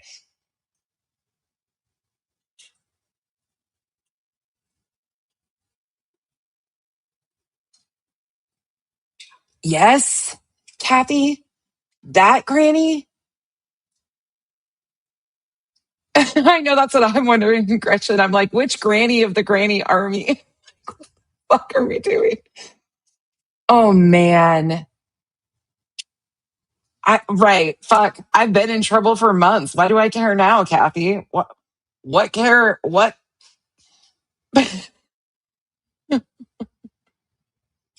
Oh, okay. Different one, Carol G then. Okay. Carol G comes in and says, the lady that offered Ted a place to stay is 77 years old. Okay. Okay. They're talking about a different Granny. Oh, thank God. Because I was going to say, there's no, wouldn't be shocking though.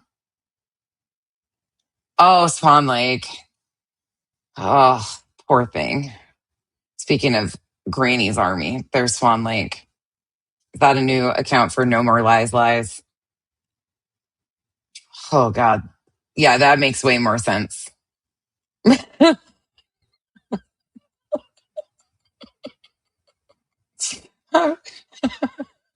Not Granny from Karma. Okay. Oh. What the hell? Autumn, don't you be starting to say that word over here. I'm removing your comment. Don't be doing the queen.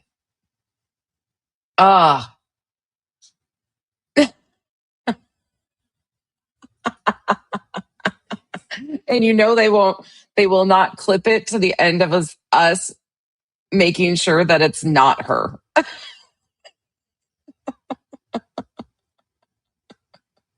Oh my gosh.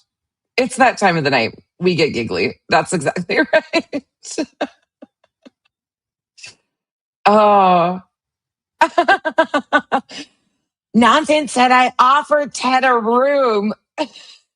No, Granny, it's okay. It's okay. Calm down. Wrong, Granny. Fuck.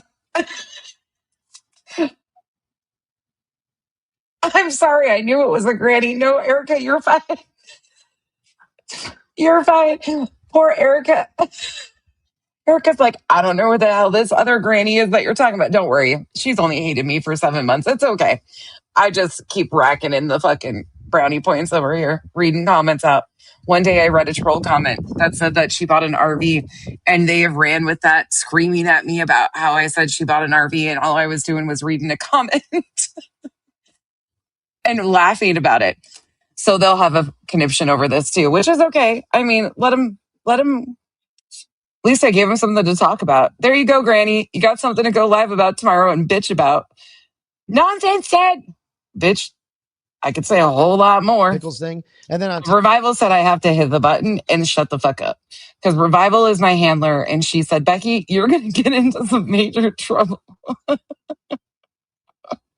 She's firing herself again. It's not even edible time yet. It's only 5:30. Casual art. Oh, Lord. I have to say, though, that's a good fucking laugh. Oh, my God. Oh. Top of it, here's Oh, another that was thing good. to add insult to injury, really. If you want to know the truth, these guys are Nope, repeat offenders. not yet. Because they did Community. the same thing, this production company. It's the show. Dear Diary, today Nonsense said.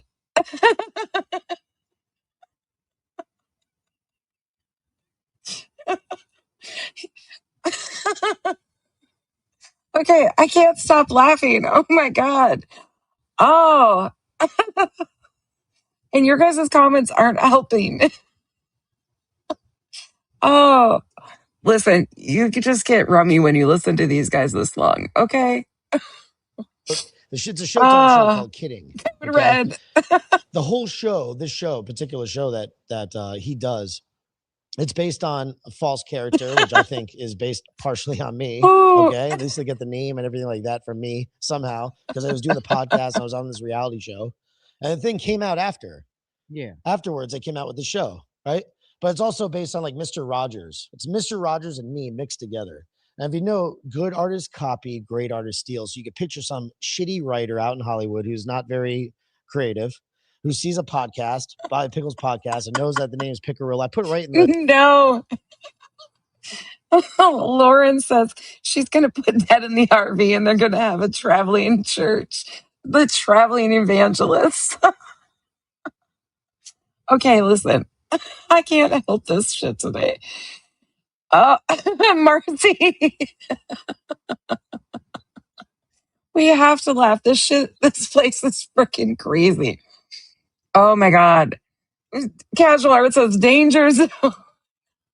Okay, focusing. We're focusing. The description, the podcast of God Robert damn. Piccarello, aka Bobby Pickles. And they could have easily taken that, twisted it around, and they did the same thing on another show to Pauly Shore. Pauly Shore, all about the comedy store and stuff. Jim Carrey, his whole character is based on that, like Pauly's family owning that and everything like that. And Pauly was even on a podcast talking about it, how it was so eerily similar to his life. So I really feel like that production company that Jim Carrey is working with to develop these Showtime shows, all they do is they just rip people off. So my philosophy is when you sue somebody, you actually sue not knowing Am I just paranoid? Well, I sue people sometimes knowing that I'm not going to win, but that's not the objective here. The objective is to boggle them down, waste their time, and financially drain them. So, for instance, different states have different rules. I'm from Pennsylvania originally. Okay, listen to this, though. This is exactly what him and his cohorts still do to this day. So this part here, how they file frivolous shit, bog the courts down, and financially break people, this is exactly what is actually happening. This is what they do still to this day, and it's very dangerous. But they do it to financially destroy someone with frivolous bullshit. Is when you sue somebody, you actually sue not knowing your. Am I just paranoid? Well, I sue people sometimes knowing that I'm not going to win, but that's not the objective here. The objective is to. Oh my gosh, we needed that laugh though. I'm sorry it was at Granny's expense, but that was still great. Thank you for the hiding. Thank you for the hiding. Shelly Bean, thank you for being a member for 2 months. Thank you for the hiding. Everybody's hiding. Thank you for the floating heart. Pack up the babies, grab the old ladies. Everyone goes because everyone knows Brother Ted's show. We're in so much trouble, Bree. Thank you so much for the support. Boggle them down, waste their time, and financially drain them. So, for instance, different states have different rules. I'm from Pennsylvania originally. I love the state, great state of Florida is a great state, but Pennsylvania is my birthplace. Pennsylvania, when you sue somebody in Pennsylvania, if you lose, you do not have to pay their attorney fees. Some states you do. The losing party actually has to pay the plaintiff's attorney fees. The defendant. I hope you don't mind me smoking weed. No, you can do it. So what I would do if I was in your shoes is, like, Pennsylvania has 40, 50, 60 something, multiple counties, right? Sue them in every county in Pennsylvania. Sue them. Okay, hold on. Kyle sent us a palate cleanser, and I think right now would be the appropriate time because this is about how this stream just took a nosedive. So we're gonna take a palate cleanser really quick and play this. This is courtesy of Kyle, and you know how his fines are. This is basically how this stream just went.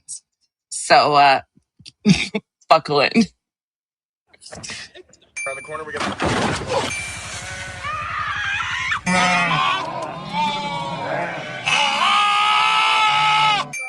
Hey, what are you doing?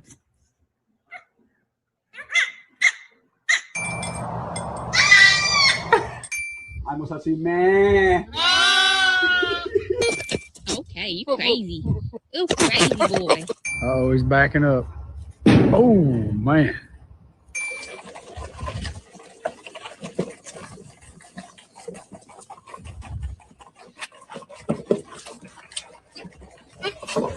All right. All right. Damn!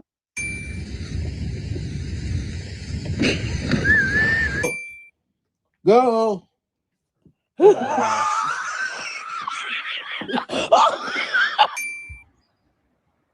Hey.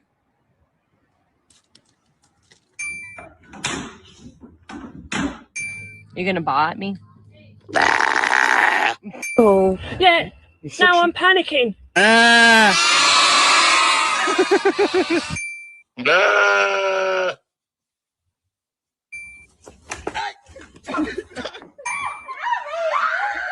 touch the fence. Don't touch the fence. Oh!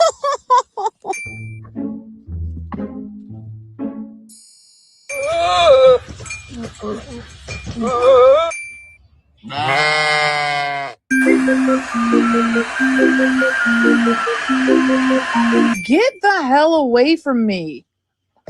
What? Hey, that's my paperwork. Stop. Oh my gosh.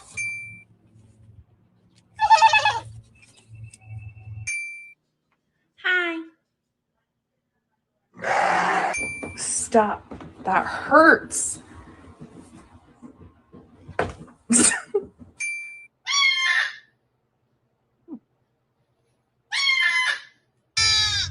Why you crying, baby Gracie?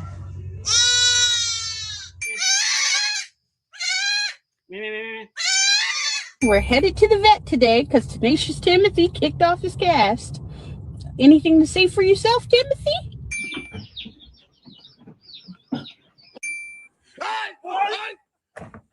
Around the corner, we got. I mean, it's appropriate as hell. This is how it went for sure. It's going down. We're yelling timber. Oh, those are so cute, though. So freaking cute. Remind me in the next stream I do to tell you guys about what WSU Mom kicked off, and now that everybody is running with too. You guys will get another giggle, but we'll save that for the next stream because it's crazy as shit, but it has to do with me threatening to sue people now too. People are crazy, but it's fun. Okay, back to this. County, Oh, Philadelphia County, Allegheny County, Chester County, Delaware County, all the counties in Pennsylvania, and sue them in every single county. So they have to respond to every single county, even though they don't have even jurisdiction there. But you're drawing them into them. They're and they would have so to get a cute. lawyer for that county. Get a lawyer for that county. Get a lawyer. Get a lawyer. Get a lawyer. Eventually, they're going to come to you and say, "What do you want? Like, what do you want? Stop!" Because even if you lose these cases, you don't have to pay their attorney fees. You're boggling them down. You're forcing this media production company to get a lawyer. I can't recover, you guys. I'm struggling to recover. That shit just took me out. I'm sorry, but the fact that we're talking about grannies and she's like, no, 70s. And then I'm like, oh, yeah, definitely not our granny. Oh, shit. It's been a long week and it's only Tuesday. Lawyer to defend themselves because they're sure ain't going to. Yeah, this shit's serious, though. Like right here, this is serious because this is what he does to people just to financially drain them Respond for to shits and giggle. He doesn't care. That's what he's trying to do to Dolly. single county, even though they don't have even jurisdiction there. But you're drawing them into them, and they would have to get a lawyer for that county. Get a lawyer for that county. Get a lawyer. Get a lawyer. Get a lawyer. Eventually, they're going to come to you and say, "What do you want? Like, what do you want? Stop!" Because even if you lose these cases, you don't have to pay their attorney fees. You're boggling them down. You're forcing this media production company to get a lawyer to defend themselves because they're sure ain't going to do it themselves because they'd embarrass themselves, especially if you know a little bit about the law. You can just, and then not only that, but once you file a suit like I do, you file a bunch of motions, because the more motions that you file, the more their lawyer has to respond to the more motions, the lawyer charges the client. Why don't I just really sue him, like legit? Well, if you sue them if you sue them, right? Remember, You got to help me sue. Pro se, You got to which help me is do this. yourself. Mhm. Hard to win against a lawyer. That's True. one thing that's going against you when you sue Autumn, this is very true. You are right. somebody individually, yourself, pro se, you're going against their lawyers and stuff like that. They're they have bar license. They can defend themselves. They have the resources, everything like that. So it's harder. Pro se people are hard to win. Even they always say like, But then they tie up so many court resources by going pro se because they don't know the process. And then there's all this back and forth, just like Betty does. Betty uses his playbook. So many people use this playbook. It's scary. And there's media companies like he's talking about, like At Night Media, doing this very same thing attached to people like Dog the Bounty Hunter. anyone that is their own client. There's all different legs of this. And the lawsuit stuff, the lawsuit frenzy shit is very problematic and it's bogging down our justice system while they scream that they want justice for these victims. It's ridiculous. They're defend themselves in court. They're going to lose. You're going to lose. You're not going to win. So pro se yourself, you do it. And you Agreed, sue them, lemon pound cake. You won't win. I'll be honest. You won't win. You won't win. So you would either have to try to find a lawyer, that will take the case, or sue them for vengeance. For what? Vengeful thinking. For vengeance? Yeah. That's how I would do it. But legitimately, of course, you got copyright claims and you got trademark violations and you got stole property, intellectual property. Right? Don't you think I have something like those two things are kind of weird. And when you put in, listen, the name Picarillo, by the way, there's a whole list of 100 most common Italian American names. It's not on that list. All right. And it's pronounced Piccirillo. The double C is a cha. Nice. Okay. But why, our family Americanized it. How many families Americanized it? Now there's two things too. I could show that I was on the show and stuff like that. And so somebody must have saw that, right? Well, it's fucking weird. So you take so where they didn't take both names. They didn't take both names, but they took that whole Picarillo Pickles paradigm, which I use in a podcast, and then Bobby Pickles podcast, Mr. Pickles Puppet Time. Nice. Isn't that fucking close? Yeah. No, this is so ridiculous. I've asked a couple different people about this, but you're the perfect person to ask about. Have you contacted a lawyer? No, I haven't really. No, I'm an idiot. I haven't. No, but you not because I feel like I just felt like it was like it was like a lost kid. Exactly. Like I thought that they would have their Hollywood, right? I don't have the money to. Now, keep in mind, I don't think your podcast grows and gets bigger, They might sue you trying to say That I thought, you know they what might I try was to thinking? counter that. I would love for them to do that. That would be the best thing that could possibly happen. I would love for them to do that. Yeah. That would be the greatest thing ever. I would be like, wow, you guys be are honest. really, you guys really. And I've been sued myself. Huh? I've been sued myself. So. No, I would win that. If they sued me, I'd win it. Definitely. But I have the trademark. Were they out of California? I think so, yeah. Yeah. So if you sue them, you would have to actually sue them in their Can I own- pay you for, help? You know, it's interesting because I haven't filed a lawsuit in Do you want to be an attorney at some level? Not anymore. Not anymore. I'm on politics now.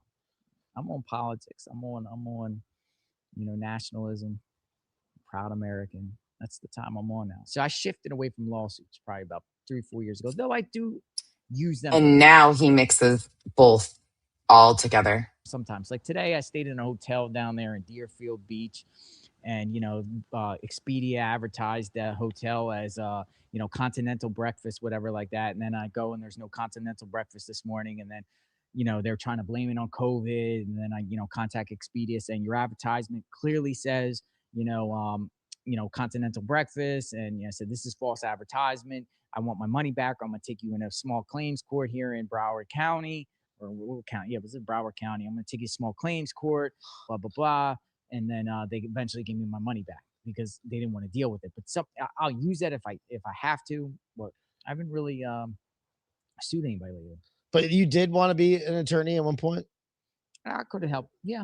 And legitimately, because I met a lot of interesting people and friends in You have to write that it got as- life sentences. Uh-huh. I got friends in prison that are serving life sentences for nonviolent crimes.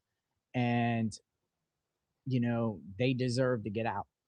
They deserve to get out, and they can't. They got no remedy. So I would like to help them. I'd like to help people that are incarcerated or a long time.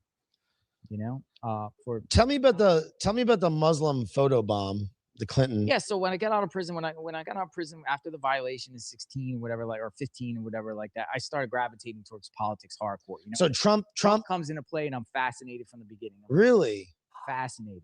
But look at this guy. Listen, I think after last weekend and everything, we all needed a good laugh. I'm sorry. That was great. That was much needed, especially when we're dealing with such heavy topics like this.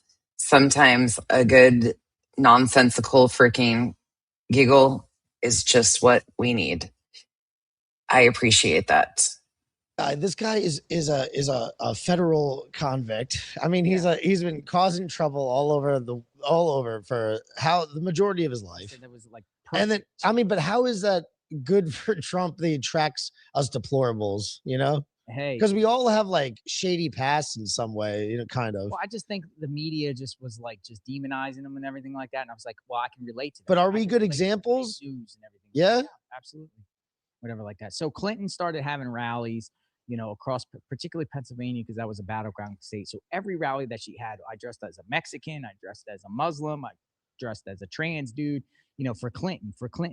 When I was a Muslim for Clinton, the campaign saw me and was like, hey, come with us. And they put me directly in back of Hillary Clinton, as a Muslim, you know what I mean? For a photo op, because, the Muslims love Hillary, whatever like that, and I used to troll them, man. I used to troll all these people, Clinton, everything like that. But I got Clinton one time because I dressed as a Muslim, had a black kufi on, and then I got up front. They put me up front. And then when he was making his rounds for his handshakes after his rally, that's when I shook his hand. I was like, Bill Clinton, you're a rapist. Alhamdulillah, like that, and I spoke Muslim. I saw Inshallah, and what is that? Alhamdulillah, I don't know, it's a Muslim term. I'm gonna show some of the pictures right now. Yeah. Oh my God. So, I'm going through. And I it. would go to Trump rallies too, and I would have fun at Trump rallies too. I don't know if he has to appear or not, or if just his attorney has to appear on his behalf. At first, I was kind of trolling around. Is this one in Florida or Arkansas? Do we know which? I'm not sure where this case is. Trump rallies, even though I'm pro-Trump. Is it the Florida one or the Arkansas one? Does anybody know? I can go find out. I'm sure. I was going around as like Muslims for Trump. Were you wearing Florida? Thank you, Kathy. Everything for Trump. I was going for like all kinds of. Thank you, Carolina girl. Cool Melissa. Thank you. Outfits get a lot of attention, and I was like attention seeking. You know, because then Clout chaser. And then I would, Google image the Okay. events afterward and say, hey, look, I'm in the news here for wearing. Yeah, I don't know. With him having legal counsel, I'm not sure if he'll have to appear. I know that they've Tampa on Thursday. I don't know if, I think the last one they said that he had to appear to, and he didn't end up having to appear. Yeah, not everybody has a shady past. A lot of us don't. Florida, okay. I know there was a filing in Arkansas too, but I can't remember what's what. This outfit, because the media looks for odd people, people that have, different outfits and everything like that. That's, gets attention, and yeah, they're. Of course, he came back to Arizona, so his legal counsel has to be there. He doesn't. Yeah, that's not shocking. Yeah, they just try to paint like kind of a false reality in a lot of ways. I thought going to like political rallies is like the coolest. No, I don't think he has charges, but I think there's a filing there. I'm not sure. God, I could be wrong. I don't follow that stuff as closely with the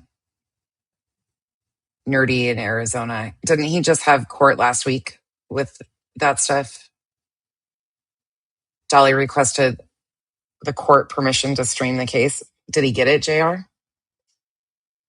Do we know if he got it? In the world, I've been. He did. I'm showing the picture. Trump rally. I'm showing the picture of you behind. Mm-hmm. I guess Clinton. Is this you? You got the multicolored shirt on and the white. In my opinion, this is who's teaching Ted how to use different religious manipulation tactics is none other than JLR, because he's done the same thing. He's used different faith. Oh, Hank's getting. Pray for Orlando. I said, I actually pray for Orlando. Yeah, I actually told her I was a victim of Pulse nightclub shooting. I told her I was the victim. I was in the Pulse nightclub, whatever, like that. You remember the Pulse? But people just are you a? They believe. Okay, are you a just a compulsive liar? No, I just. Are you a sociopath? See, I had my followings and there were, my followers online. They were like, "Hey, troll this, troll do this, whatever." Like, I'll do what I'm game. You're just a troll, kind of at the time. Kyle was coming down the stairs and Hank just tried to eat him. You know what I mean? I'm still. You're still I don't know why. troll.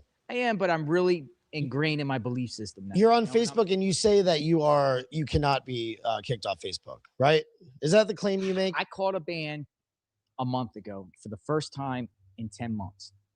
I had somebody that worked at one of the call centers there. The call center, so Facebook has these like they outsource different call centers to do their moderating and whatnot. So there was a company in Tampa called Koznick. I can't say it right.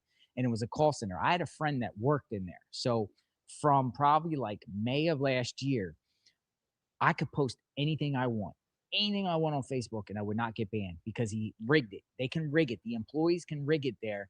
Make your account unbannable.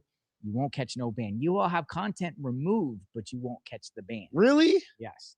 They can. Now, how did you do that? That company 2 months ago folded, or they not the company, but Facebook didn't renew their contract. So all the employees there no longer work there. So now I don't have the connect anymore. And then coincidentally, a week after he loses his job, I catch a 30-day ban. Oh, so you had an insider. So I'm back on the bans. You had an insider. I had an insider. And Because there's a lot of people in, like, you live in St. Petersburg now, is that right? Yeah, Tampa area. Tampa area, right? And aren't there some Facebook employees out there? Yeah, the call center's there. The call center's there. So you I had a friend. You scummed your way in there at some point. Yep. That's what happened. A Trump supporter that works for the company. They do hire Trump supporters. Yes, they do, but they kind of like stay on the down low though a little bit, right? I think so. I think he was a little. This is why I said the Facebook group stuff is very important, because he still has all these Facebook groups, hundreds of them. About it, whatever like that. Because Tampa. Did he lose his job? No, they didn't with the yeah. Hank's a good boy. There's a lot sometimes. of them in San Antonio right now. They're called different names. I don't know them offhand. There's like 6 or 7 different companies, whatever. But any of us could. Now you don't have your shield. I don't have my shield anymore. But now you're screwed. Yeah. Now listen, I've already been kicked off. I've been kicked off Facebook, kicked off everything. Twitter, everything, basically Instagram. Yep. But, now. Get ready. That's what's going to happen. Hey, I'm ready. Yep. I'm ready. But, I love political rallies. I love Trump, and that's all I do right now is Trump. I know that's where I met you. I've seen you at numerous political rallies. You're out here tonight for Mike Flynn and the Trump 45. I actually went to Flynn's trial when he was in Washington D.C. when he was going through his court proceedings. I was out front. There, and actually was taking on Antifa because Antifa was trying to crash his court hearings and everything. Really? Yeah, Antifa. Him and Manafort, him and Papadopoulos. They all went through the same Barrett building, the federal courthouse in Washington, D.C. All those guys got indicted in Washington, D.C. Well, I was in Philly. Isn't this shit crazy? Like, I find it, as much as I can't stand him and he's so grimy, I still find something fascinated about this because the way he is not charismatic at all, but he has an entire cult and an MLM. It's crazy to me. I used to go down all the time and sit out there, and support them, whatever, outside their court. I'm sharing the picture right now of you guys. Yeah. But Shelly Bean, he's the biggest freaking baby. He is such a baby. I don't know what it is with big dogs, but he is so emotional. He's always got the puppy dog eyes. Oh, Hank's a mess. He's looking at me right now because I'm talking shit. Oh, Oh yeah, if you make a noise like that. Oh, he heard me all the way over there. He acts like his feelings are hurt forever. Hank's a mess. Hank's my dog, by the way. Froggy, thank you for the clock it and the flower. Appreciate you. Okay, we're almost done. I've been to Charlottesville. I've been to all 3 DC rallies. You were at the Capitol. I was in the Capitol. I was in Did Portland. you go in the inside? I did not. I was on the outside. All right. I was on the outside, but the feds contacted me about it. Yeah, what'd they say? Who'd you give up? Antifa. Adam, we don't know what's wrong with him. When you make that like mouth noise, he's got some sort of trauma from it. I don't know what it is, but he freaks out like you offended him. So look at that pause on JLR. I mean, woo. Hey, babe. I got a goat. I played the video you sent us of the goats. Yeah, they are. It was the perfect timing too. Angel, we don't know what he is. Hold on. I'll show you guys right quick what he's doing. Thank you, babe. Now, look at Hank. What are you doing? What are you doing? Come here. Are you offended right now? Watch.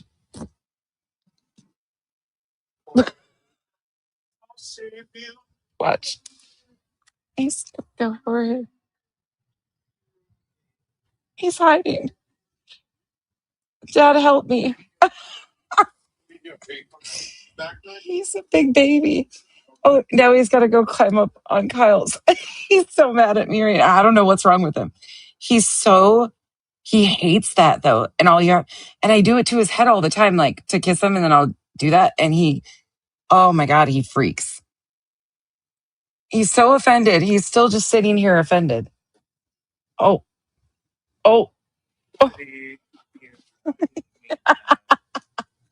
Poor dog.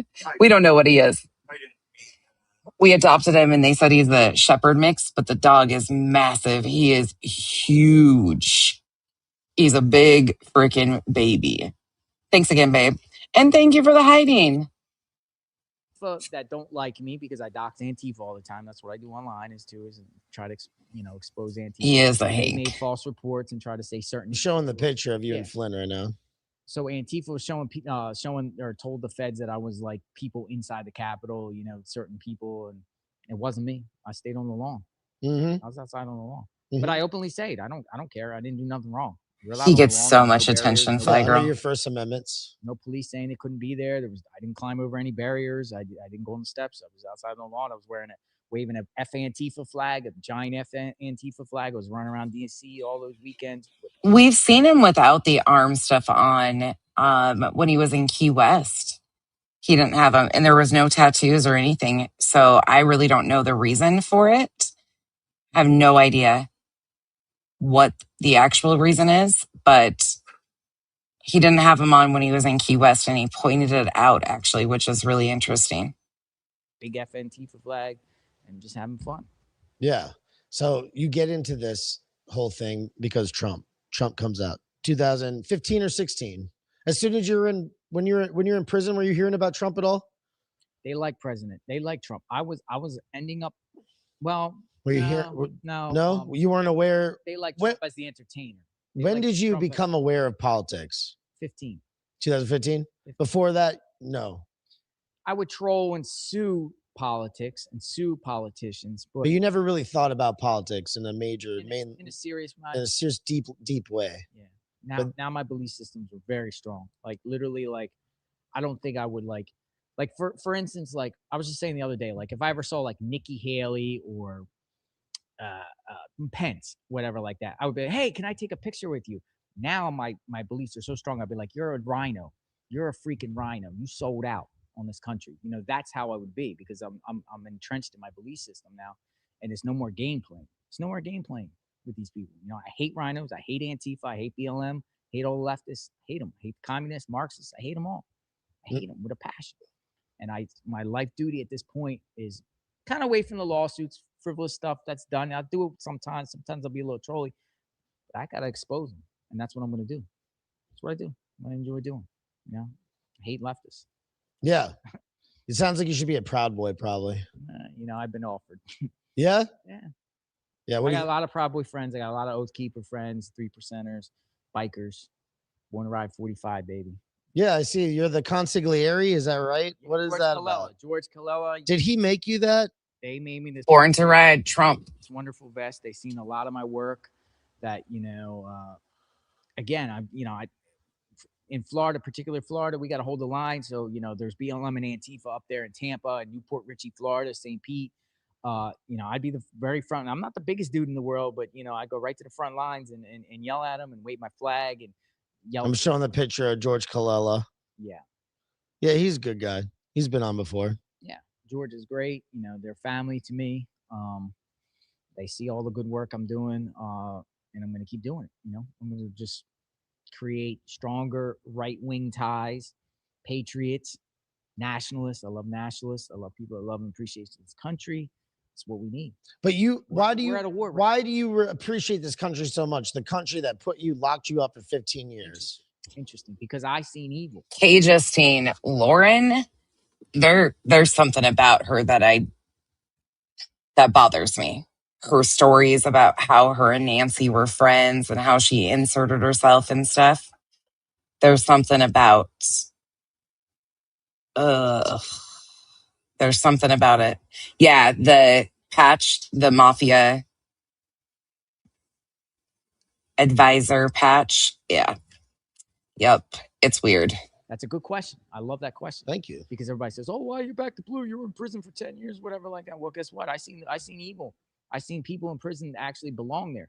Scum that actually belong there. I don't want them on the street. Chomos, child molesters, and predators and sex traffickers and stuff. They all belong there. They belong there. Do they?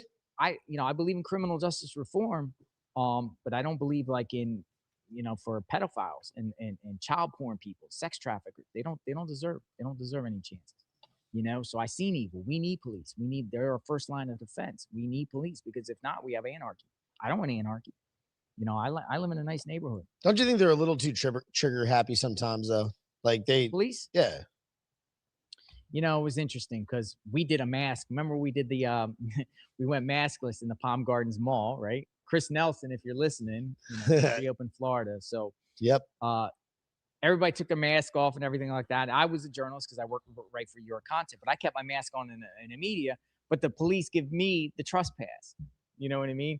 And then I have a handicap sticker on my place card on my car, and I parked in a handicap spot at the mall. Then, after they gave me the trespass, they tell me to leave. And when I'm leaving, Moonlight. That's an interesting. I wonder if there's any connection there at all. That's interesting. Probably not, but interesting thought. Stop my car and say, "Let me see your place card," and they're thinking it's fraudulent or something like that, and they're running my name and. They're just harassing me. So, and these were black cops. These were black cops. So I thought, okay, there's a bias here. There's something. I'm with Trump clothes, a Trump hat. I had a MAGA hat. There's something going on here. So yeah, some are trigger happy. Some are so gun ho and G.I. Joe, and there's bad apples in the bunch. Yeah, he uses whatever he can. I posted Deet's video. Hold on. Let me see. I'll post it again in the chat. If you haven't watched Deet's video, she did a really good video on him. It's definitely worth a watch. It's very enlightening for sure. I'll grab it again for you guys. We're all police are cool. I don't no problem. She did a great job on that Really? video. No problem with police. Even though you were, even though you yourself. Yep. I wanted to just play a segment of that for a second. If I could find it. That's fun times. It was. Oh, there it is.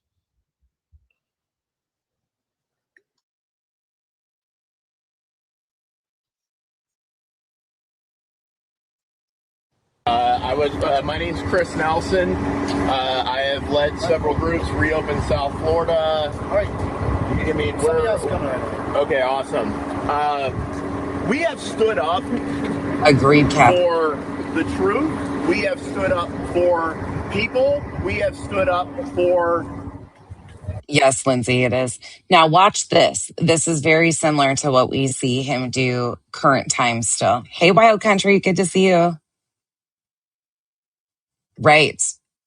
Lemon pound cake. Whatever he can use. It doesn't matter what. That's why I always say it's not a side thing with him.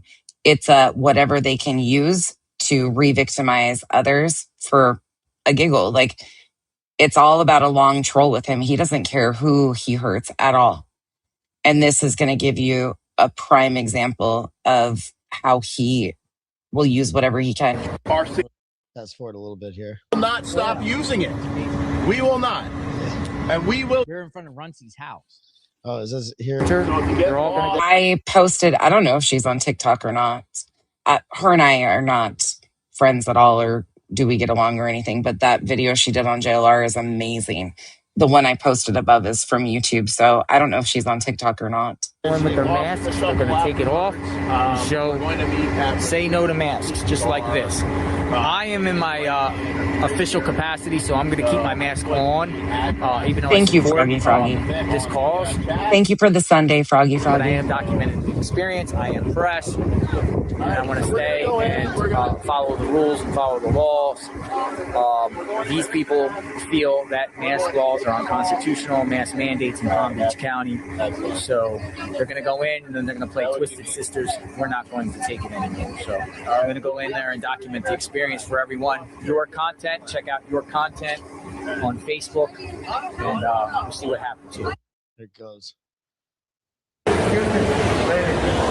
Just to let you know that this is a private. Juanita's a problem. Juanita's ambulance chaser looking for a lawsuit too. Majorly, she's perfect for this group. Property. So, where are you guys heading? We're going to the store. Huh? We're going to the store. Okay, so let me tell you. What's the deal?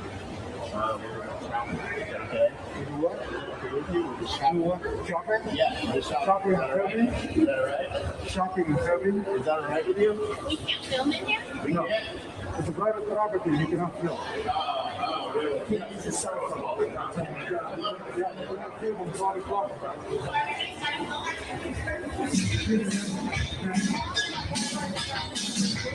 We are tired of wearing these masks in the store. And we're Look at, not going to take it anymore. watch him watching himself and how excited he is. Now this is him right here. Watch him watching himself. He's so proud.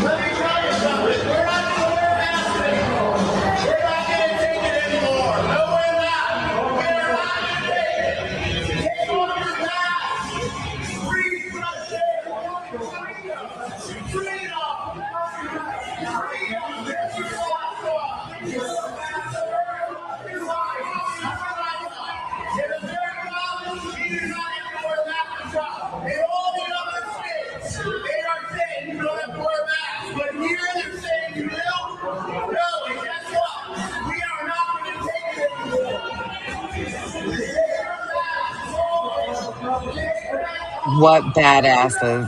Yay.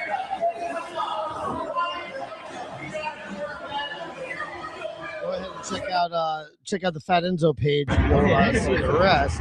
This is a little bit of Jonathan talking to the police. I was ready to go. I was here seeing what was going on. I'm not part of that group. I had my mask on the entire time. I had my mask on the entire time. You have the right to trespass you for anything. A journalist? You have the right to trespass anybody from this room. I'm a journalist. I'm a journalist. He's such a grimy fucker.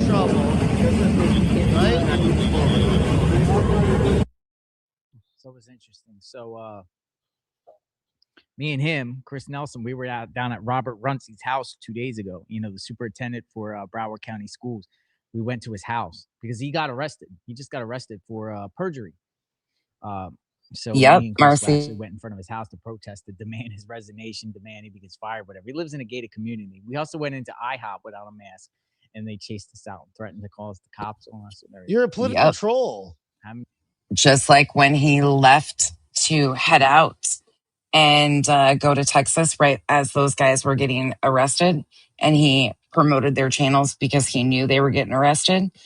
He was tormenting the cops, saying, arrest me, flew out to Texas in the airport, was promoting the Juice, Alex, and Ted because Ted was supposed to be back. He should have gotten arrested with them too. Yep, shocking. He always creates a storm and then exits every case. Fun, baby. You found your spot again, once again. Having fun, you know, and would you say this is a scene? Yeah. Right? Publicity stunt.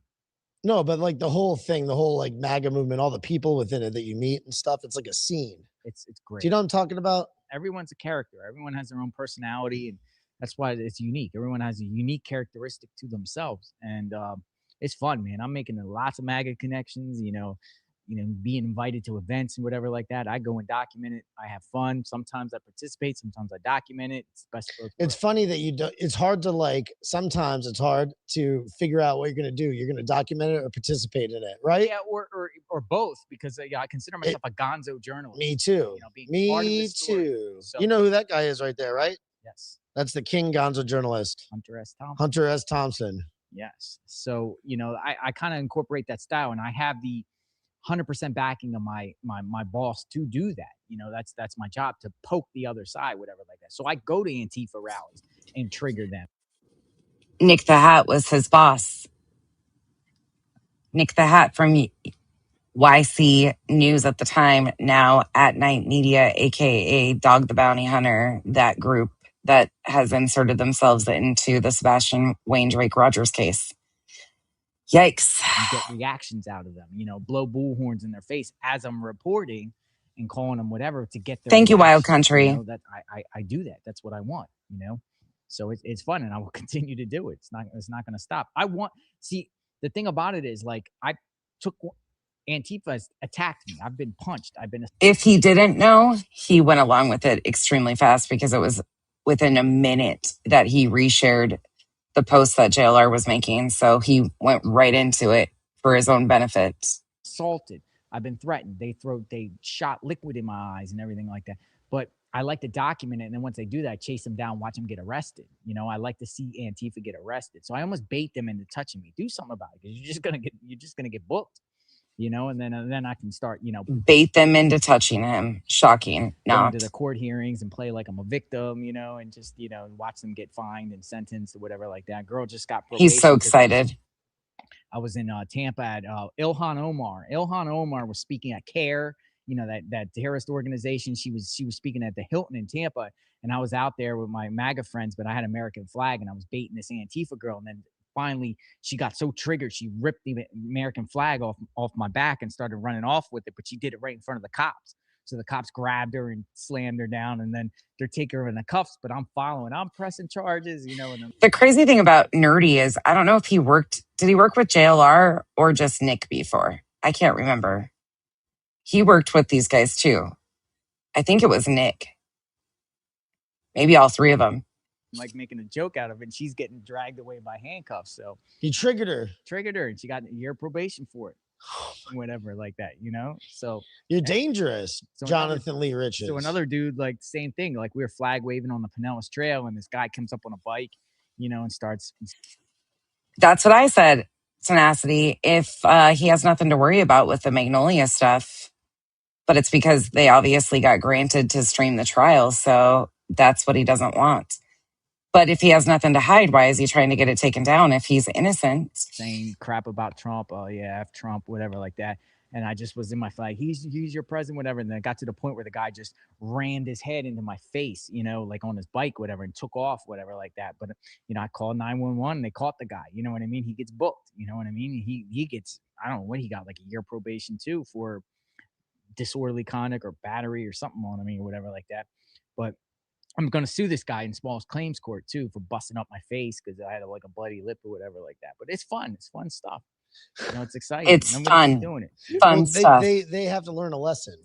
It's fun stuff, and I'm going to keep doing it. Now he's just using true crime cases that have victims already and clogging up the justice system and teaching all these other creators how to do JLR's playbook. Learn a lesson. Control your emotions, whatever like that. You know, They don't know how to. They don't know how to. First Amendment's great. You know, I had no problem really with anybody protesting per se. I really had no problem with nobody protesting. You know, that's what makes the First Amendment great. It's cool. We got to keep that. Got to preserve that. But rioting, looting, and all that stuff, I ain't for that. I ain't for that. So try to stop it. Yeah. All this stuff that's going on. Let me check my notes here, see if I have any other questions. This would be a very interesting conversation, actually. Fucking Yeah. So great. I mean, you know, I'm gonna keep doing it. You're like the Forrest Gump of the MAGA movement right now, basically. I'm everywhere. You know, I scout out activities. I scout out. How long you been in St. Petersburg? Why, you know, how long you been there, and why did you decide to settle there? You know, I got a nice waterfront home there on the lake. You know, I have a cat. I live by myself. I like the weather. I like Florida. I like the direction Florida's going. It's way better than Pennsylvania. Pennsylvania's locked down all day with these ridiculous COVID measures. State's pretty open. Hopefully the governor. Where in Pennsylvania? Is it kind of like closer to the middle?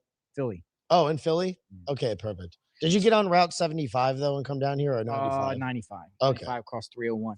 But you know, a lot of guys. I bet he was a nerd in high school, actually. People always ask. And you me, decided to go to the West Coast for why?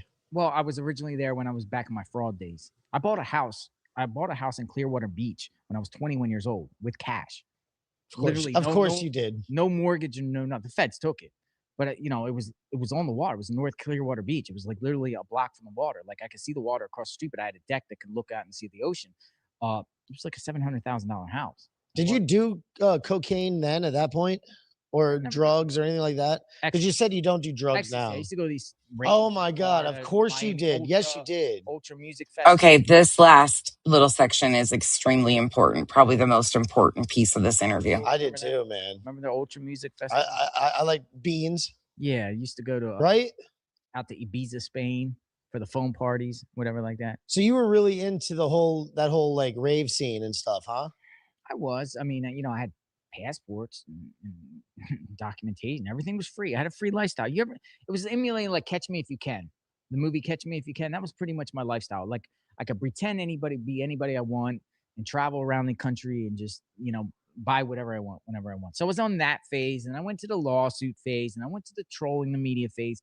Now I'm on the politic phase, you know, but I think I found a liking there I'm going to stick to now with the politics. Do you think you yourself will be in politics at some point? I don't think I can because I got a lot of baggage, but I do support candidates. I'm particularly the flag waivers and everything like that. So I'm supporting candidates. Tina Forty brought up a good point. Do you think that we should get like a Manchurian candidate of our own that we need to groom? And we basically groom them like a dino, his Democrat name only, get him in there and then pull the switcheroo.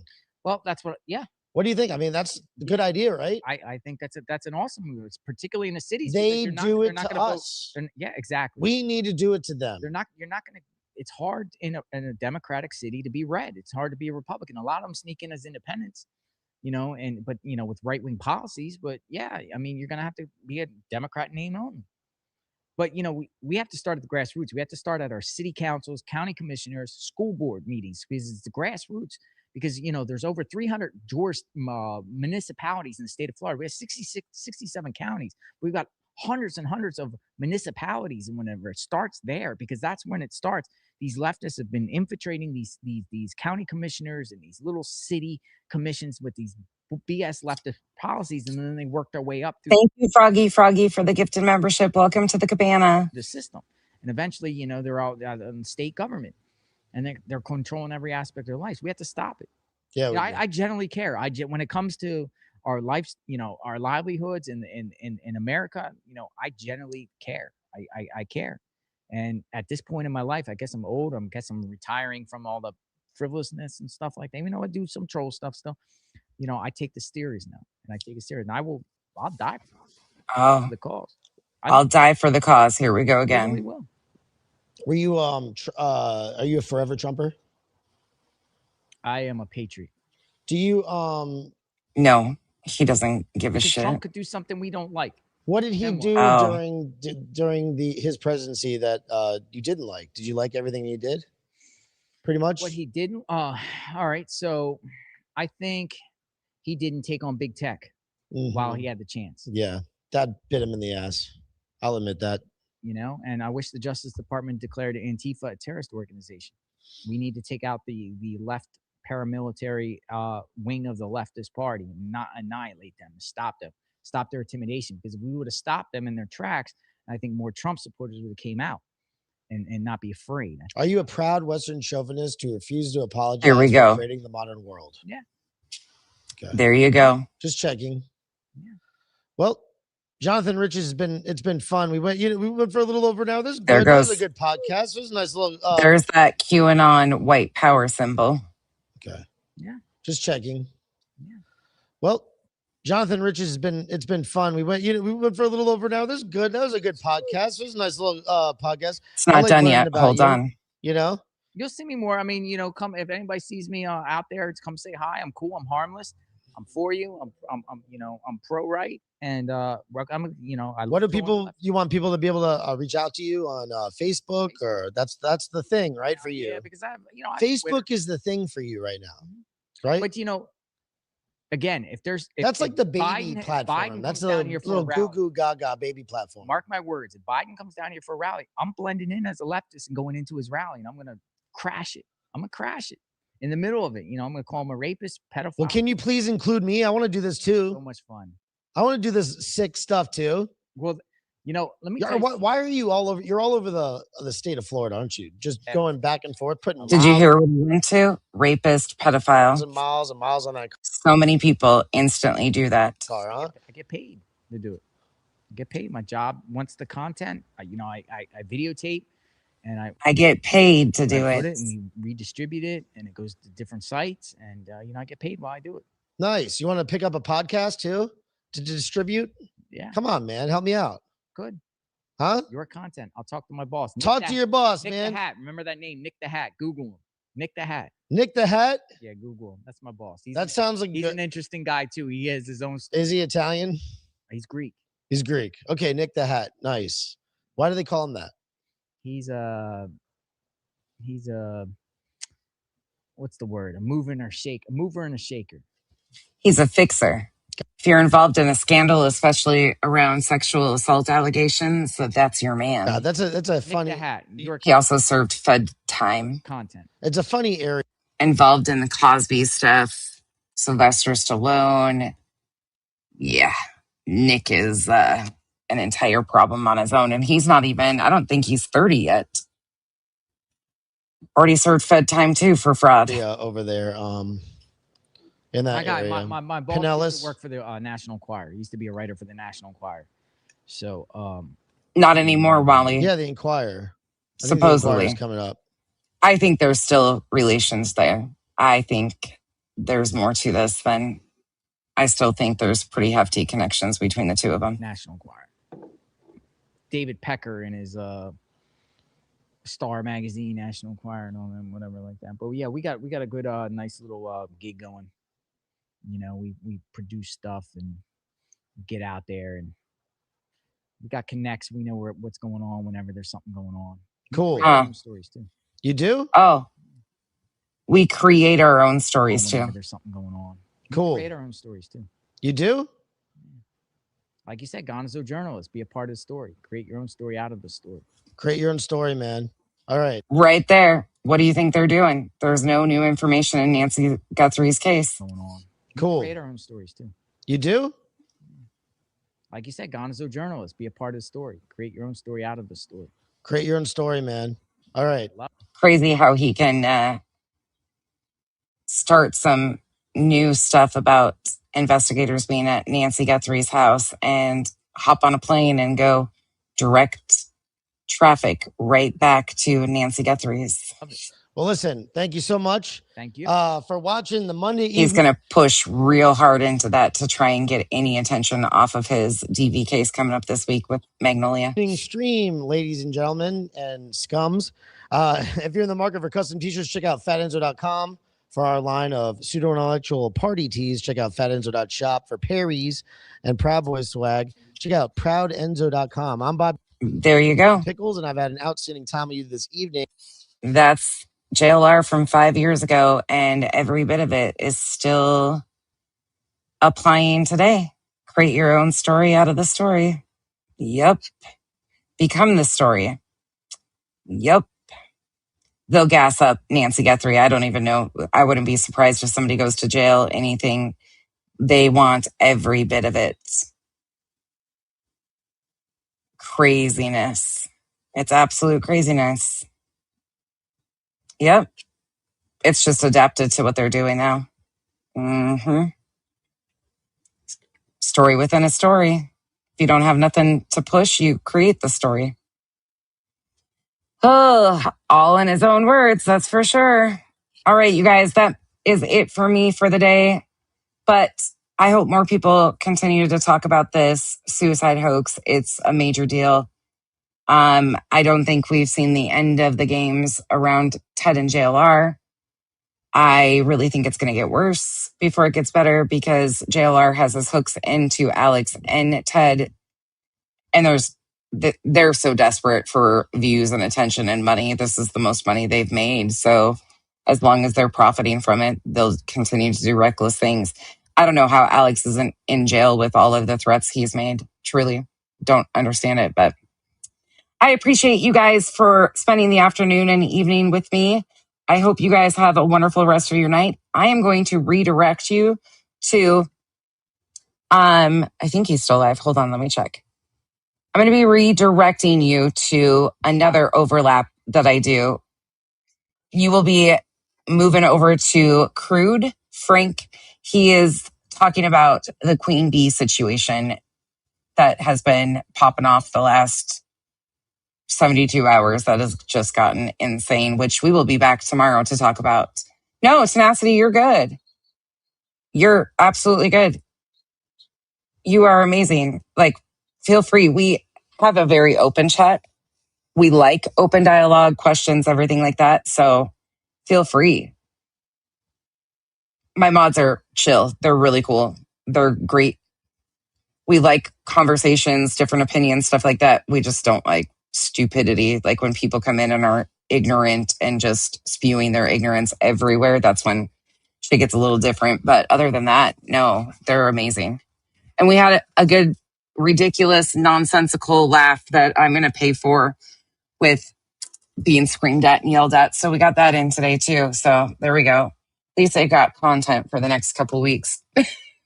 Mama Bear, thank you so much for becoming a member. Welcome to the cabana. Yep.